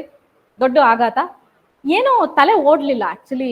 ಅಲ್ಲಿ ತನಕ ಎಸ್ಸೆ ಸ್ಟ್ರಾಟಜಿ ಅಂತ ಏನ್ ಇರ್ಲಿಲ್ಲ ನಂದು. ನನ್ನ ತಲೆಯಲ್ಲಿ ಇದ್ದಿದ್ದು ಇಷ್ಟೇ, ಒಂದ್ ಎಸ್ಸೆನ ನಾನು ಚೆನ್ನಾಗಿ ಬರಿಬೇಕಾದ್ರೆ ನನ್ನ ಮೇನ್ಸ್ ಸಬ್ಜೆಕ್ಟ್ಸ್ ಏನಿದೆ ಅದು ನನ್ ಚೆನ್ನಾಗಿರ್ಬೇಕು. ಎಸ್ಸೆಗೆ 80% ಕಂಟೆಂಟ್ ಬಂದ್ಬಿಟ್ಟು ನಿಮ್ ಮೇನ್ ಸಿಲೆಬಸ್ಸೇ. ನೀವು ಯಾವುದೇ ಟಾಪಿಕ್ ಕೊಡಿ, you give me any topic on the spot, even ನಾವು I link it with your main syllabus. ಇಲ್ಲ ಸೋಷಿಯಲ್ ಅಂಡ್ ಪೊಲಿಟಿಕಲ್ ಪರ್ಸ್ಪೆಕ್ಟಿವ್, ಇಲ್ಲ ಪಾಲಿಟಿ, ಇಲ್ಲ ಜಾಗ್ರಫಿ, ಇಲ್ಲ ಎಕನಾಮಿ, ಎಥಿಕ್ಸ್, ಹೆಂಗಾದ್ರು ನಾನು ಲಿಂಕ್ ಮಾಡಿ ನಿಮ್ಗೆ ಲಿಂಕ್ ತೋರಿಸ್ಕೊಡ್ತೀನಿ. But that again is essay classes separate. So this is close platform ಇವಾಗ. ಸೊ ನನ್ನ ಪ್ರಿಪ್ರೇಷನ್ ಅದಿತ್ತು. ಇನ್ 20% ಏನ್ ಮಾಡ್ತಿದ್ದೆ, ಕರೆಂಟ್ ಅಫೇರ್ಸ್. ಆಮೇಲೆ ನಾನು ಎಲ್ಲೆಲ್ಲಿ ಎಸ್ಸೆ ಟೆಸ್ಟ್ ಬರ್ದಿದ್ನೋ, ಯೂಶಲಿ ನನ್ನ ರೈಟಿಂಗ್ ಚೆನ್ನಾಗಿದೆ, ರೈಟಿಂಗ್ ಸ್ಕಿಲ್ಸ್ ಚೆನ್ನಾಗಿದೆ, ನಂಗೆ ಎಸ್ಸೆ ಚೆನ್ನಾಗಿ ಸ್ಕೋರ್ ಆಗೋದು. 160, 180 ಆ ಥರ ಎಲ್ಲ ಬರೋದು. ಸೊ ನಂಗೆ ಎಸ್ಸೆ ಅಂತ ತಲೆನೋವಿಲ್ಲ. ಬಟ್ ಅಲ್ಲಿ ಹೋಗಿದ ತಕ್ಷಣ ಶಾಕ್ ಆಯ್ತಲ್ವಾ, ಲೈಕ್ ಏನ್ ಮಾಡೋದು. ಆಮೇಲೆ ನನ್ ಬ್ಯಾಡ್ ಲಕ್ ಅಂತ ಏನಕ್ಕೆ ಹೇಳಿದೆ ಅಂದ್ರೆ, ನಾನು ಯಾವ 2 ಕ್ವಶನ್ ಎಲ್ಲಾ ಮಾಕ್ ಟೆಸ್ಟ್ ಅಲ್ಲಿ ಬಿಟ್ಟಿದ್ನೋ, 6 ರಿಂದ 8 ಮಾಕ್ ಟೆಸ್ಟ್ ಬರ್ತಿದ್ದೆ, ಆ ಕ್ವಶನ್ನೇ ಬಂದಿತ್ತು. ಆ 6 ರಿಂದ 8 ಮಾಕ್ ಟೆಸ್ಟ್ ಅಲ್ಲಿ NEP ಎಲ್ಲೇ ಕೇಳಿದ್ರು ನಾನು ಅಟೆಂಪ್ಟ್ ಮಾಡಿಲ್ಲ, ಲ್ಯಾಂಡ್ ರಿಫಾರ್ಮ್ಸ್ ಎಲ್ಲೇ ಕೇಳಿದ್ರು ನಾನು ಅಟೆಂಡ್ ಮಾಡಿಲ್ಲ. ಬಿಡೋ, ಚಾಯ್ಸ್ ಇರುತ್ತಲ್ಲ, ನಾ ಯಾಕೆ ಇದನ್ನ ಬರೀಲಿ, ಚಾಯ್ಸ್ ಇರುತ್ತಲ್ಲ. ಅಟ್ಲೀಸ್ಟ್ ಒಂದ್ಸಲ ಆದ್ರೂ ನಾನು ಅಟೆಂಪ್ಟ್ ಮಾಡ್ಬೇಕಿತ್ತು, ಅದ್ ಹೆಂಗ್ ಬರುತ್ತೆ ಅಂತ ನಾನು ನೋಡ್ಬೇಕಿತ್ತು, ಅದನ್ನ ನಾನು ಮಾಡ್ಲಿಲ್ಲ. ತುಂಬಾ ಬೇಜಾರು. ಅಂದ್ರೆ psychologically, emotionally, morally I was broken down. Examination ಹಾಲಲ್ಲೇ ಬೇಜಾರು. ಒಂದ್ 15 ಮಿನಿಟ್ಸ್ ಏನು ಮಾಡೇ ಇಲ್ಲ ನಾನು. ಏನ್ ಮಾಡೋದು ಎಲ್ಲ. ಆಮೇಲೆ ನಮ್ ಜೊತೆ ನಮ್ ಫ್ರೆಂಡ್ಸೇ 1-2 ಜನ ನನ್ನ ಕ್ಲಾಸಲ್ಲೇ ಇದ್ರು. ಹಿಂದೆ ತಿರುಗಿ ನೋಡಿದ್ರೆ ಅವರು ಹಿಂಗಂತಾರೆ, ನಾನು ಹಿಂಗಂತೀನಿ, ಏನ್ ಮಾಡೋದು. ಕೊನೆಗೆ ಆ ಜರ್ನಿ ಇತ್ತು ಗೊತ್ತಾ. ಅಂದ್ರೆ ನನಗೆ ಎಸ್ಸೆ ಪೇಪರ್ ಅಲ್ಲಿ ಕೈ ಹಿಡಿದಿದ್ದು ನನ್ನ ಮೆಂಟಲ್ ಸ್ಟ್ರೆಂತ್ ಅಷ್ಟೇ. ಬಿಕಾಸ್ ಅಲ್ಲಿ ಹೋಗಿದೀವಿ ಅಂತಂದ್ರೆ ಅಟ್ಲೀಸ್ಟ್ ನಾಲೆಜ್ ಇದ್ದೇ ಇರುತ್ತೆ, ಅಟ್ಲೀಸ್ಟ್ ಒಂದು 20% ಜನಕ್ಕೆ ನಾಲೆಜ್ ಇದ್ದೇ ಇರುತ್ತೆ. ನಾನು ನಾಲೆಜ್ ಇಟ್ಕೊಂಡೆ ಅಲ್ಲಿ ಹೋಗಿದ್ದೆ ಅಂತ ಅನ್ಕೊಳ್ಳಿ. ನಾನೇನೋ ಮೇನ್ಸ್ ಹೆಂಗಿರುತ್ತೆ ನೋಡೋಣ, ಫ್ಲೂಕ್ ಶಾರ್ಟ್ ಅಲ್ಲಿ ಪ್ರಿಲಿಮ್ಸ್ ಪಾಸ್ ಮಾಡ್ಬಿಟ್ಟು ಅಯ್ಯೋ ಮೇನ್ಸ್ ಆ ತರ ಹೋಗಿಲ್ಲ, ನಾನು ಹಾರ್ಡ್ ವರ್ಕ್ ಮಾಡೇ ಹೋಗಿದ್ದು. ಆಮೇಲೆ ಆ ಜರ್ನಿ ನೆನಪಾಯ್ತು. ಅಂದ್ರೆ ಆ 19 ಅಲ್ಲಿ ರಿಸಲ್ಟ್ ಬಂದಾಗ ಆ ಫೇಲ್ಯೂರ್ನ ನಾನು ಹೆಂಗ್ ಫೇಸ್ ಮಾಡಿದೆ. ತಿರ್ಗಾ 6 to 8 months ಅಲ್ಲಿ ನಾನು ಮೇನ್ಸ್ ಪ್ರಿಪರೇಷನ್ ಮಾಡ್ಕೊಂಡು ಪ್ರಿಲಿಮ್ಸ್ಗಿಂತ ಮುಂಚೆ ಮೇನ್ಸ್ ರೆಡಿ ಆಗಿದ್ದು. ಒಂದೊಂದ್ಸಲ ಹೆಂಗಾಗೋದು ಅಂದ್ರೆ ಟೆಸ್ಟ್ ಸೀರೀಸ್ ಒಂದೇ ದಿನ 2 ಬರೋದು ಟೆಸ್ಟ್, ಕಾಂಟ್ರಾಡಿಕ್ಟಿಂಗ್ ಸಬ್ಜೆಕ್ಟ್. ಅಲ್ಲಿ ಆ ಅಕಾಡೆಮಿಲಿ ಸೋಷಿಯಾಲಜಿ ಇದ್ರೆ ಇಲ್ಲಿ ಪಾಲಿಟಿ ಇರೋದು. ತುಂಬಾ ಕಷ್ಟಪಟ್ಬಿಟ್ಟಿದ್ದೀನಿ ನಾನು. ಆಮೇಲೆ I had some health issues also. ಕಣ್ಣೇನೋ ಪ್ರಾಬ್ಲಮ್ ಆಯ್ತು, ಕ್ಯಾಲ್ಸಿಯಂ ಪ್ರಾಬ್ಲಮ್ ಆಯ್ತು, ಕೈ ಬರೆಯಕ್ ಆಗ್ತಿರ್ಲಿಲ್ಲ. So many issues I had. ಅಷ್ಟೆಲ್ಲ ಕಷ್ಟಪಟ್ಟು ನಾನು ಇವತ್ತು ಇಲ್ಲಿ ತನಕ ಬಂದಿದ್ದೀನಿ. ಪೋಸ್ಟ್ ಇರೋದು ಬರೀ 106. ನಾನು ಈ ಸ್ಟೇಜ್ ಅಲ್ಲಿ ಏನಾದ್ರೂ ಗಿವ್ ಅಪ್ ಮಾಡ್ಬಿಟ್ರೆ ಗಾನ್ ಕೇಸ್. ನೋಡೋಣ ಏನಾಗತ್ತೆ. ನನಗೆ ಟೆಕ್ನಿಕಲಿ ಆ 2 ಎಸ್ಸೆ ಬಗ್ಗೆ 30 ಪಾಯಿಂಟ್ ಗೊತ್ತಿರಲಿಲ್ಲ. ಫಸ್ಟ್ ಎಸ್ಸೆ 17 ಪಾಯಿಂಟ್ ಗೊತ್ತಿದ್ದು, ಸೆಕೆಂಡ್ ಎಸ್ಸೆ 15 ಪಾಯಿಂಟ್ಸ್ ಅಷ್ಟೇ ಗೊತ್ತಿದ್ದು. ಒಂದೊಂದು ಪಾಯಿಂಟ್ ಒಂದೊಂದು ಪ್ಯಾರಾಗ್ರಾಫ್ ಮಾಡಿದ್ರು, ಅಲ್ಲಿ 17 ಪ್ಯಾರಾಗ್ರಾಫ್, ಇಲ್ಲಿ 15 ಪ್ಯಾರಾಗ್ರಾಫ್ ಅಷ್ಟೇ. ಎಷ್ಟು ವರ್ಡ್ಸ್ ಬರಿಬೇಕು ಎಸ್ಸೆನಲ್ಲಿ? 1200 to 1500 ವರ್ಡ್ಸ್ ಬರಿಬೇಕು. ನನ್ನ ಹತ್ರ ಇಲ್ಲಿ 100 ವರ್ಡ್ಸು ಲೆಕ್ಕಕ್ಕಿಲ್ಲ. ಕೊನೆಗೆ ಹೆಂಗೋ ಕೈ ಹಿಡಿತು. ಅಂದ್ರೆ ನನ್ ಎಸ್ಸೆ ಬರೆಯೋಕೆ ಒಂದಷ್ಟು ಸ್ಕಿಲ್ಸ್ ಇದೆ. ನನ್ ತುಂಬಾನೇ ನಂಗೆ ಯಾರು ಹೇಳ್ಕೊಟ್ಟಿಲ್ಲ, ನಾನೇ ಕಲ್ತಿದ್ದು. ಅಂದ್ರೆ ರಿಸರ್ಚ್ ಮಾಡಿ ಫೇಲ್ಯೂರ್ ಆದಾಗ ಹೆಂಗ್ ಕರೆಕ್ಷನ್ ಮಾಡ್ಕೊಂಡೆ, ಅವಾಗ ಕರೆಕ್ಷನ್ ಮಾಡಿದಾಗ ಮೆಂಟರ್ ಕಡೆಯಿಂದ ಹೆಂಗ್ ಗುಡ್ ಫೀಡ್ಬ್ಯಾಕ್ ಸಿಗ್ತೈತೆ, ಆ ತರ ಆ ಟೆಕ್ನಿಕ್ಸ್ ನೆಲ್ಲ ಯೂಸ್ ಮಾಡ್ಕೊಂಡು ನಾನು ಟೆಕ್ನಿಕಲ್ ಎಸ್ಸೆ ಬರೀಲಿಲ್ಲ, ಸ್ಟೋರಿ ತರ ಬರ್ದೆ ಎಸ್ಸೆನ. ಅಂದ್ರೆ ಈಗ NEP ಬಗ್ಗೆ ಒಂದ್ ಮಗು ಬಗ್ಗೆ ಬರ್ದೆ, ಆ ಮಗುಗೆ ಹಿಂಗ್ ತೊಂದರೆ ಆಗ್ತಿದೆ, ಅದು ರೂರಲ್ ಇಂದ ಅರ್ಬನ್ ಮೈಗ್ರೇಟ್ ಆಯ್ತು. I wrote a story. No quotation madam. I saw my essay paper. ನನ್ ಸ್ಟಾರ್ಟಿಂಗ್ ಸ್ಕ್ರಾಚ್. ಎಸ್ಸೆ ಪೇಪರ್ ಹಿಂಗಿರುತ್ತಾ, A4 ಸೈಜ್ ಶೀಟ್ ನಿಮ್ ಪೇಪರ್. ಫಸ್ಟ್ ವರ್ಡೇ ಸ್ಕ್ರಾಚ್ ನಂದು. ಏನಕ್ಕೆ ಸ್ಕ್ರಾಚ್ ಆಗೋಯ್ತು ಅಂದ್ರೆ, ಆ ಪ್ಯಾನಿಕ್ ನಾನೇನ್ ಮಾಡಿದೆ, ಆ ಮಗು ಒಂದ್ ಹೆಸರು ಇಟ್ಬಿಟ್ಟು ಆ ಹೆಸರು ಬರ್ಬಿಟ್ಟೆ ಪೇಪರ್ ಅಲ್ಲಿ. ನಿಮ್ ಎಕ್ಸಾಮಿನೇಷನ್ ಪೇಪರ್ ಅಲ್ಲಿ ನೀವೆಲ್ಲೂ ಯಾವ ಹೆಸರು ಬರಿಬಾರ್ದು, ಸಿಂಬಲ್ಸ್ ಕೂಡ ಹಾಕ್ಬಾರ್ದು. ಫಸ್ಟ್ ವರ್ಡ್ ಓಪನಿಂಗ್ ಪೇಜ್ ಅಲ್ಲೇ ಸ್ಕ್ರಾಚ್. ಅದ್ ಗೊತ್ತಾಯ್ತು, ರಿಯಲೈಸ್ ಆಯ್ತು, ಓಕೆ ಮಿಸ್ ಹೊಡಿತು. ಅವಾಗ ಅಲರ್ಟ್ ಆದೆ. ಏನಂತ, ಇನ್ನೇನ್ ಬೆಸ್ಟ್ ಸ್ಕಿಲ್ಸ್ ಇದೆ ನನಗೆ. ನಾಲೆಜ್ ಇದೆ ಬಿಡಿ, ಅಲ್ಲಿ ಕೂತ್ಕೊಂಡಿರೋರು ಎಲ್ರಿಗೂ ನಾಲೆಜ್ ಇದೆ. ನಾಲೆಜ್ ಅಲ್ಲ ವರ್ಕ್ ಆಗಲ್ಲ. ಈಗ ನನ್ನ ಹತ್ರ ಏನ್ ಸ್ಕಿಲ್ ಇದೆ, ನನ್ನ ಮೆಂಟಲ್ ಸ್ಟ್ರೆಂತ್ ಏನಿದೆ, ಅದನ್ನ ನಾನಿಲ್ಲಿ ಇಂಪ್ಲಿಮೆಂಟ್ ಮಾಡಬೇಕು. ನನ್ನ ತಲೆಗೆ ಆ ಎಸ್ಸೆ ಬರೀತಿದ್ದಾಗ ಅಷ್ಟು ಆ 3 ಅವರಲ್ಲಿ ನಾನು ಒಂದೇ ಅನ್ಕೊಂಡೆ, ನಾನೊಂದು ಚೆನ್ನಾಗಿರೋ ಎಸ್ಸೆ ಬರೀಬೇಕು. ಸಪೋಸ್ ನಂಗೆ ಚಾಯ್ಸ್ ಇದ್ದರೆ ನಾನು ಬೆಸ್ಟ್ ಎಸ್ಸೆ ಬರ್ದ್ಬಿಟ್ಟು ಬರ್ತಿದ್ದೆ, ಬಿಕಾಸ್ ನನ್ನ essay is my strength. But ಅವಾಗ ಏನಿಸ್ತು, ಓಕೆ ಬೆಸ್ಟ್ ಬರೆಯಕ್ಕಾಗಲ್ಲ, ಬ್ಯಾಡ್ ವರ್ಸ್ಟ್ಗೆ ಹೋಗೋದು ಬೇಡ, ಅಟ್ಲೀಸ್ಟ್ ಒಂದು ಗುಡ್ ಎಸ್ಸೆ ಬರ್ದ್ಬಿಟ್ಟು ಬರೋಣ. ಓದೋರ್ಗೆ ಅದು ಅರ್ಥ ಆಗ್ಬೇಕಷ್ಟೇ. ನಾನು ಅದನ್ನ ಒಂದು ಪಿಕ್ಚರ್ ತರ ಬರ್ದೆ. ನಾನು ಎಸ್ಸೆನ ಈಗ ಪಿಕ್ಚರ್ಗೆ ಹೆಂಗೆ ಇಂಟ್ರೊಡಕ್ಷನ್ ಮಧ್ಯದಲ್ಲೆಲ್ಲ ಮಸಾಲ ಆಮೇಲೆ ಲಾಸ್ಟಿಗೆ ಕ್ಲೈಮ್ಯಾಕ್ಸ್ ಇರುತ್ತೆ, ಅದೇ ತರ ಫಸ್ಟ್ ಎಸ್ಸೆ ಬರ್ದೆ. ಫಸ್ಟ್ ಎಸ್ಸೆಗೆ ಮುಗೀತಲ್ಲ, ಸೆಕೆಂಡ್ ಎಸ್ಸೆ ಏನ್ ಮಾಡೋದು ಮತ್ತೆ? ಆ ಸ್ಟೈಲ್ ಅಂತೂ ತಿರ್ಗಾ ಮಾಡೋಕ್ಕಾಗೋದಿಲ್ಲ. ಹೆಂಗೋ ಅದನ್ನ ಇನ್ನೊಂದು ಸ್ಟೈಲ್ ಆಫ್ ಇಂಟ್ರೊಡಕ್ಷನ್ ಹಾಕಿ, I had so many styles of introduction, body, conclusion. Probably if you come to essay class I will teach you. I teach in couple of institutes essay classes. So ಆ ಥರ ಮಾಡ್ಕೊಂಡು ಬರ್ದೆ. I got ನಂದು 176.5 is my score. Content. That is the content. ಎಲ್ಲ ಹಾಕಿದೀನಿ madam, diagram ಹಾಕಿದೀನಿ, map ಹಾಕಿದೀನಿ, bar chart ಹಾಕಿದೀನಿ, ಕೊಟೇಶನ್ ಹಾಕಿದೀನಿ, ಅಂದ್ರೆ ಕೋಟ್ಸ್ ಹಾಕಿದೀನಿ, ಸ್ಟ್ಯಾಟಿಸ್ಟಿಕ್ಸ್, ಫ್ಯಾಕ್ಟ್ಸ್. ಅಂದ್ರೆ ನನ್ನ ತಲೆಯಲ್ಲಿ ಏನಿತ್ತು ಅಂದ್ರೆ ಈಗ ಮಿಸ್ ಹೊಡೆದ್ಬಿಡ್ತು. ಇವಾಗ ಈಗ ಏನೇನ್ ಬೆಸ್ಟ್ ಇದೆ ಅದನ್ನೆಲ್ಲ ಹಾಕಿ ಬಂದ್ಬಿಡೋಣ, ನೋಡೇ ಬಿಡೋಣ ಅನ್ಕೊಂಡ್ ಬರ್ದಿದ್ದು. ಚೆನ್ನಾಗಾಯ್ತು. ಅಂದ್ರೆ ಆ ಹಾರ್ಡ್ ವರ್ಕ್ ಯಾರೋ ಒಬ್ರ ಹತ್ರ ಲೆಕ್ಕ ಇಟ್ಕೊಂಡಿರ್ತಾರಲ್ವಾ, ದೇವ್ರೋ ಡೆಸ್ಟಿನಿನೋ, ಎಲ್ಲರ ಹತ್ರ ನಮ್ ಲೆಕ್ಕ ಇರತ್ತಲ್ಲ, ದಟ್ ಪೇಡ್ ಬ್ಯಾಕ್ ಅಷ್ಟೇ. Okay, yes, online students question. We have another 15 minutes. ಹಾ ಮ್ಯಾಮ್. ಹೇಳಿ ವರಲಕ್ಷ್ಮಿ ಅವರೇ. ಹಾ ಮ್ಯಾಮ್, ಈಗ ಎಸ್ಸೆಗೆ ಏನಾದ್ರು ನೋಟ್ಸ್ ಅಂತ ಏನಾದ್ರು ಮಾಡ್ಕೋಬೇಕಾ? ಎಸ್ಸೆಗೆ ಏನ್ ಮಾಡಿ ಗೊತ್ತಾ, ಒಂದು 50 pages ಬುಕ್ ಇಡಿ, ಸ್ಮಾಲ್ ಬುಕ್, 50 pages ಬುಕ್ ಇಟ್ಕೊಂಡ್ಬಿಟ್ಟು ನಿಮ್ main syllabus, first of all essay topics ನ ಗೆಸ್ ಮಾಡಿ ಇಟ್ಕೊಳ್ಳಿ. ಯಾಕೆ ಅಂತಂದ್ರೆ ಈಗ ತಿರ್ಗಾ ಎಸ್ಸೆ 2 ಕ್ವಶನ್ ಬರ್ಬೋದು ಅಥವಾ 8 ಕ್ವಶನ್ ಕೊಟ್ಬಿಟ್ಟು ನಿಮ್ಗೆ ಚಾಯ್ಸ್ ಕೊಡ್ಬೋದು. NEP ಮತ್ತೆ LRA ಎರಡೂನು ಆ ವರ್ಷ ಕರೆಂಟ್ ಅಫೇರ್ಸ್ ಅಲ್ಲಿ ಇದ್ದಿದ್ದೇ ಕೇಳಿದ್ದಾರೆ ಅವರು.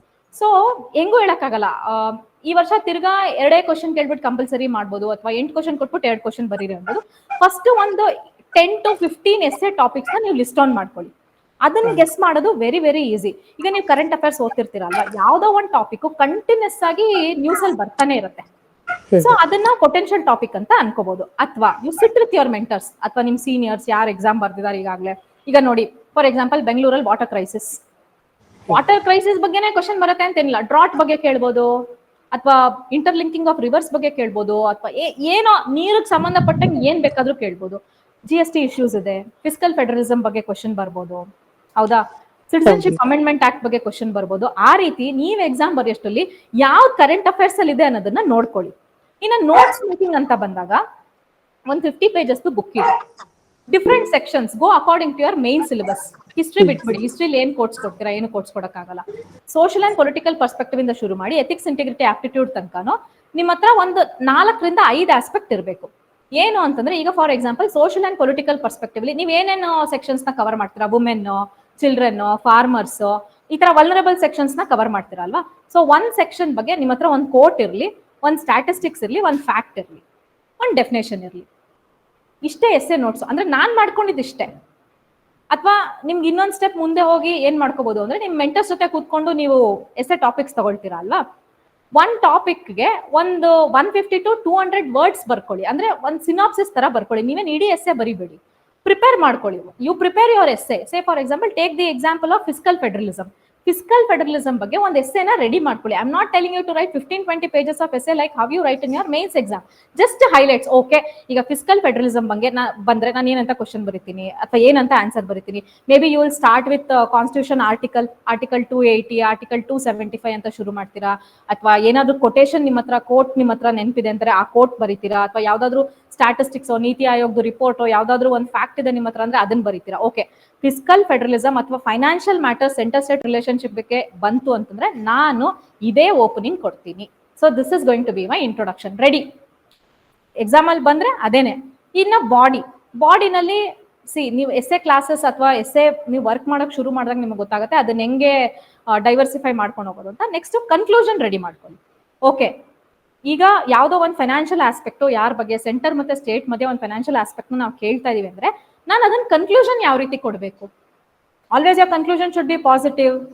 ಆಮೇಲೆ ಫ್ಯೂಚರಿಸ್ಟಿಕ್ ಆಗಿರ್ಬೇಕು. ನೀವೊಂದು ಅಂದ್ರೆ ಪಾಸಿಟಿವ್ ಸೊಲ್ಯೂಷನ್ಸ್ ನ ನೀವೊಬ್ಬ ಆಫೀಸರ್ ಆಗಿ ಯಾವ ರೀತಿ ಕೊಡ್ತೀರಾ ಅನ್ನೋದಿರ್ಬೇಕು. ಅಥವಾ SDG ಗೋಲ್ಸ್ ಬರಿಬಹುದು. ಅಥವಾ ನಿಮ್ ಎಕನಾಮಿಕ್ ಸರ್ವೆ ಬಜೆಟ್ ಅಲ್ಲಿ ಏನು ಲಾಸ್ಟ್, ಅದಕ್ಕೆ ಹೇಳೋದು ಒರಿಜಿನಲ್ ಬುಕ್ ಓದೋದಕ್ಕೂ ಕನ್ಸೈಸ್ ಬುಕ್ ಓದೋದಕ್ಕೂ ಇದೇ ಡಿಫ್ರೆನ್ಸ್. ನಾನು ಒರಿಜಿನಲ್ ಬುಕ್ ಓದೋದು economic survey. At the end of each chapter, there will be a conclusion. Use those conclusions as your conclusion in essay. Free download ಸಿಗುತ್ತೆ, download ಮಾಡ್ಕೊಂಡು at least soft copy conclusions ಆದ್ರೂ ನೋಡ್ಕೊಳ್ಳಿ. So ಈ ರೀತಿ you make hardly some 20-30 pages ಆಗುತ್ತೆ ಅಷ್ಟೇ ಇವ್ರೆ, ಅದಕ್ಕಿಂತ ಜಾಸ್ತಿ ಏನಾಗಲ್ಲ. ನಾನು ಇಷ್ಟೇ ಮಾಡಿದ್ದು. ಪ್ರಾಬಬ್ಲಿ ನೀವೊಂದು ಸ್ಟೆಪ್ ಮುಂದೆ ಹೋಗಿ ನಾನು ಹೇಳ್ದಂಗೆ ಒಂದು 10 ಟಾಪಿಕ್ಗೆ ಒಂದ್ ಸ್ವಲ್ಪ ನೋಟ್ಸ್ ರೆಡಿ ಮಾಡಿಟ್ಕೊಂಡ್ರೆ ಒಳ್ಳೇದು. ಸಾರಿ,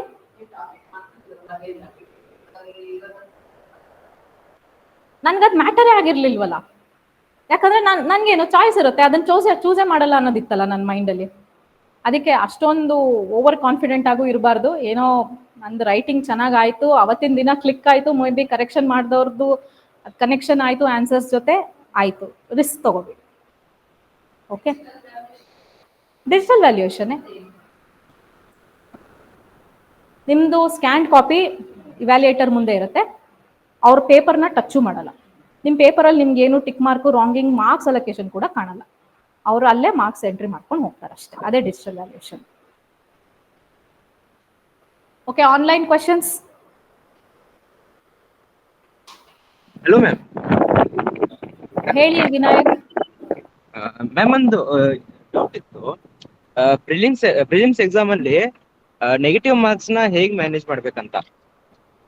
ಪ್ರಿಲಿಮ್ಸ್ ಎಕ್ಸಾಮ್ ಅಲ್ಲಿ ನೆಗೆಟಿವ್ ಮಾರ್ಕ್ಸ್ ಬಗ್ಗೆ KPSC ಎಕ್ಸಾಮ್ ಜಾಸ್ತಿ ತಲೆ ಕೆಡ್ಸ್ಕೋಬೇಡಿ. ಬಿಕಾಸ್ ನೀವು 4 ಕ್ವಶನ್ ರಾಂಗ್ ಮಾಡಿದ್ರು ನಿಮ್ಗೆ 1 ಮಾರ್ಕ್ ಹೋಗುತ್ತೆ ಅಷ್ಟೇ. ಸೊ ಜಾಸ್ತಿ ನೆಗೆಟಿವ್ ಮಾರ್ಕ್ಸ್ ಬಗ್ಗೆ ಜಾಸ್ತಿ ತಲೆ ಕೆಡ್ಸ್ಕೋಬೇಡಿ for KPSC exam. Okay ma'am, thank you. Okay, ಅಲ್ಲ ನಾನು ಯಾವತ್ತು ವ್ಯಾಲ್ಯೂಯೇಷನ್ ಹೋಗಿಲ್ಲ ಮೇಡಮ್, ಇರಲ್ಲ ಅನ್ನೋದು ನನ್ನ ಅಸಂಪ್ಷನ್.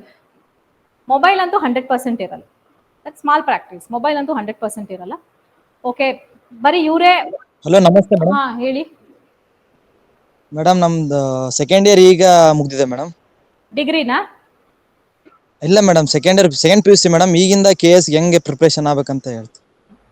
ಒಂದ್ ಕೆಲಸ ಮಾಡಿ, ನೀವ್ ಇವಾಗ ಸೆಕೆಂಡ್ PUC ಇದ್ದೀರಾ ಅಲ್ವಾ, ಯಾವ್ದಾದ್ರು ಒಂದ್ ಒಳ್ಳೆ ಅಕಾಡೆಮಿಕ್ ಜಾಯ್ನ್ ಆಗಿ 1 ರೌಂಡ್ ಕೋಚಿಂಗ್ ಮುಗಿಸ್ಕೊಂಡ್ಬಿಡಿ.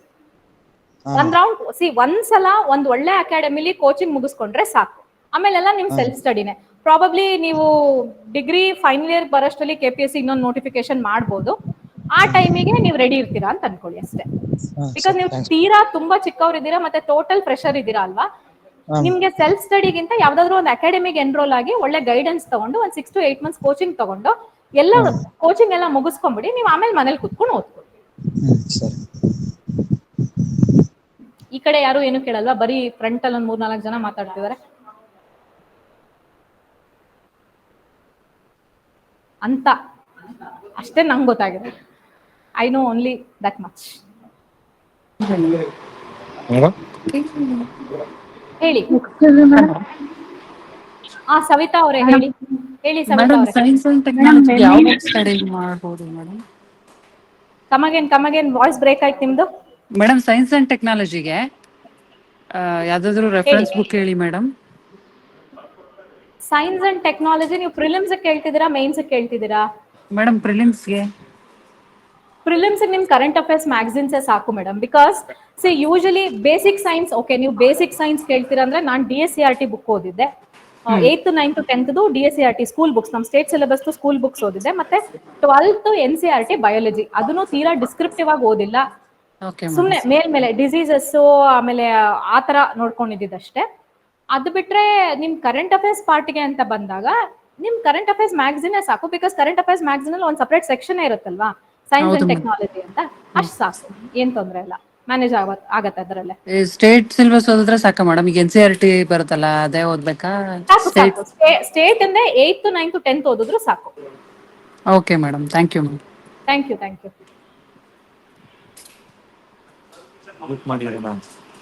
ಹೇಳಿ ನಿಂಗರಾಜ್ ಅವರೇ. ಮೇಡಮ್ ನಮಸ್ತೆ. ನಮಸ್ತೆ, ಹೇಳಿ. ಮೇಡಮ್, ಇದು section 2 social and political perspective ಹೆಂಗ್ ಕವರ್ ಮಾಡ್ಬೇಕಂತ madam? Social and political perspective syllabus ನ ನೀವು ನೋಡಿದ್ರೆ no cross talking. Social and political perspective syllabus ನ ನೋಡಿದ್ರೆ ಪಾಲಿಟಿ ಸಿಲೆಬಸ್ ಅದರಲ್ಲಿ ಓವರ್ಲ್ಯಾಪ್ ಆಗುತ್ತೆ, RD ಸಿಲೆಬಸ್ ಓವರ್ಲ್ಯಾಪ್ ಆಗುತ್ತೆ ಸ್ವಲ್ಪ ಮಟ್ಟಕ್ಕೆ. ಇದು ಆಂಥ್ರೋಪಾಲಜಿ ಏನಾದ್ರು ನೀವು ಓದಿದ್ದೀರಾ ಅಂದ್ರೆ ಅಷ್ಟು ಓವರ್ಲ್ಯಾಪ್ ಆಗುತ್ತೆ. ನಾನು ಇಗ್ನೋ ಸೋಶಿಯಾಲಜಿ ಬುಕ್ಸ್ ನ ರೆಫರ್ ಮಾಡಿದ್ದೆ, ಜೊತೆಗೆ ಗೂಗಲ್ ಮಾಡಿದ್ದೆ. Google was my friend for social and political perspective. Because ಪಾಲಿಟಿದು ಏನ್ ಟಾಪಿಕ್ಸ್ ಇತ್ತು ಅದೆಲ್ಲ ನಂಗೆ ಲಕ್ಷ್ಮೀಕಾಂತ್ ಅಂತ ಸಿಗ್ತಾ ಇತ್ತು. RDದು ಅಗೇನ್ ಅದಕ್ಕೊಂದು ಬುಕ್ ರೆಫರ್ ಮಾಡಿದ್ದೆ.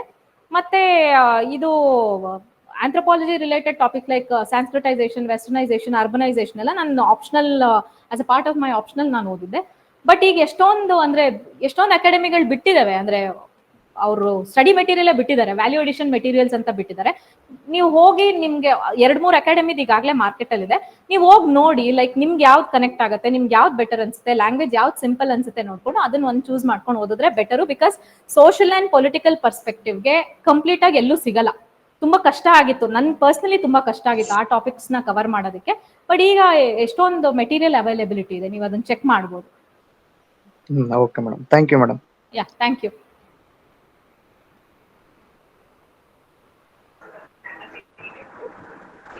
Excuse me madam. ಹೇಳಿ ಮಹಾದೇವಿ ಅವರೇ, ಹೇಳಿ. ಮೇನ್ ಸಿಲೆಬಸ್ ಮತ್ತು prelim syllabus ma'am, main syllabus ಮತ್ತು ಪ್ರಿಲಿಮ್ ಸಿಲೆಬಸ್ ಸೇಮ್ ಅಥವಾ ಪ್ರಿಲಿಮ್ಸ್ ಬೇರೆ ಇರುತ್ತಾ? ಮೇಡಮ್ ಮೇನ್ಸ್ ಪ್ರಿಲಿಮ್ ಸಿಲೆಬಸ್ ಒಂದೇ ಇರುತ್ತೆ, ಮೇನ್ಸ್ ಗೆ ಇನ್ನೊಂದು 4 ಸಬ್ಜೆಕ್ಟ್ ಜಾಸ್ತಿ ಇರುತ್ತೆ ಮೇಡಮ್, ಅಷ್ಟೇ.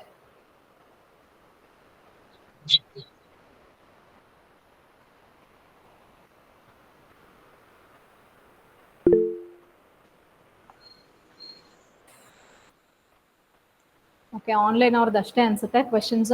ನಿಮ್ದು ಆಫ್ಲೈನ್ ಅವ್ರದ್ದು you are done with the questions?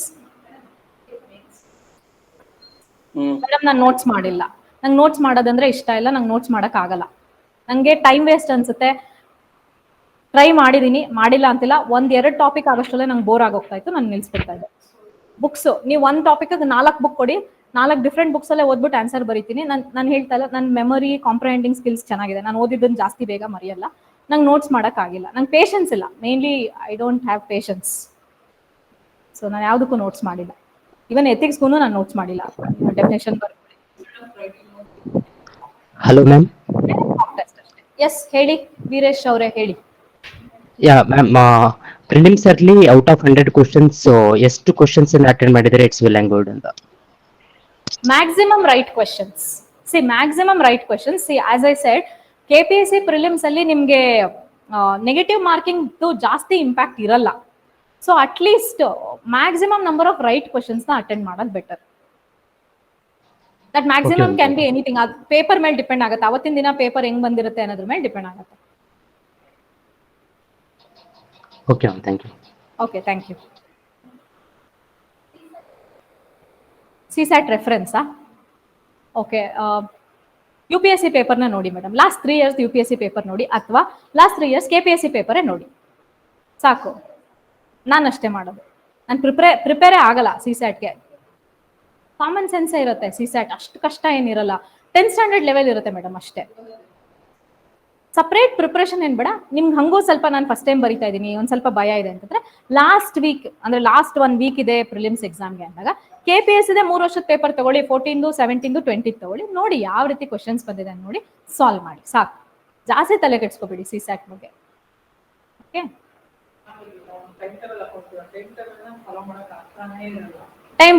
ಆಗ ಟೈಮ್ ಟೇಬಲ್ ಹಾಕೋದನ್ನ ಚೇಂಜ್ ಮಾಡಬೇಕು. If something is not working, you have to change. ನಾನು ಯಾವತ್ತೂ ವೀಕ್ಲಿ ಟೈಮ್ ಟೇಬಲ್ ಹಾಕೊಂಡಿಲ್ಲ, ಮಂತ್ಲಿ ಟೈಮ್ ಟೇಬಲ್ಸ್ ಇಲ್ಲ, ಮಂತ್ಲಿ ಟಾರ್ಗೆಟ್ ಇಲ್ಲ, ವೀಕ್ಲಿ ಟಾರ್ಗೆಟ್ ಇಲ್ಲ. ನಂದು daily time table, daily target ಇರ್ತಾ ಇತ್ತು.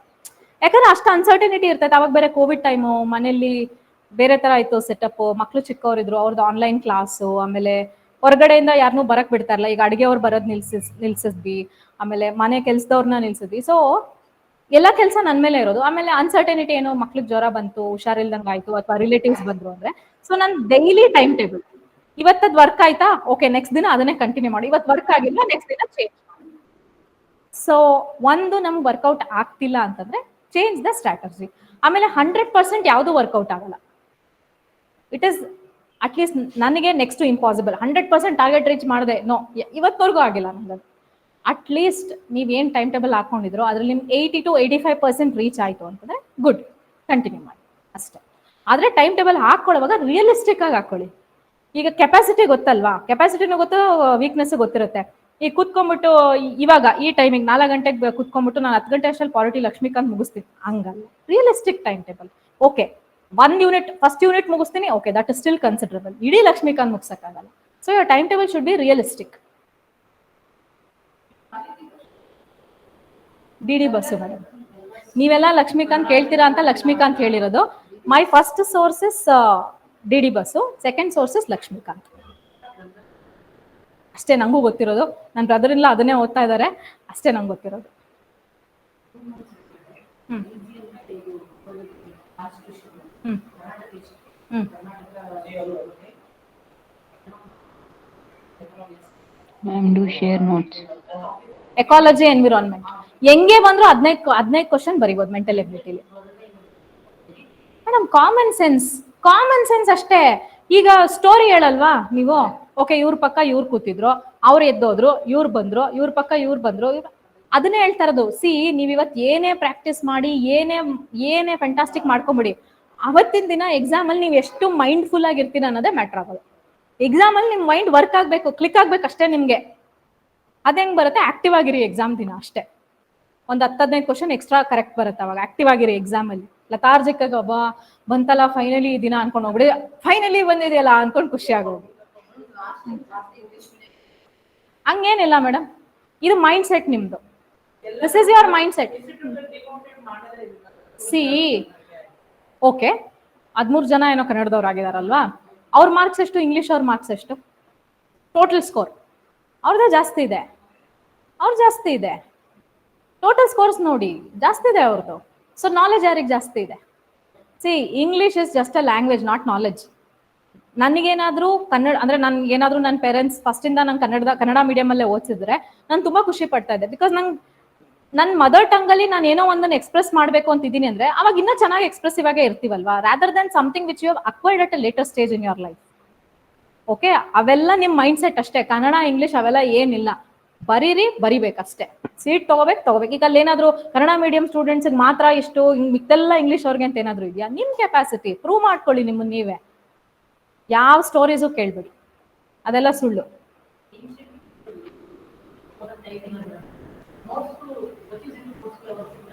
ನಿಮ್ ಹತ್ರ ಟೈಮ್ ಇದ್ರೆ ಓದಿ ಮೇಡಮ್, ನಾನು ಅದನ್ನೇ ಹೇಳ್ತಾ ಇರೋದು. ಸಿ ನೀವು ಕರ್ನಾಟಕ ಹಿಸ್ಟ್ರಿ ಮುಗಿಸಿದ್ರಾ, ಮಾಡರ್ನ್ ಹಿಸ್ಟ್ರಿ ಮುಗಿಸಿದ್ರಾ, ಟೈಮ್ ಇದೆಯಾ, ಆರ್ಟ್ ಅಂಡ್ ಕಲ್ಚರ್ ಮುಗಿಸಿದ್ರಾ, ಟೈಮ್ ಇದೆಯಾ, ಆವಾಗ ಇನ್ಸ್ಟಿಟ್ಯೂಟ್ ಕೊಟ್ಟಿರೋದು ತಗೊಳ್ಳಿ ಅಂತ ಹೇಳ್ತಾ ಇದ್ದೀನಿ. That should be a last option. ಬರೋ 1-2 ಕ್ವಶನ್ಗೆ ಅಷ್ಟೊಂದು ತಲೆ ಕೆಡ್ಸ್ಕೋಬಾರ್ದು ಅಂತ ಹೇಳ್ತಾ ಇದ್ದೀನಿ. ಓಕೆ, ನಾನು ಬೇಡ ಅಂತ ಹೇಳ್ತಾ ಇಲ್ಲ, ನಾನು ಓದಿದ್ದೀನಿ. ನಾನು ನಿಮ್ಗೆ ಫ್ರಾಂಕ್ ಆಗಿ ಹೇಳ್ತೀನಿ, ನಾನು ಓದಿದ್ದೀನಿ, ನನ್ನ ಹತ್ರ ಟೈಮ್ ಇತ್ತು. ನಿಮ್ಮ ಹತ್ರ ಟೈಮ್ ಇತ್ತಂದ್ರೆ ನೀವು ಓದಿ. History NCERT spectrum for modern India, Karnataka history Suryanath Kamath, ancient ನಾನು ಅದನ್ನೇ ಮೇಡಮ್ ಓದಿದ್ದು. ನಾನು ಪ್ರಿಲಿಮ್ಸ್ಗೂ ಮೇನ್ಸ್ಗೂ ಅದೇ ಓದಿರೋದು. ಇನ್ನು ಏನ್ಷಂಟ್ ಡಿ ಎನ್ ಜಾ, ಮೆಡಿವಲ್ ಸತೀಶ್ ಚಂದ್ರ, ಸ್ಟ್ಯಾಂಡರ್ಡ್ ಬುಕ್ಸೇ ಓದಿದ್ದು. ಇಂಗ್ಲಿಷ್ ಅವ್ರಿಗೆ, ಕನ್ನಡದವ್ರಿಗೆ ನಂಗೆ ಗೊತ್ತಿಲ್ಲ ಮೇಡಮ್. ಓಕೆ, ನಾನು ಸತೀಶ್ ಚಂದ್ರ ನೋಡಿದ್ದು. ಓಕೆ, ಆಮೇಲೆ don't try to imitate whatever I have done. ನನ್ನ ಸ್ಟ್ರೆಂತ್ ಬೇರೆ, ನನ್ನ ವೀಕ್ನೆಸ್ ಬೇರೆ ಇತ್ತು. You as an individual, as a person, you are different. ನಾನು ಹೇಳೋದ್ರಲ್ಲಿ ಎಷ್ಟು ನಿಮ್ಗೆ ಅಪ್ಲೈ ಆಗುತ್ತೋ ಅಷ್ಟು ಮಾತ್ರ ತಗೊಳ್ಳಿ, ಜಾಸ್ತಿ ತಗೋಬೇಡಿ. Okay, R S Sharma also you can refer.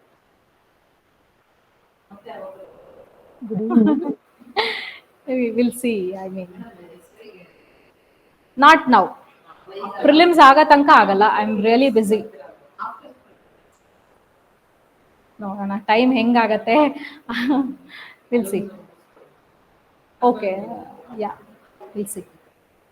Will see then. First prelims ಮುಗಿಸಿ, ಅಲ್ಲಿ ತನಕ ಅಟ್ಲೀಸ್ಟ್ ವಾರಕ್ಕೊಂದು ಎಸ್ಸೆ ರೆಡಿ ಮಾಡ್ಕೊಳ್ಳಿ. ವೀಕ್ಲಿ ಒಂದು ಎಸ್ಸೆ ಮಾಡ್ಬೋದು. ಒಂದಿನಕ್ಕೆ ಅರ್ಧ ಗಂಟೆ ಟೈಮ್ ಕೊಟ್ಟು ಅಂದ್ರೆ, ಅಂಡ್ ವರ್ತ್ ಡೂಯಿಂಗ್. 250 ಮಾರ್ಕ್ ಬರುತ್ತೆ ನಿಮ್ಗೆ ಎಸ್ಸೆಗೆ. ಬಿಕಾಸ್ 2 ಕ್ವಶನ್ ಎಸ್ಸೆ ಪೇಪರ್ ಅಲ್ಲಿ 125 ಮಾರ್ಕ್ಸ್. ಇವಾಗ ಬೇರೆ ಸಬ್ಜೆಕ್ಟ್ಸ್ ಅಂತಂದ್ರೆ ನಿಮ್ಗೆ 12 ಮಾರ್ಕ್ 15 ಮಾರ್ಕ್ ಇರುತ್ತೆ ಅಷ್ಟೇ. ಬಟ್ ಎಸ್ಸೆ ಎಷ್ಟು ಮಾರ್ಕ್ಸ್ ಸಿಗಿದೆ?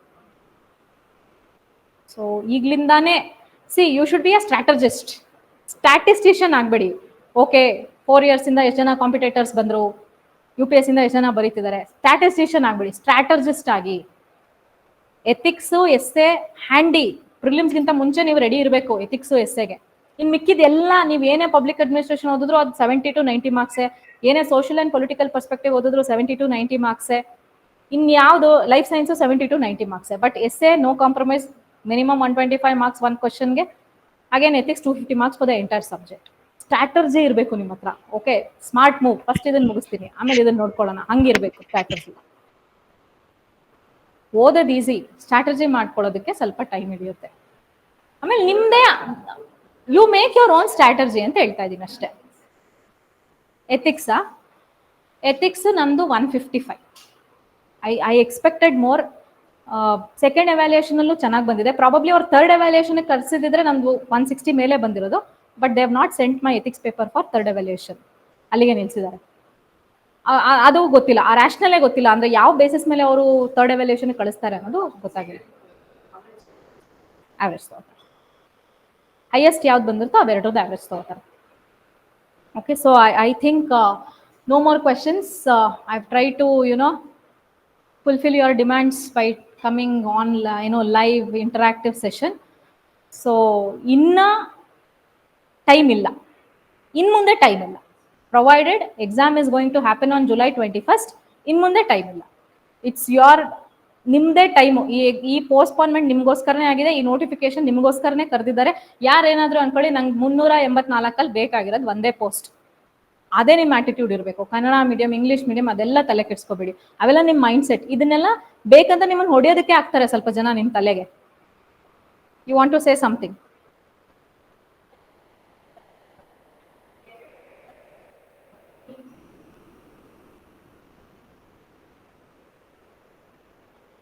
ಮೇಡಮ್, ಇವತ್ತಿನ ಪರಿಸ್ಥಿತಿ ಆತರ ಇಲ್ಲ ಅಂತ ಹೇಳ್ತಾ ಇದ್ದೀನಿ.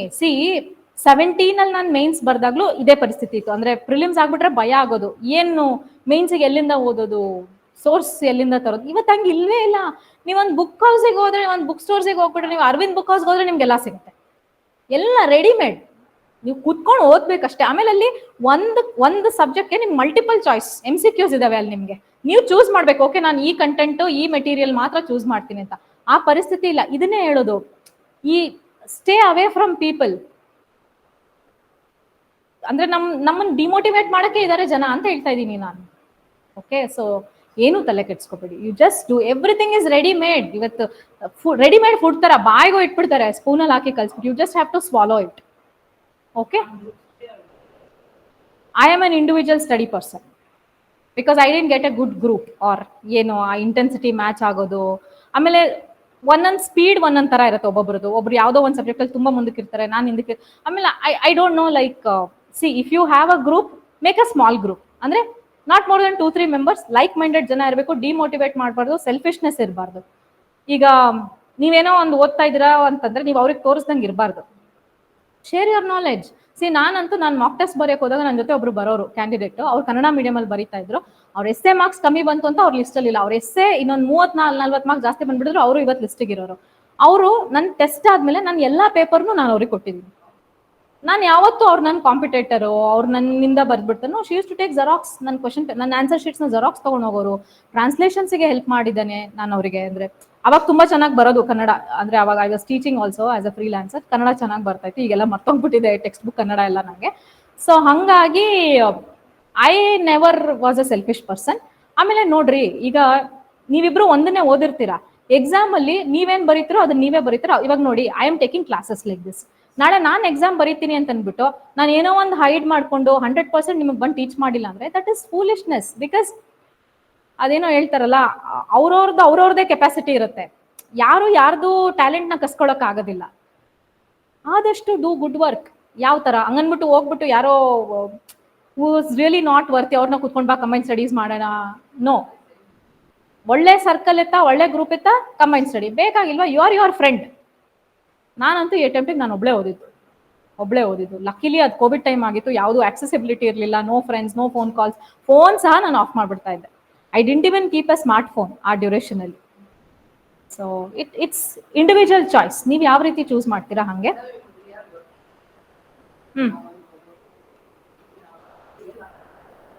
ಯಾವ ಡಿಪಾರ್ಟ್ಮೆಂಟ್ ಅಲ್ಲಿ ಇದ್ದೀರಾ ಮೇಡಮ್? ಓಕೆ,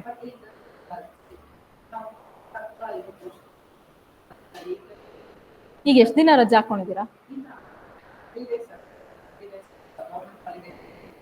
CLಗಳಿದಾವ, ಯೂಸ್ ಮಾಡ್ಕೊಳ್ಳಿ. ಮತ್ತೆ ಅಂದ್ರೆ ಮೇನ್ಸ್ ಟೈಮಿಗೆ ಇದು EL ಅವೆಲ್ಲ.